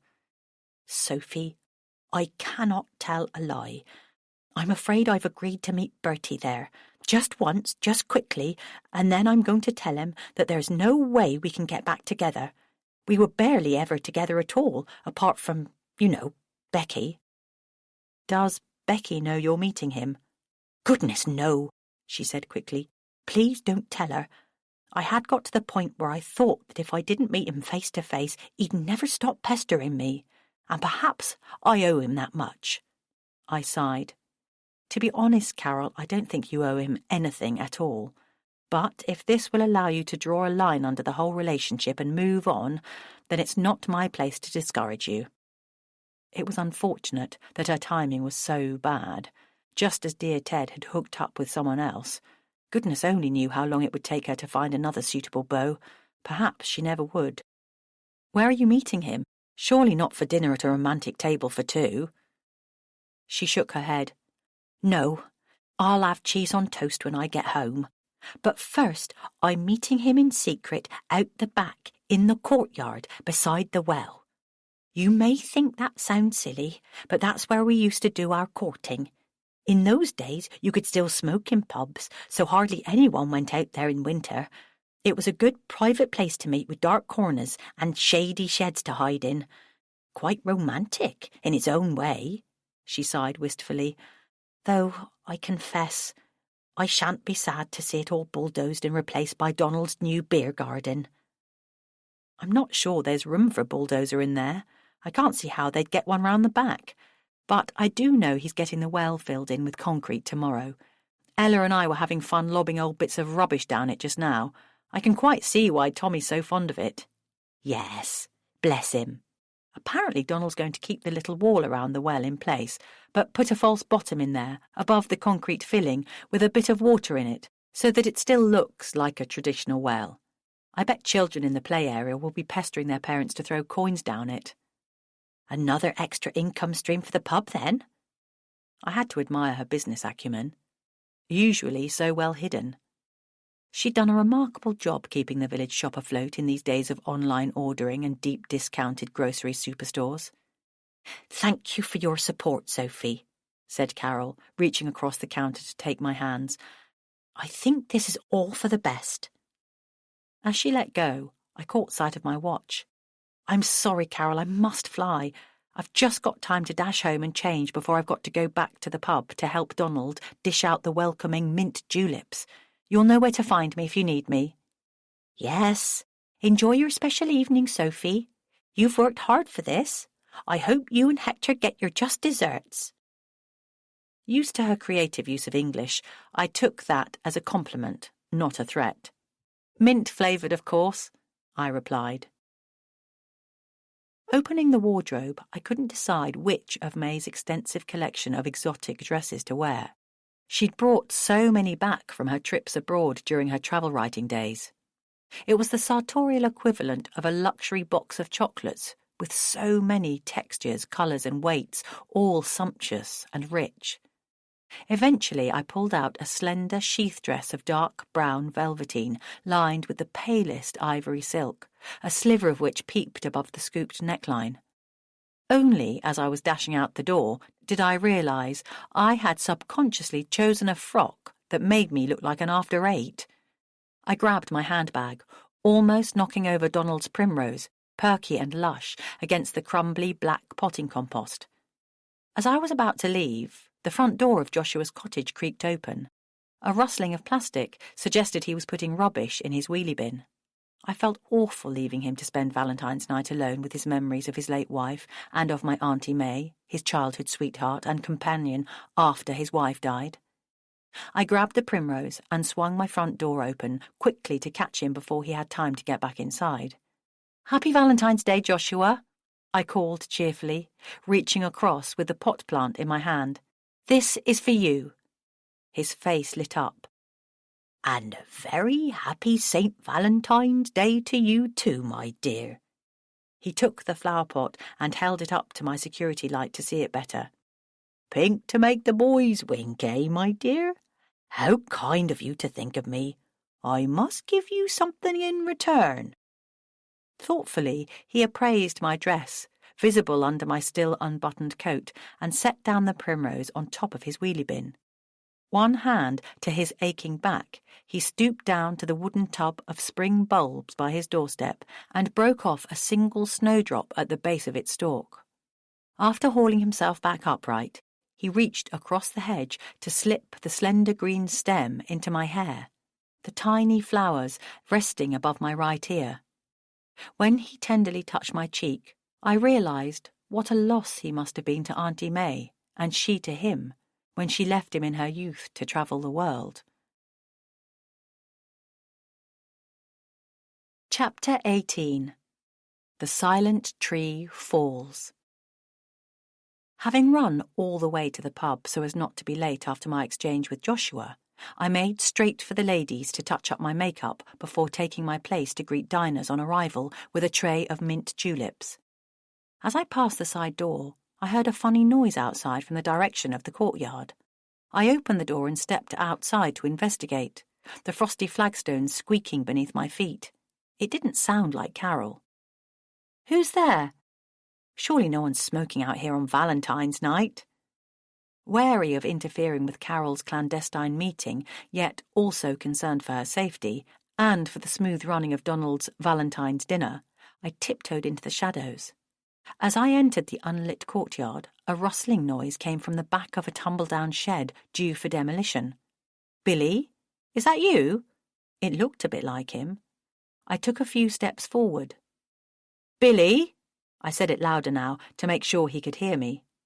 The figure stepped forward slightly, and Billy's eyes peered up at me from underneath a battered cloth cap. "I ain't that little sod," came a gravelly reply. "And don't you go telling him I'm here, neither."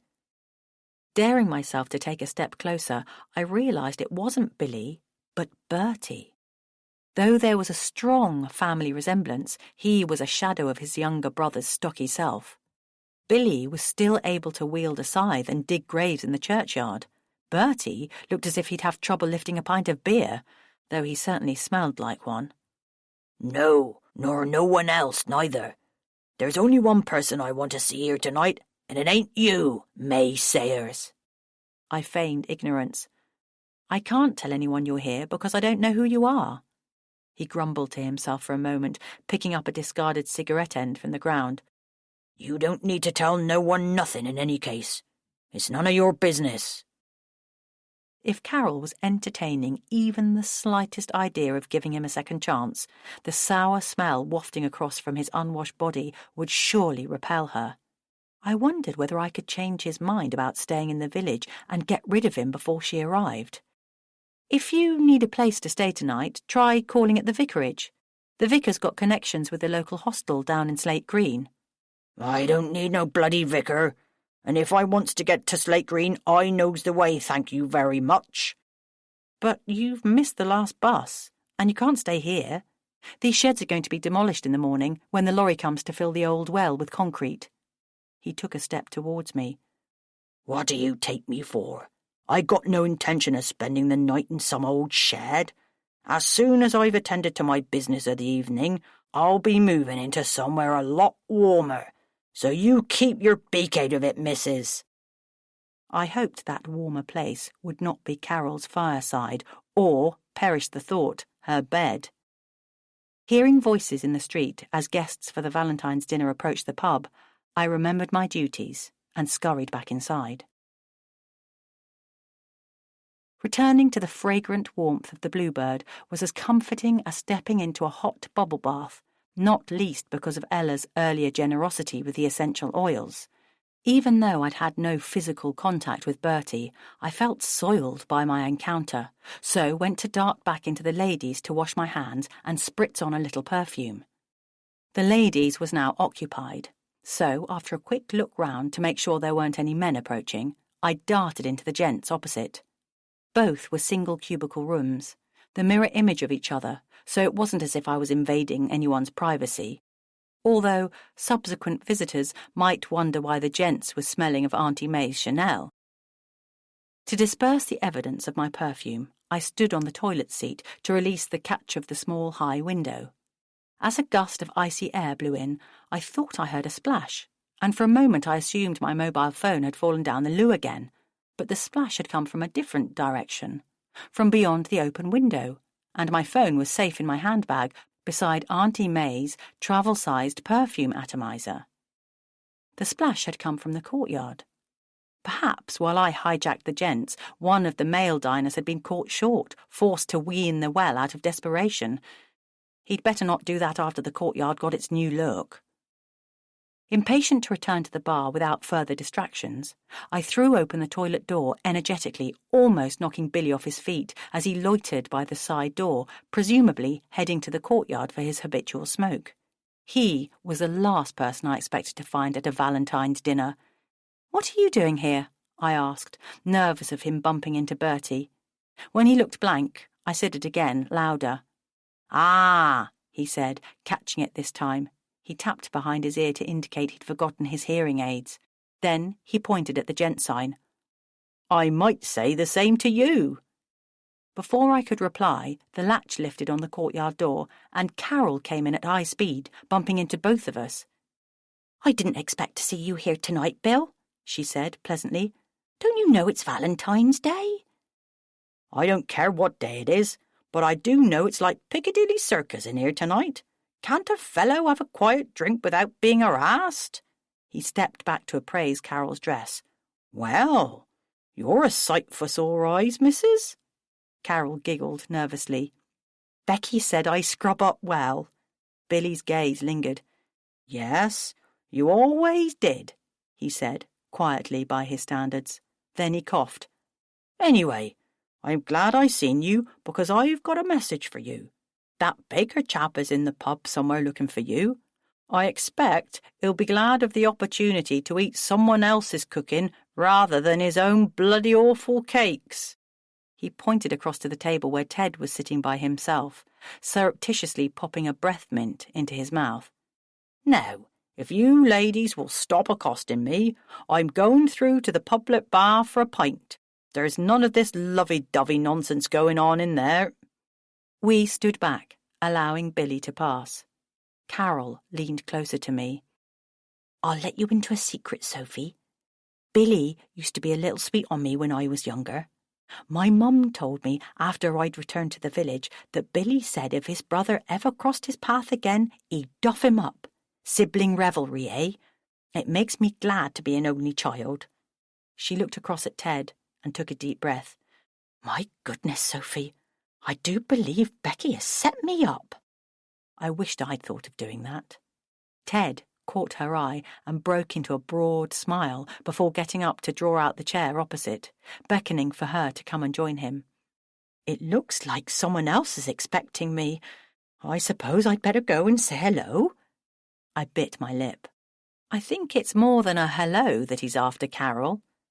She lingered for a moment, as if struggling to digest her good fortune. I grinned. "Gosh, you've been bemoaning the lack of men for ages, and now you've got 3 of them fighting over you. But what happened with Bertie? Have you seen him yet?" She held up her hands. "Would you believe it? It looks as if, after all that fuss, Bertie's threats and promises have come to naught. I've just come in through the courtyard, and he was nowhere to be seen. It was all nothing but talk, unreliable as ever. Still, I'm not complaining. When one door closes, another one locks." Giggling, she gave Ted a coquettish wave.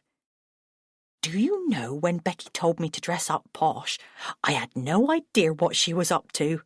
I'd make a terrible detective, wouldn't I, Sophie?" Chapter 19. The Girl with Forget-Me-Not Eyes. As soon as I had finished dishing out the mint juleps and returned the empty tray to the bar, Donald said I was free to join Hector, leaving the teenagers he'd hired as waitresses for the night to serve the food. "All the guests are here now, apart from a couple of no-shows on the singles table," said Donald. Arriving at our table, I was pleased to see Hector had ordered a bottle of champagne, but hadn't yet touched a drop. The only other couple to have an ice bucket on the stand beside their table was the vicar and his wife. Although I suspected Donald had only 2 ice buckets, that made me feel special. The Reverend Murray cut a dashing figure in a cream silk cravat and burgundy shirt. If I hadn't known he was a vicar, I would never have guessed. Opposite him, Mrs. Murray's stiff gold cocktail dress reminded me of the foil on chocolate coins. She must have been glad to wrestle her husband away from his pastoral duties, even if they were surrounded by his parishioners. As I sat down opposite Hector, he filled our glasses and we raised them to each other in a toast. "Happy Valentine's Day," we said simultaneously. Then Hector added, "Everything okay, Sophie?" I must have seemed distracted because the little scene with Bertie was still running through my head. Supposing Billy discovered him while he was having a cigarette? I hoped Donald's special romantic evening wouldn't be spoiled by a barroom brawl, nor Carol's evening, nor Ted's. From time to time I glanced nervously at the side door, yet all seemed still out there.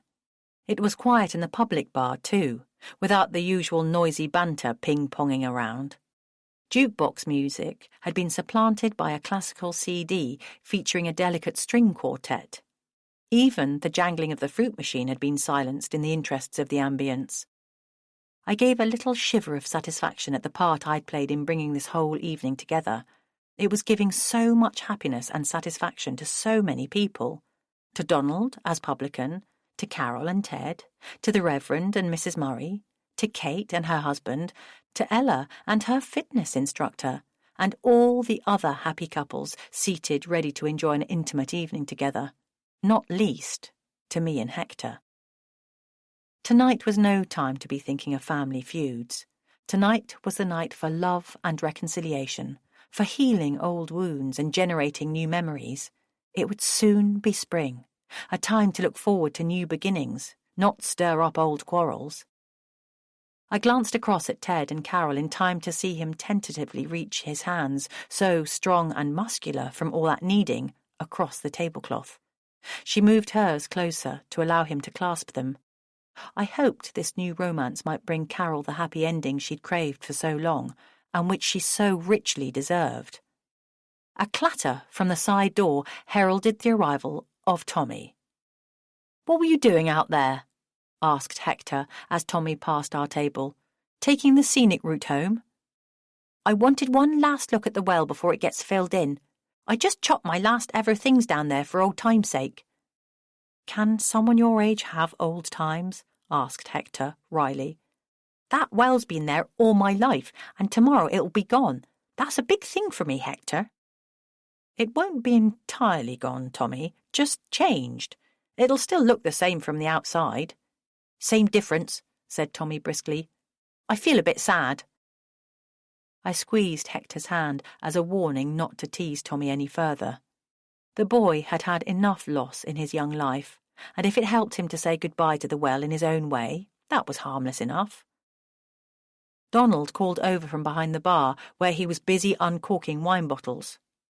"Have you got a date, Tom?" He winked at me conspiratorially. "I didn't see your name on the list of bookings. Does your mum know you're here?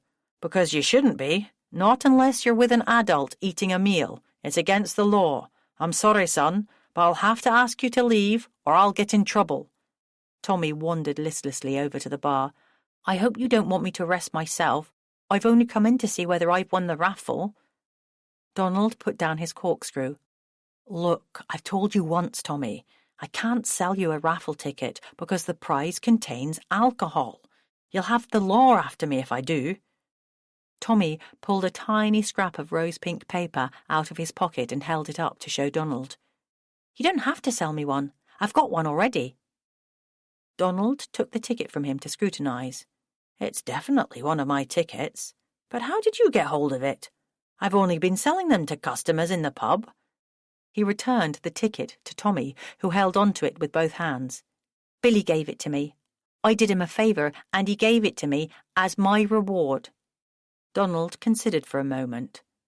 "OK, we'll do the draw in a minute. Then you must go home." He produced a small plastic tub of folded raffle tickets from under the counter, then raised the flap of the bar to step out into the room. Tommy settled down to watch the proceedings from a bar stool, while Donald marched over to Carol and Ted's table and offered her the plastic tub. "Carol, as one of the generous donors of the raffle prizes, will you please do the honours and draw the winning ticket?" With a little squeal of excitement, Carol let go of Ted's hand.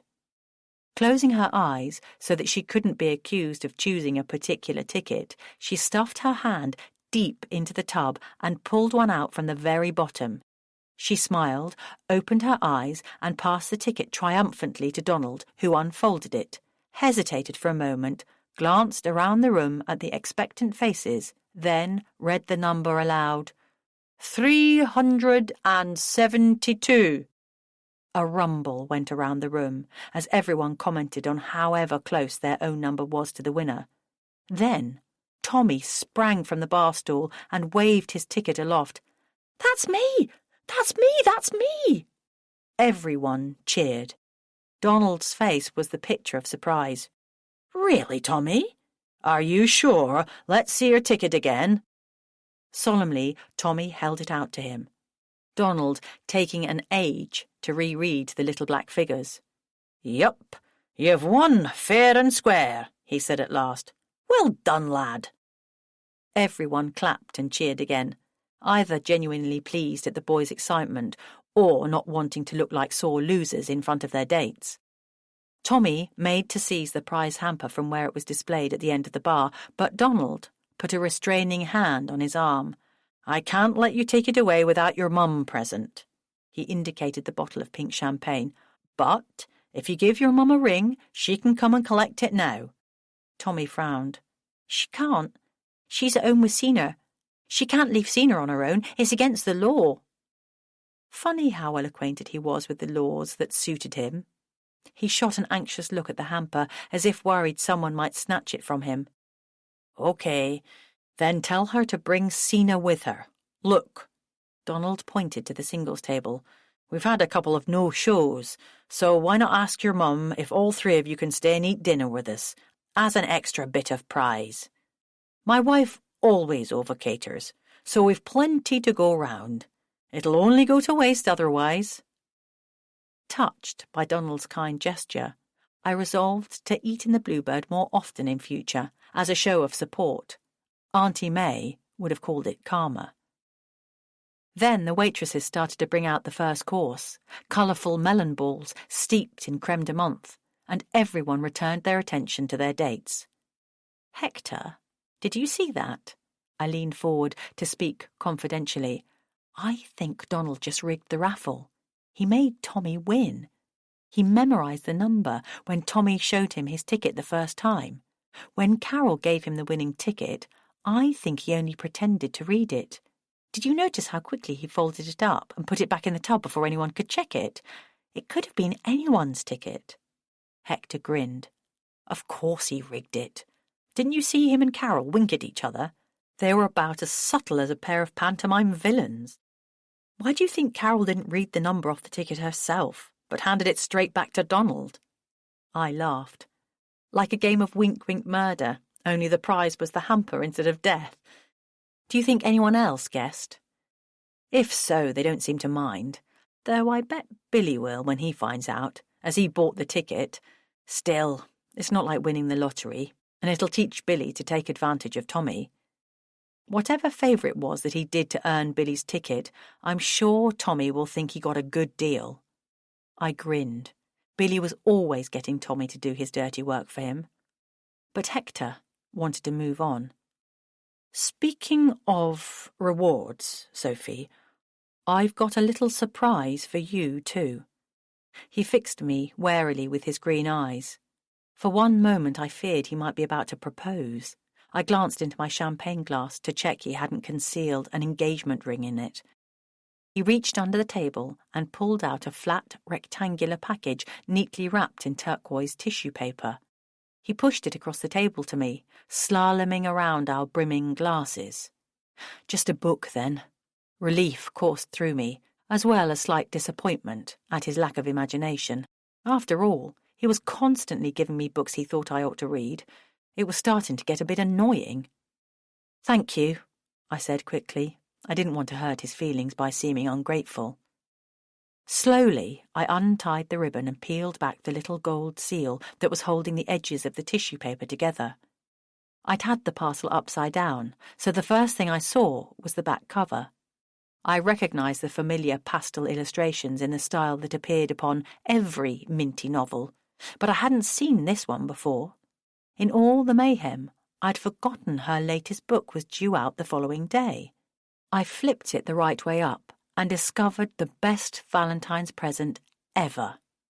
The girl with forget-me-not eyes. "You've got the wrong colour eyes for Virginia Woolf," Hector had said to me in the village show back in the summer. "Hers were grey. Yours are forget-me-not blue." "Go on, open it," he said now, gently touching my hand. "There's a personal inscription inside." I smiled at Hermione's extravagant signature on the dedication page. Nancy's imitation of Hector's original was excellent. "To my #1 fan," he'd added, with a giant kiss. But what meant far more was the dedication above, printed by Hector in every copy for all the world to see. "For Sophie, with all my love." I reached across the table to take both Hector's hands in mine. "I love you too," I said. Then we sat for a long time saying nothing, our fingers intertwined, with the champagne bubbles rising and rising, unsipped, to burst at the top of our glasses. Chapter 20. February Sale. The crowd outside Hector's house next day was so large that the pavement couldn't contain it. A police car was parked on the road outside, and 2 policemen, arms outstretched, were trying to keep the crowd on the pavement safe from passing cars, horses, and tractors. My heart began to race as I put 2 and 2 together. Had someone been murdered? Perhaps someone was about to be arrested, and a mob had gathered to watch. I started to run, desperate to know Hector was safe, but Bob had already spotted me. "Late for work, Sophie," he called out cheerfully. I forced a smile. "Not quite. But what on earth are all these people doing here? What's going on? Have you come to arrest someone?" I looked about for crime scene do not enter tape, but found none. Bob grinned. "Funnily enough, I'm here to buy a book. My sergeant sent me down to get a signed copy of the new Hermione Minty book as a belated Valentine's present for his wife. Apparently he's in the doghouse for working late last night. When he saw on the local breakfast news this morning that Hermione Minty would be launching her new book in Wendlebury, he thought that would be just the thing to make it up to her." I put my hands over my mouth in shock. "Hermione Minty's going to be signing books here today?" A lady in the crowd leaned over to me. "Did you think she was dead too? I know, we all did for a bit, but apparently it was just a rumour." A woman I recognised from behind the counter at Slate Green Library backed her up. "That's Twitter for you, always saying people are dead when they're not." As they stepped back into line, not wanting to lose their place in the queue, I turned back to Bob in hope of a further explanation. "When me and my mate got here and saw the crush," he said, "we thought we killed time waiting for Hector to open up by practising our crowd control techniques. We don't often get the chance to control crowds round here. I don't think we've ever had a riot, not even in Slate Green. Still, I suppose you'll be wanting to get into work." To create a passage through to the front door for me, he edged across the pavement, arms stretched out in front of the crowds, and his colleague did the same opposite. "Go on through, love, and get Hector to save me a book for my Sarge, will you?" I took a deep breath and strode assertively to the door, which was still locked. Tommy, unaccountably already inside the shop, released the catch just long enough for me to slip inside. As soon as I'd entered, he slammed the door shut, put the chain back on, and headed for the stockroom. "If they've all come to bring you Valentine's cards, they're a day late," said Hector cheerfully from behind an improvised signing table in the far corner of the shop. He was just setting up a cardboard sign, saying in big letters, "Meet Hermione Minty." "Who are all those people?" I asked, slipping my coat off and hanging it on its usual hook. "Half of them aren't even from the village." "Seems like they've rumbled that I was launching Hermione Minty's new book here this morning. A Hector's House exclusive, no less. Now they all want a piece of her. Apparently it's been all over social media this morning, with pictures of the shop front and maps of how to get here. Goodness knows how they found out." We turned to peer at the crowds through the shop window. Many were clutching dog-eared copies of old Minty books, presumably eager to have them autographed. Others had purses at the ready to buy her latest. You won't make much money if they've brought books with them, I said. Hector raised his eyebrows and pointed to the central display table. Since I'd left the shop last night, he'd completely restocked it. Instead of the usual array of books by different authors, it was now entirely covered in copies of The Girl with Forget-Me-Not Eyes. None of them will have this one yet. You got the first copy last night, remember? I'd kept the rest of the consignment hidden in the stockroom so as not to spoil your surprise. I had enough printed to last till the summer, but looking at the crowds outside, I'm not so sure. So, I have to eat my words. And thank you, Sophie, for putting the word out on Twitter. You were right. I was wrong. And I have to say, I'm very glad of it. But how did it get onto Twitter last night, Hector? I haven't tweeted for days. At that point, Tommy emerged from the stockroom, trailing a long strip of bubble wrap, idly popping bubbles as he walked. And what are you doing here, Tommy? Why aren't you at school? It's half-term, miss. Surely you knew that. I did, but in all the excitement, I'd forgotten. I'd been in the shop helping Hector this morning, stamping on the cardboard boxes as he unpacked them. The boxes he'd been emptying Mrs. Minty's books out of, and I've been helping him with a new window display too. But the shop's not even open yet. After all the fuss on Facebook last night, I thought you'd be having a busy morning, so I came round after breakfast to see if Hector wanted any extra help. He's given me a free copy of this new book from my mum if I keep it a secret. What fuss on Facebook? What secret? I'll grab the last box of books, said Hector, disappearing into the stockroom. I think we're going to need them. Tommy was looking so pleased with himself that I thought he might burst. Hermione Minty's secret identity. I told you I'd discover untold secrets about the village, and I did. Hermione Minty isn't Hector's mum at all. Didn't you know? He paused for dramatic effect. It's Hector! He hugged himself with excitement. Can you believe it? Hector is Hermione Minty. He asked me not to tell anyone, but I don't think you count. I decided to interpret that as a compliment. You will keep it a secret, won't you, Tommy? Please. It's important. Tommy gazed at me incredulously. Of course I will, miss. Hector's my friend, and his mum is a nice lady. Hector said his mum likes pretending she's Hermione Minty, and he doesn't want to upset her. I can understand that. I don't like upsetting my mum either. And you mustn't tell your mum about this. Tommy nodded. It's okay, I didn't. But Hector did say I was allowed to tell her that he would be selling signed copies of Hermione Minty's new book here today, and that he'd given me a signed copy from my mum. Besides, my mum read about it on her Facebook fan club page last night. There's a Minty fan club on Facebook? My new online publicity campaign for Hermione Minty hadn't got as far as Facebook yet. Pulling my phone from my bag, I logged into Facebook and typed Minty's name into the search box, which led me to a group called Hermione Minty Fan Club, bearing the enigmatic profile photo copied from her Twitter account and a collage of her book covers. Posts about today's book launch at Hector's house had been commented on and shared by numerous enthusiastic readers. Hermione Minty's Facebook following, like the queue outside the shop, was growing by the minute. But who on earth had set up the Facebook account, if not me or Hector? Then, in my head, I heard Twitter's little blue bird laughing at me like a gleeful kookaburra. Clicking instinctively on page info, I found the name of the group's administrator, Horatio Oz. Swiping to Minty's Twitter account, I discovered @Horatio Oz had been busy there too, posting with the hashtag Hermione Minty Book Launch.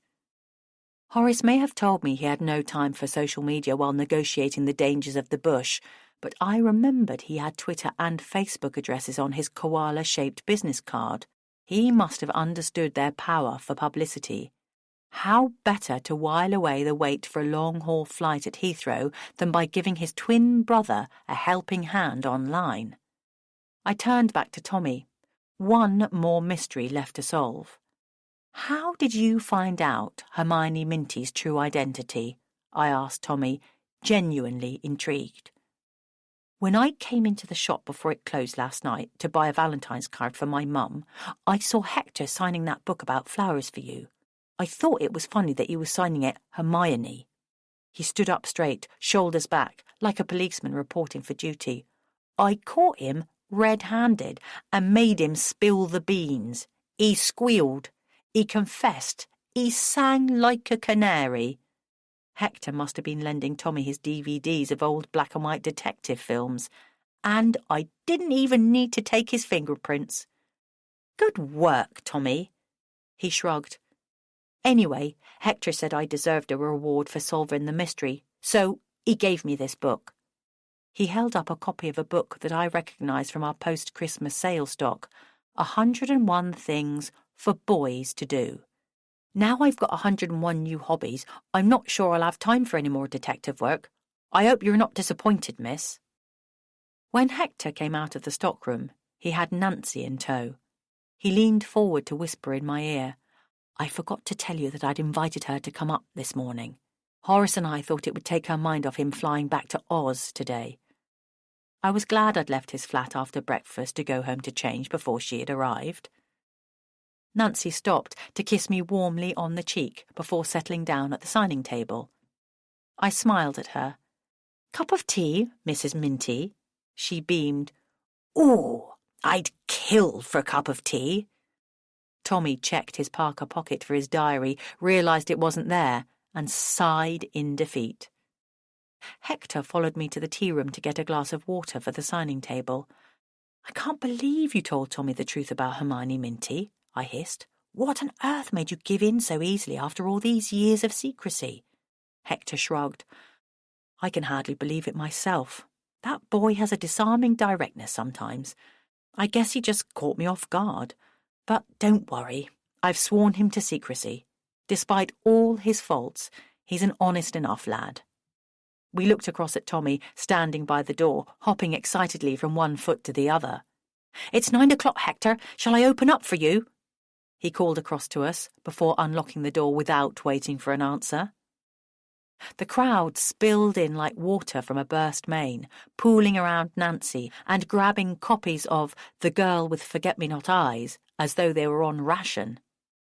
Glancing around the tea room to check all was well, I spotted on one of the tables a sheet of paper on which Hector had clearly been training Nancy to emulate Hermione's autograph. I grabbed it, screwed it into a ball, and stuffed it in the pocket of my jeans, planning to stick it on the fire when I got home so as to destroy the evidence. Why didn't you tell us Hermione Minty was coming? Julia called to me from the signing queue.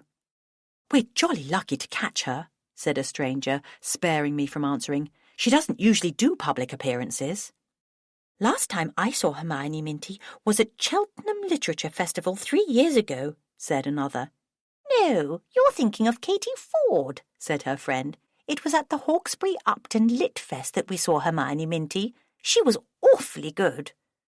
Of course, she's changed her hairstyle since then. The pair of them gazed at Nancy approvingly. When she smiled back and gave them a little wave, they giggled like infatuated schoolgirls. I wondered who it was that they'd seen at Hawkesbury, as clearly it couldn't have been Nancy, but I decided not to correct them. I didn't want to put a damper on their excitement. The only customer to bypass the signing table was Billy. I've just come from the Bluebird, he said, elbowing his way through the crowd. Crikey, that's a bit early even for you, isn't it, Billy? Breakfast at the pub? I hope my trick of watering down the tea room's cream hadn't made him resort to an alcoholic breakfast. I never said I went inside, girlie. I only passed by, and before you so rudely interrupted, I was about to tell my young friend here that the concrete lorry's just arrived. He turned to Tommy. If you want to go and watch them pour the concrete down the well, you'd better get down there quick, or you'll miss all the action. Oh, I'm off then. I want to make a handprint before it dries. Like the film stars do in Hollywood, I asked. Like my cat did on next door's patio. As Tommy scampered off to make his mark, I headed to the tea room counter, bracing myself for an onslaught of customers once the crowds had scored their signed copies. They'd need liquid refreshment to restore themselves after all the excitement. As I set out cups and saucers on the counter, Bob and his colleague approached, their boss's book tucked under Bob's arm. "Got any takeaway cups, please, Sophie?" asked Bob. "Sure," I smiled.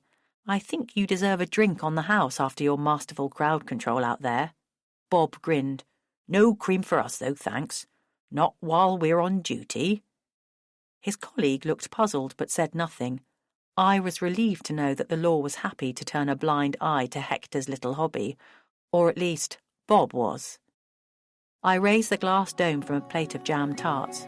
"Go on, have one for the road," I said. Perhaps that wasn't the smartest phrase to use in the circumstances. As they left the shop, Billy got up from his favourite table where he'd been waiting patiently for me to serve him. He slipped off his jacket and left it over the back of the chair to save his place. He'd clearly had an egg for his breakfast again, or most of an egg anyway. I was confident that his jacket would keep people away from his table.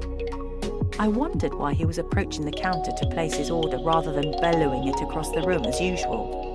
When he started fiddling with his hearing aid, I realised that all the background noise might prevent him from making out what I was saying unless he was close enough to lip read. To my surprise, he leaned towards me over the counter and began to speak in a very low voice. "Sophie, love." I couldn't remember him ever using my name before, never mind any terms of endearment. For the sake of hygiene, I moved the plate of cakes from in front of him to the other side of the counter. "Yes," I said tentatively, assuming he'd come out without his wallet and was after a freebie. There was no way I was going to start a tab for him. "I gather you had the misfortune to meet my big brother last night." I nodded, unsure what he wanted me to say. He forced a laugh, as if trying to make light of the matter. "So, it was you then. I thought it must have been, going by his description. Do you know, the silly old fool thought you were your old auntie. He told me how well he thought May Sayers had aged. She was twice your age last time he set eyes on her, and that were more than 20 years ago." I struggled to check his mental arithmetic, but quickly gave up. Of course, he was just playing for time, telling me that before he got down to business. But he won't be making that mistake again. I think he's gone for good, after what I had to say to him last night. He won't be bothering Carol anymore, and he certainly won't be bothering your old auntie. God rest her soul. He's destined for the other place." "What? Slate Green?" I asked, pleased to think he might have taken my advice about the hostel rather than trying to cadge a bed with Carol or Billy. "I honestly can't tell you where he is now, girlie." Back to his usual manners then. "But I've no doubt he won't be seeing no more about the village, not after the home truths I told him." He sighed. "I don't know how he could think I'd take his side after what he did to Carol, even if I am his brother." He fell silent, perhaps remembering happier times when they were carefree boys in the village together, doing no greater mischief than the kind Tommy Crow got up to now. "You sit down, Billy," I said gently. "I'll bring your tea over, and some cream." After the upset he'd been through the night before, today the cream would count as medicinal. Just as I'd set his order on the table, there was a loud crash at the door as Tommy burst in with even more than his usual energy. His eyes were bright, his cheeks flushed, and he was so puffed out from running that he could barely speak. Barging past browsing customers, he took the unprecedented step of coming round behind the tea room counter to join me. Seizing a tumbler from the draining board and filling it with water from the tap, he downed it in one, refilled it, and only then paused to explain himself. "Are you okay, Tommy?" "I'm okay. I'm fine." He lowered his voice. Why did everyone have to speak in whispers today? "But the dead body down the well isn't." He paused and stared at me, wide-eyed. "What?" I hissed. "Really? This isn't another one of your games, is it, Tommy? Not like the business with Hector and Hermione Minty?" He scowled. "That was no game, miss, and nor is this. There's a real live dead body down the well at the Bluebird. I'd just seen it. I thought it was Billy at first, because it did look a bit like him. But I know it can't be him now, because he's here." My heart was pounding so fast that it was hard to keep my voice in a confidential whisper. Does Donald know about it? He does now, said Tommy. I just told him. He sent me back here to see if Bob was still here. You've just missed him. Run back and tell Donald to dial 999. But first, how did you discover it? Tommy straightened his back proudly. It was me. When I got there, the concrete men hadn't started. They were still messing about talking to Donald out the front, so I thought I'd take the opportunity to have one last go at throwing things down the well while they weren't looking. Donald had tidied everything up so there wasn't much to chuck. All I could find was a dirty old shoe. Just the one shoe. He raised his hands in disbelief. I mean, who leaves a single shoe behind without noticing? Honestly, my mum complains about me losing stuff at school, but at least I've only ever lost both shoes. He shook his head in disbelief. Then I wondered whether it might have belonged to this dirty old guy who I saw in the yard last night. He asked me whether Billy still lived in his house. I mean, everybody knows Billy lives in the house he was born in. This guy didn't seem very smart, though he did look a lot like Billy. I thought it better not to alert him to their relationship. He heaved himself up to sit on the draining board, but I didn't dare scold him for fear of disrupting his flow. So I lobbed the shoe down the well, obviously, and then, he raised his finger with professional authority, it was then that I realised that something wasn't right, because when the shoe landed in the well, there was no splash. Still not entirely convinced that this wasn't an elaborate piece of mischief, I couldn't resist a joke. Well, you know the old saying, Tommy, about if a tree falls in the forest and no one's there to hear it, does it make a sound? Perhaps it also works with wells. I grinned feebly, but Tommy bulldozed on undeterred. But I was there to hear it miss, so it should have done, and it landed with a thud, like on something solid. I thought at first that maybe Donald had just thrown a load of junk down there since I was chucking in stones last night. So I leaned over and looked down just to make sure he hadn't got rid of anything worth keeping, like old horseshoes or something. I collect old horseshoes. He brightened for a moment. I've got loads in my bedroom. I thought they'd come in handy if I ever get a horse. So, what did you find? Not a horse, surely. This weird old man, all crumpled up, with his head all over sideways. I clapped my hands over my mouth to suppress a shriek. So, did you call the doctor? Tommy shook his head. No point. Donald said there wasn't anything a doctor could have done. He said the man was at such a funny angle he must have broken his neck when he fell, and his body was all stiff too. So it was rigor something. Rigorous exercise? He screwed up his face quizzically. Rigor mortis. And did Donald recognise him? Never seen him before in his life, he said. I felt a chill spreading over me. No, if it's who I think it is, Donald wasn't the landlord at the Bluebird last time this person was in the village. I glanced across to Billy's table where, poignantly, he was wrapping himself round tea and toast with his usual enthusiasm. I didn't want to be the one to break the news to him. You'd better get back up to the pub and tell Donald that Bob's already gone, I said, remembering Tommy's original mission. He'll have to phone 999 and wait for the police to do their stuff. I expect they'll send a SOCO team. You know, scene of the crime officers. So there'll be no concreting today. Tommy's eyes widened. Wow, really? I can't wait to help them. Do you think they'll let me help them? I didn't answer. My head was spinning with the sudden realisation that Billy was probably the last person to have seen Bertie alive. Chapter 21. Well, well. I was also mightily relieved to realise that Billy had spoken to Bertie after I did. Otherwise, I might have been a murder suspect. After all, I had motives. My affection for Carol and my ardent wish to see her live happily ever after with Ted, Becky and Arthur. And I had the opportunity, alone in the courtyard, unwitnessed with Bertie. I also had the means.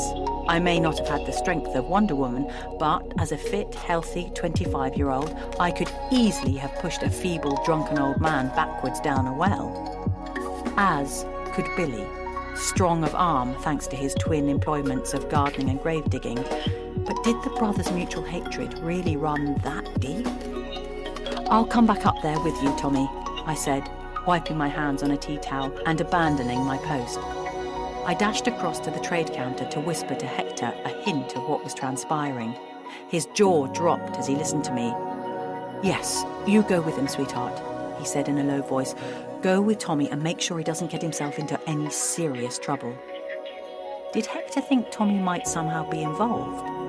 Much as he loved throwing things down the well, adding a full-grown man to his collection of missiles seemed unlikely. Unless Billy had put him up to it. It wouldn't be the first time that Billy had got Tommy to do his dirty work. Was that the favour that had earned Tommy his raffle ticket, pushing Bertie down the well? I hesitated, clutching Hector's arm. "What about the tea room?" I gestured towards a couple of ladies just settling down at a newly vacated table. "Don't worry, I'll call Becky." He pressed a speed dial code on his phone and put it to his ear. I didn't know he had Becky on speed dial. But there was no time to fret at how easily I might be replaced. I followed Tommy to the door and up the high street. Running to keep up with Tommy's long strides, I realised just how strong this wiry young boy had become. In the courtyard, the village doctor was peering down the well beside Donald. "The cops have gone from Hector's house, Donald, so you'll have to phone 999, Tommy was saying as I caught up with him. "And don't go disturbing the scene of the crime. There might be clues." He pulled the magnifying glass out of his parka pocket. The doctor straightened up and laid a firm but gentle hand on Tommy's arm. "We'd better leave that to the experts, son. I'll put in a call now." Tommy's shoulders sagged. "I'm only trying to help."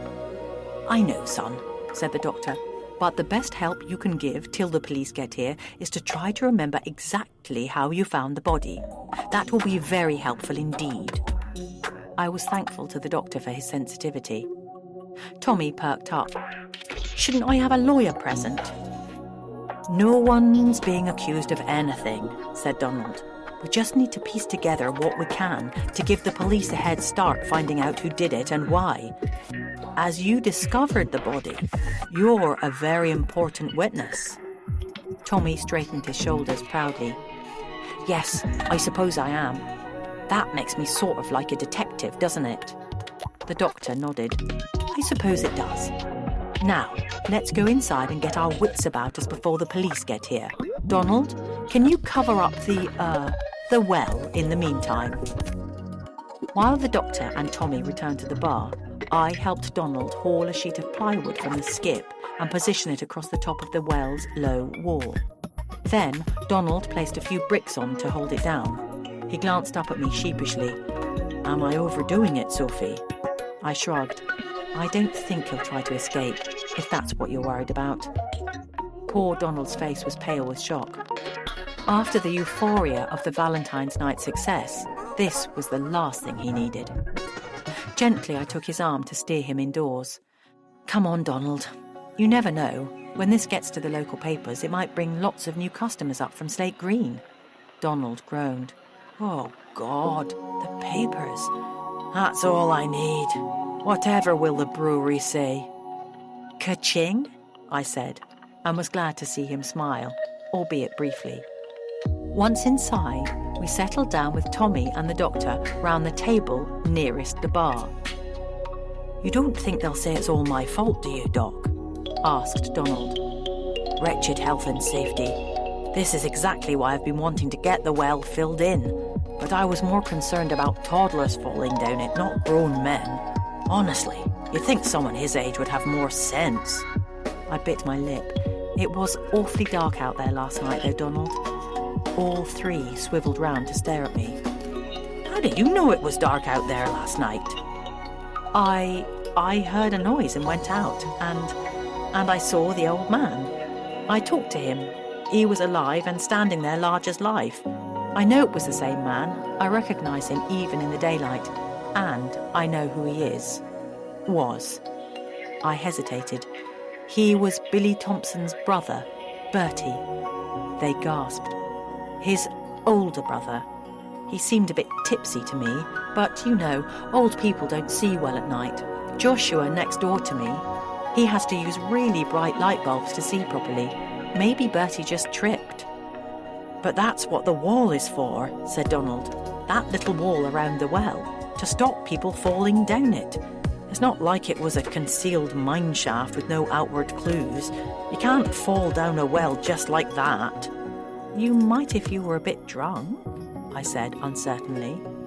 Tommy thumped his hand down on the table, making us all jump. You could if someone pushed you, he said, turning pale. And I can think of someone who might have pushed Bertie down the well. Chapter 22. Slow Motion. Tommy Crow, you promised me you wouldn't tell no one about seeing my brother here last night. A vein on Billy's forehead was pulsing hard enough to worry me. I thought you and me was friends.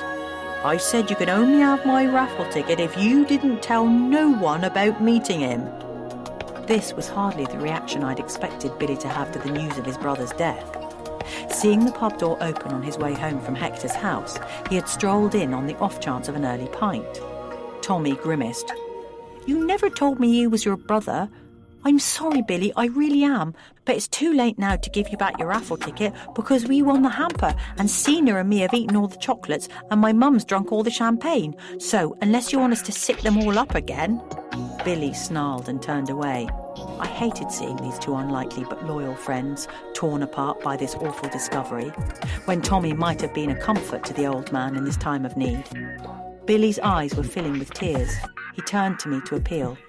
I know I've said some harsh things about Bertie in the past, but he was my brother.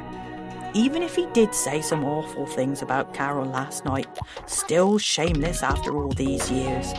What decent man wouldn't have lain a few punches on his chest to try to shut him up?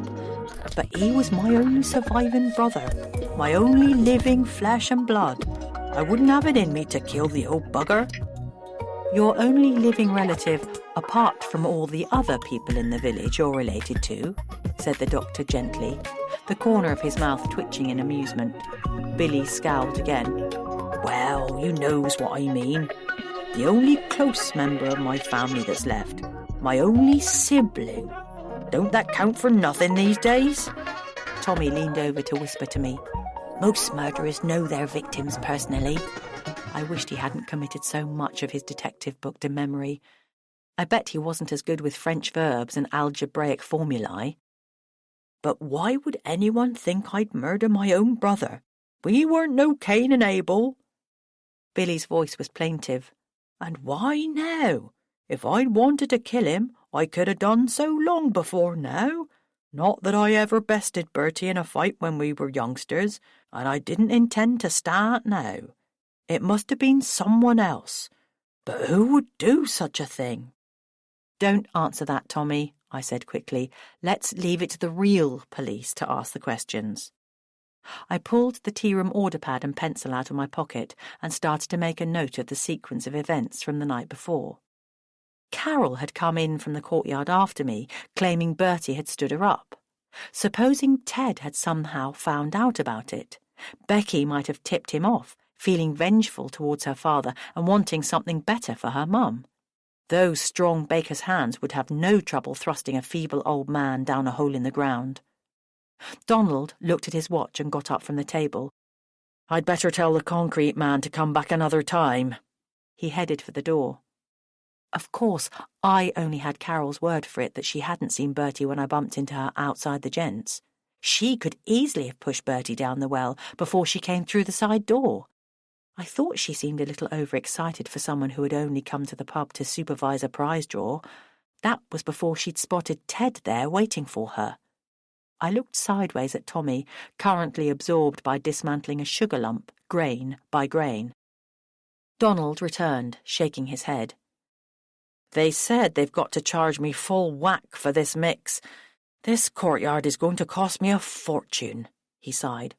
Why did this have to happen on our busiest night of the year? The only one when there wasn't a regular trickle of smokers out in the courtyard. Otherwise someone would have spotted what was going on and stopped it. He locked his eyes on mine. If it hadn't been for your Valentine's dinner, we might have saved the poor old soul. I gasped at the injustice. It wasn't my Valentine's dinner. I don't know why you two are getting so air-rated about concrete and Valentine's nonsense, said Billy, his voice cracking as he spoke.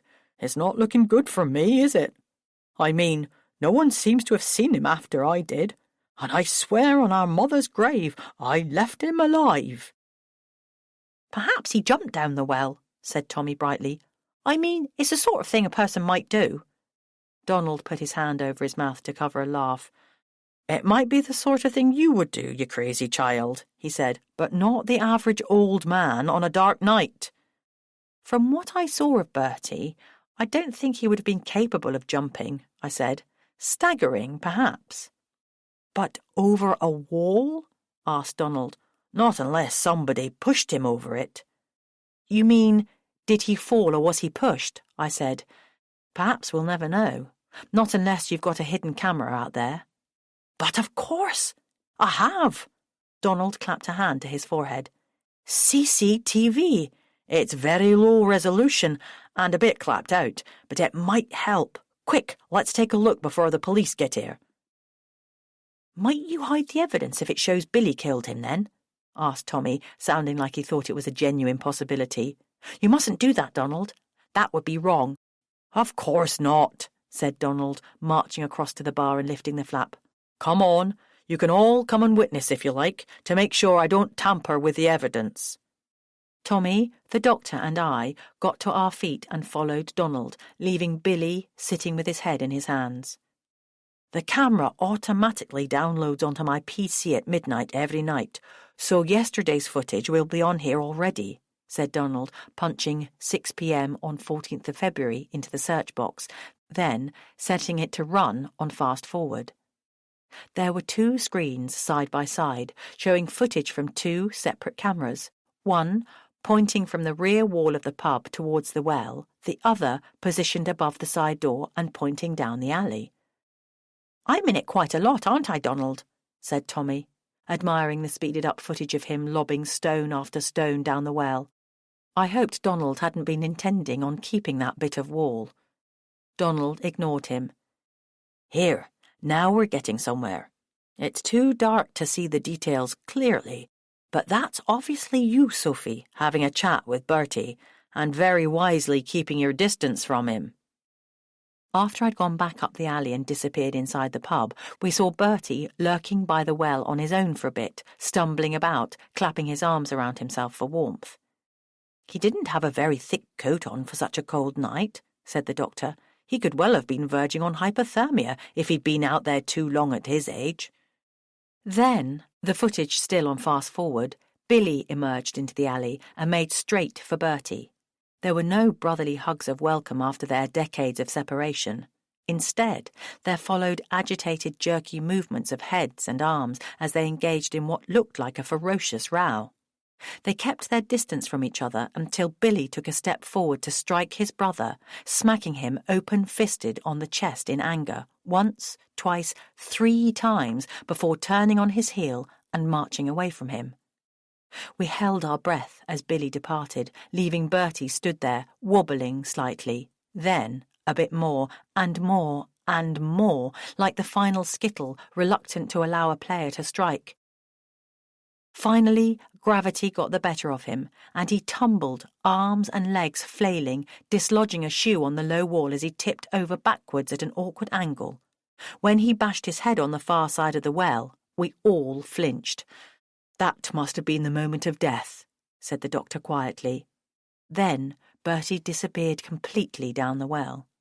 We were silent as Donald rewound those last few moments, making Bertie reappear, spookily like a rabbit from a magician's hat. That's clever, said Tommy, appreciatively. This time, when Donald clicked play, he let the film run in real time. Bertie must have cried out when he fell, said the doctor. So why didn't Billy stop to help him? Billy, I said slowly, feeling relief starting to wash over me. Billy forgot to put his hearing aids in last night. He was on his way back down the passage by the time that Bertie lost his footing. He couldn't possibly have heard. I pointed at the screen as Donald reran the footage once more. Look, if he had heard it, he would have reacted. He'd have jumped or turned round instinctively, even if he chose not to go to his aid. But look at him. He just keeps walking. He plainly hasn't heard a thing. Donald rewound to show the brothers arguing beside the well again, and this time we could see plainly that the push that Billy had given him hadn't been of murderous intent.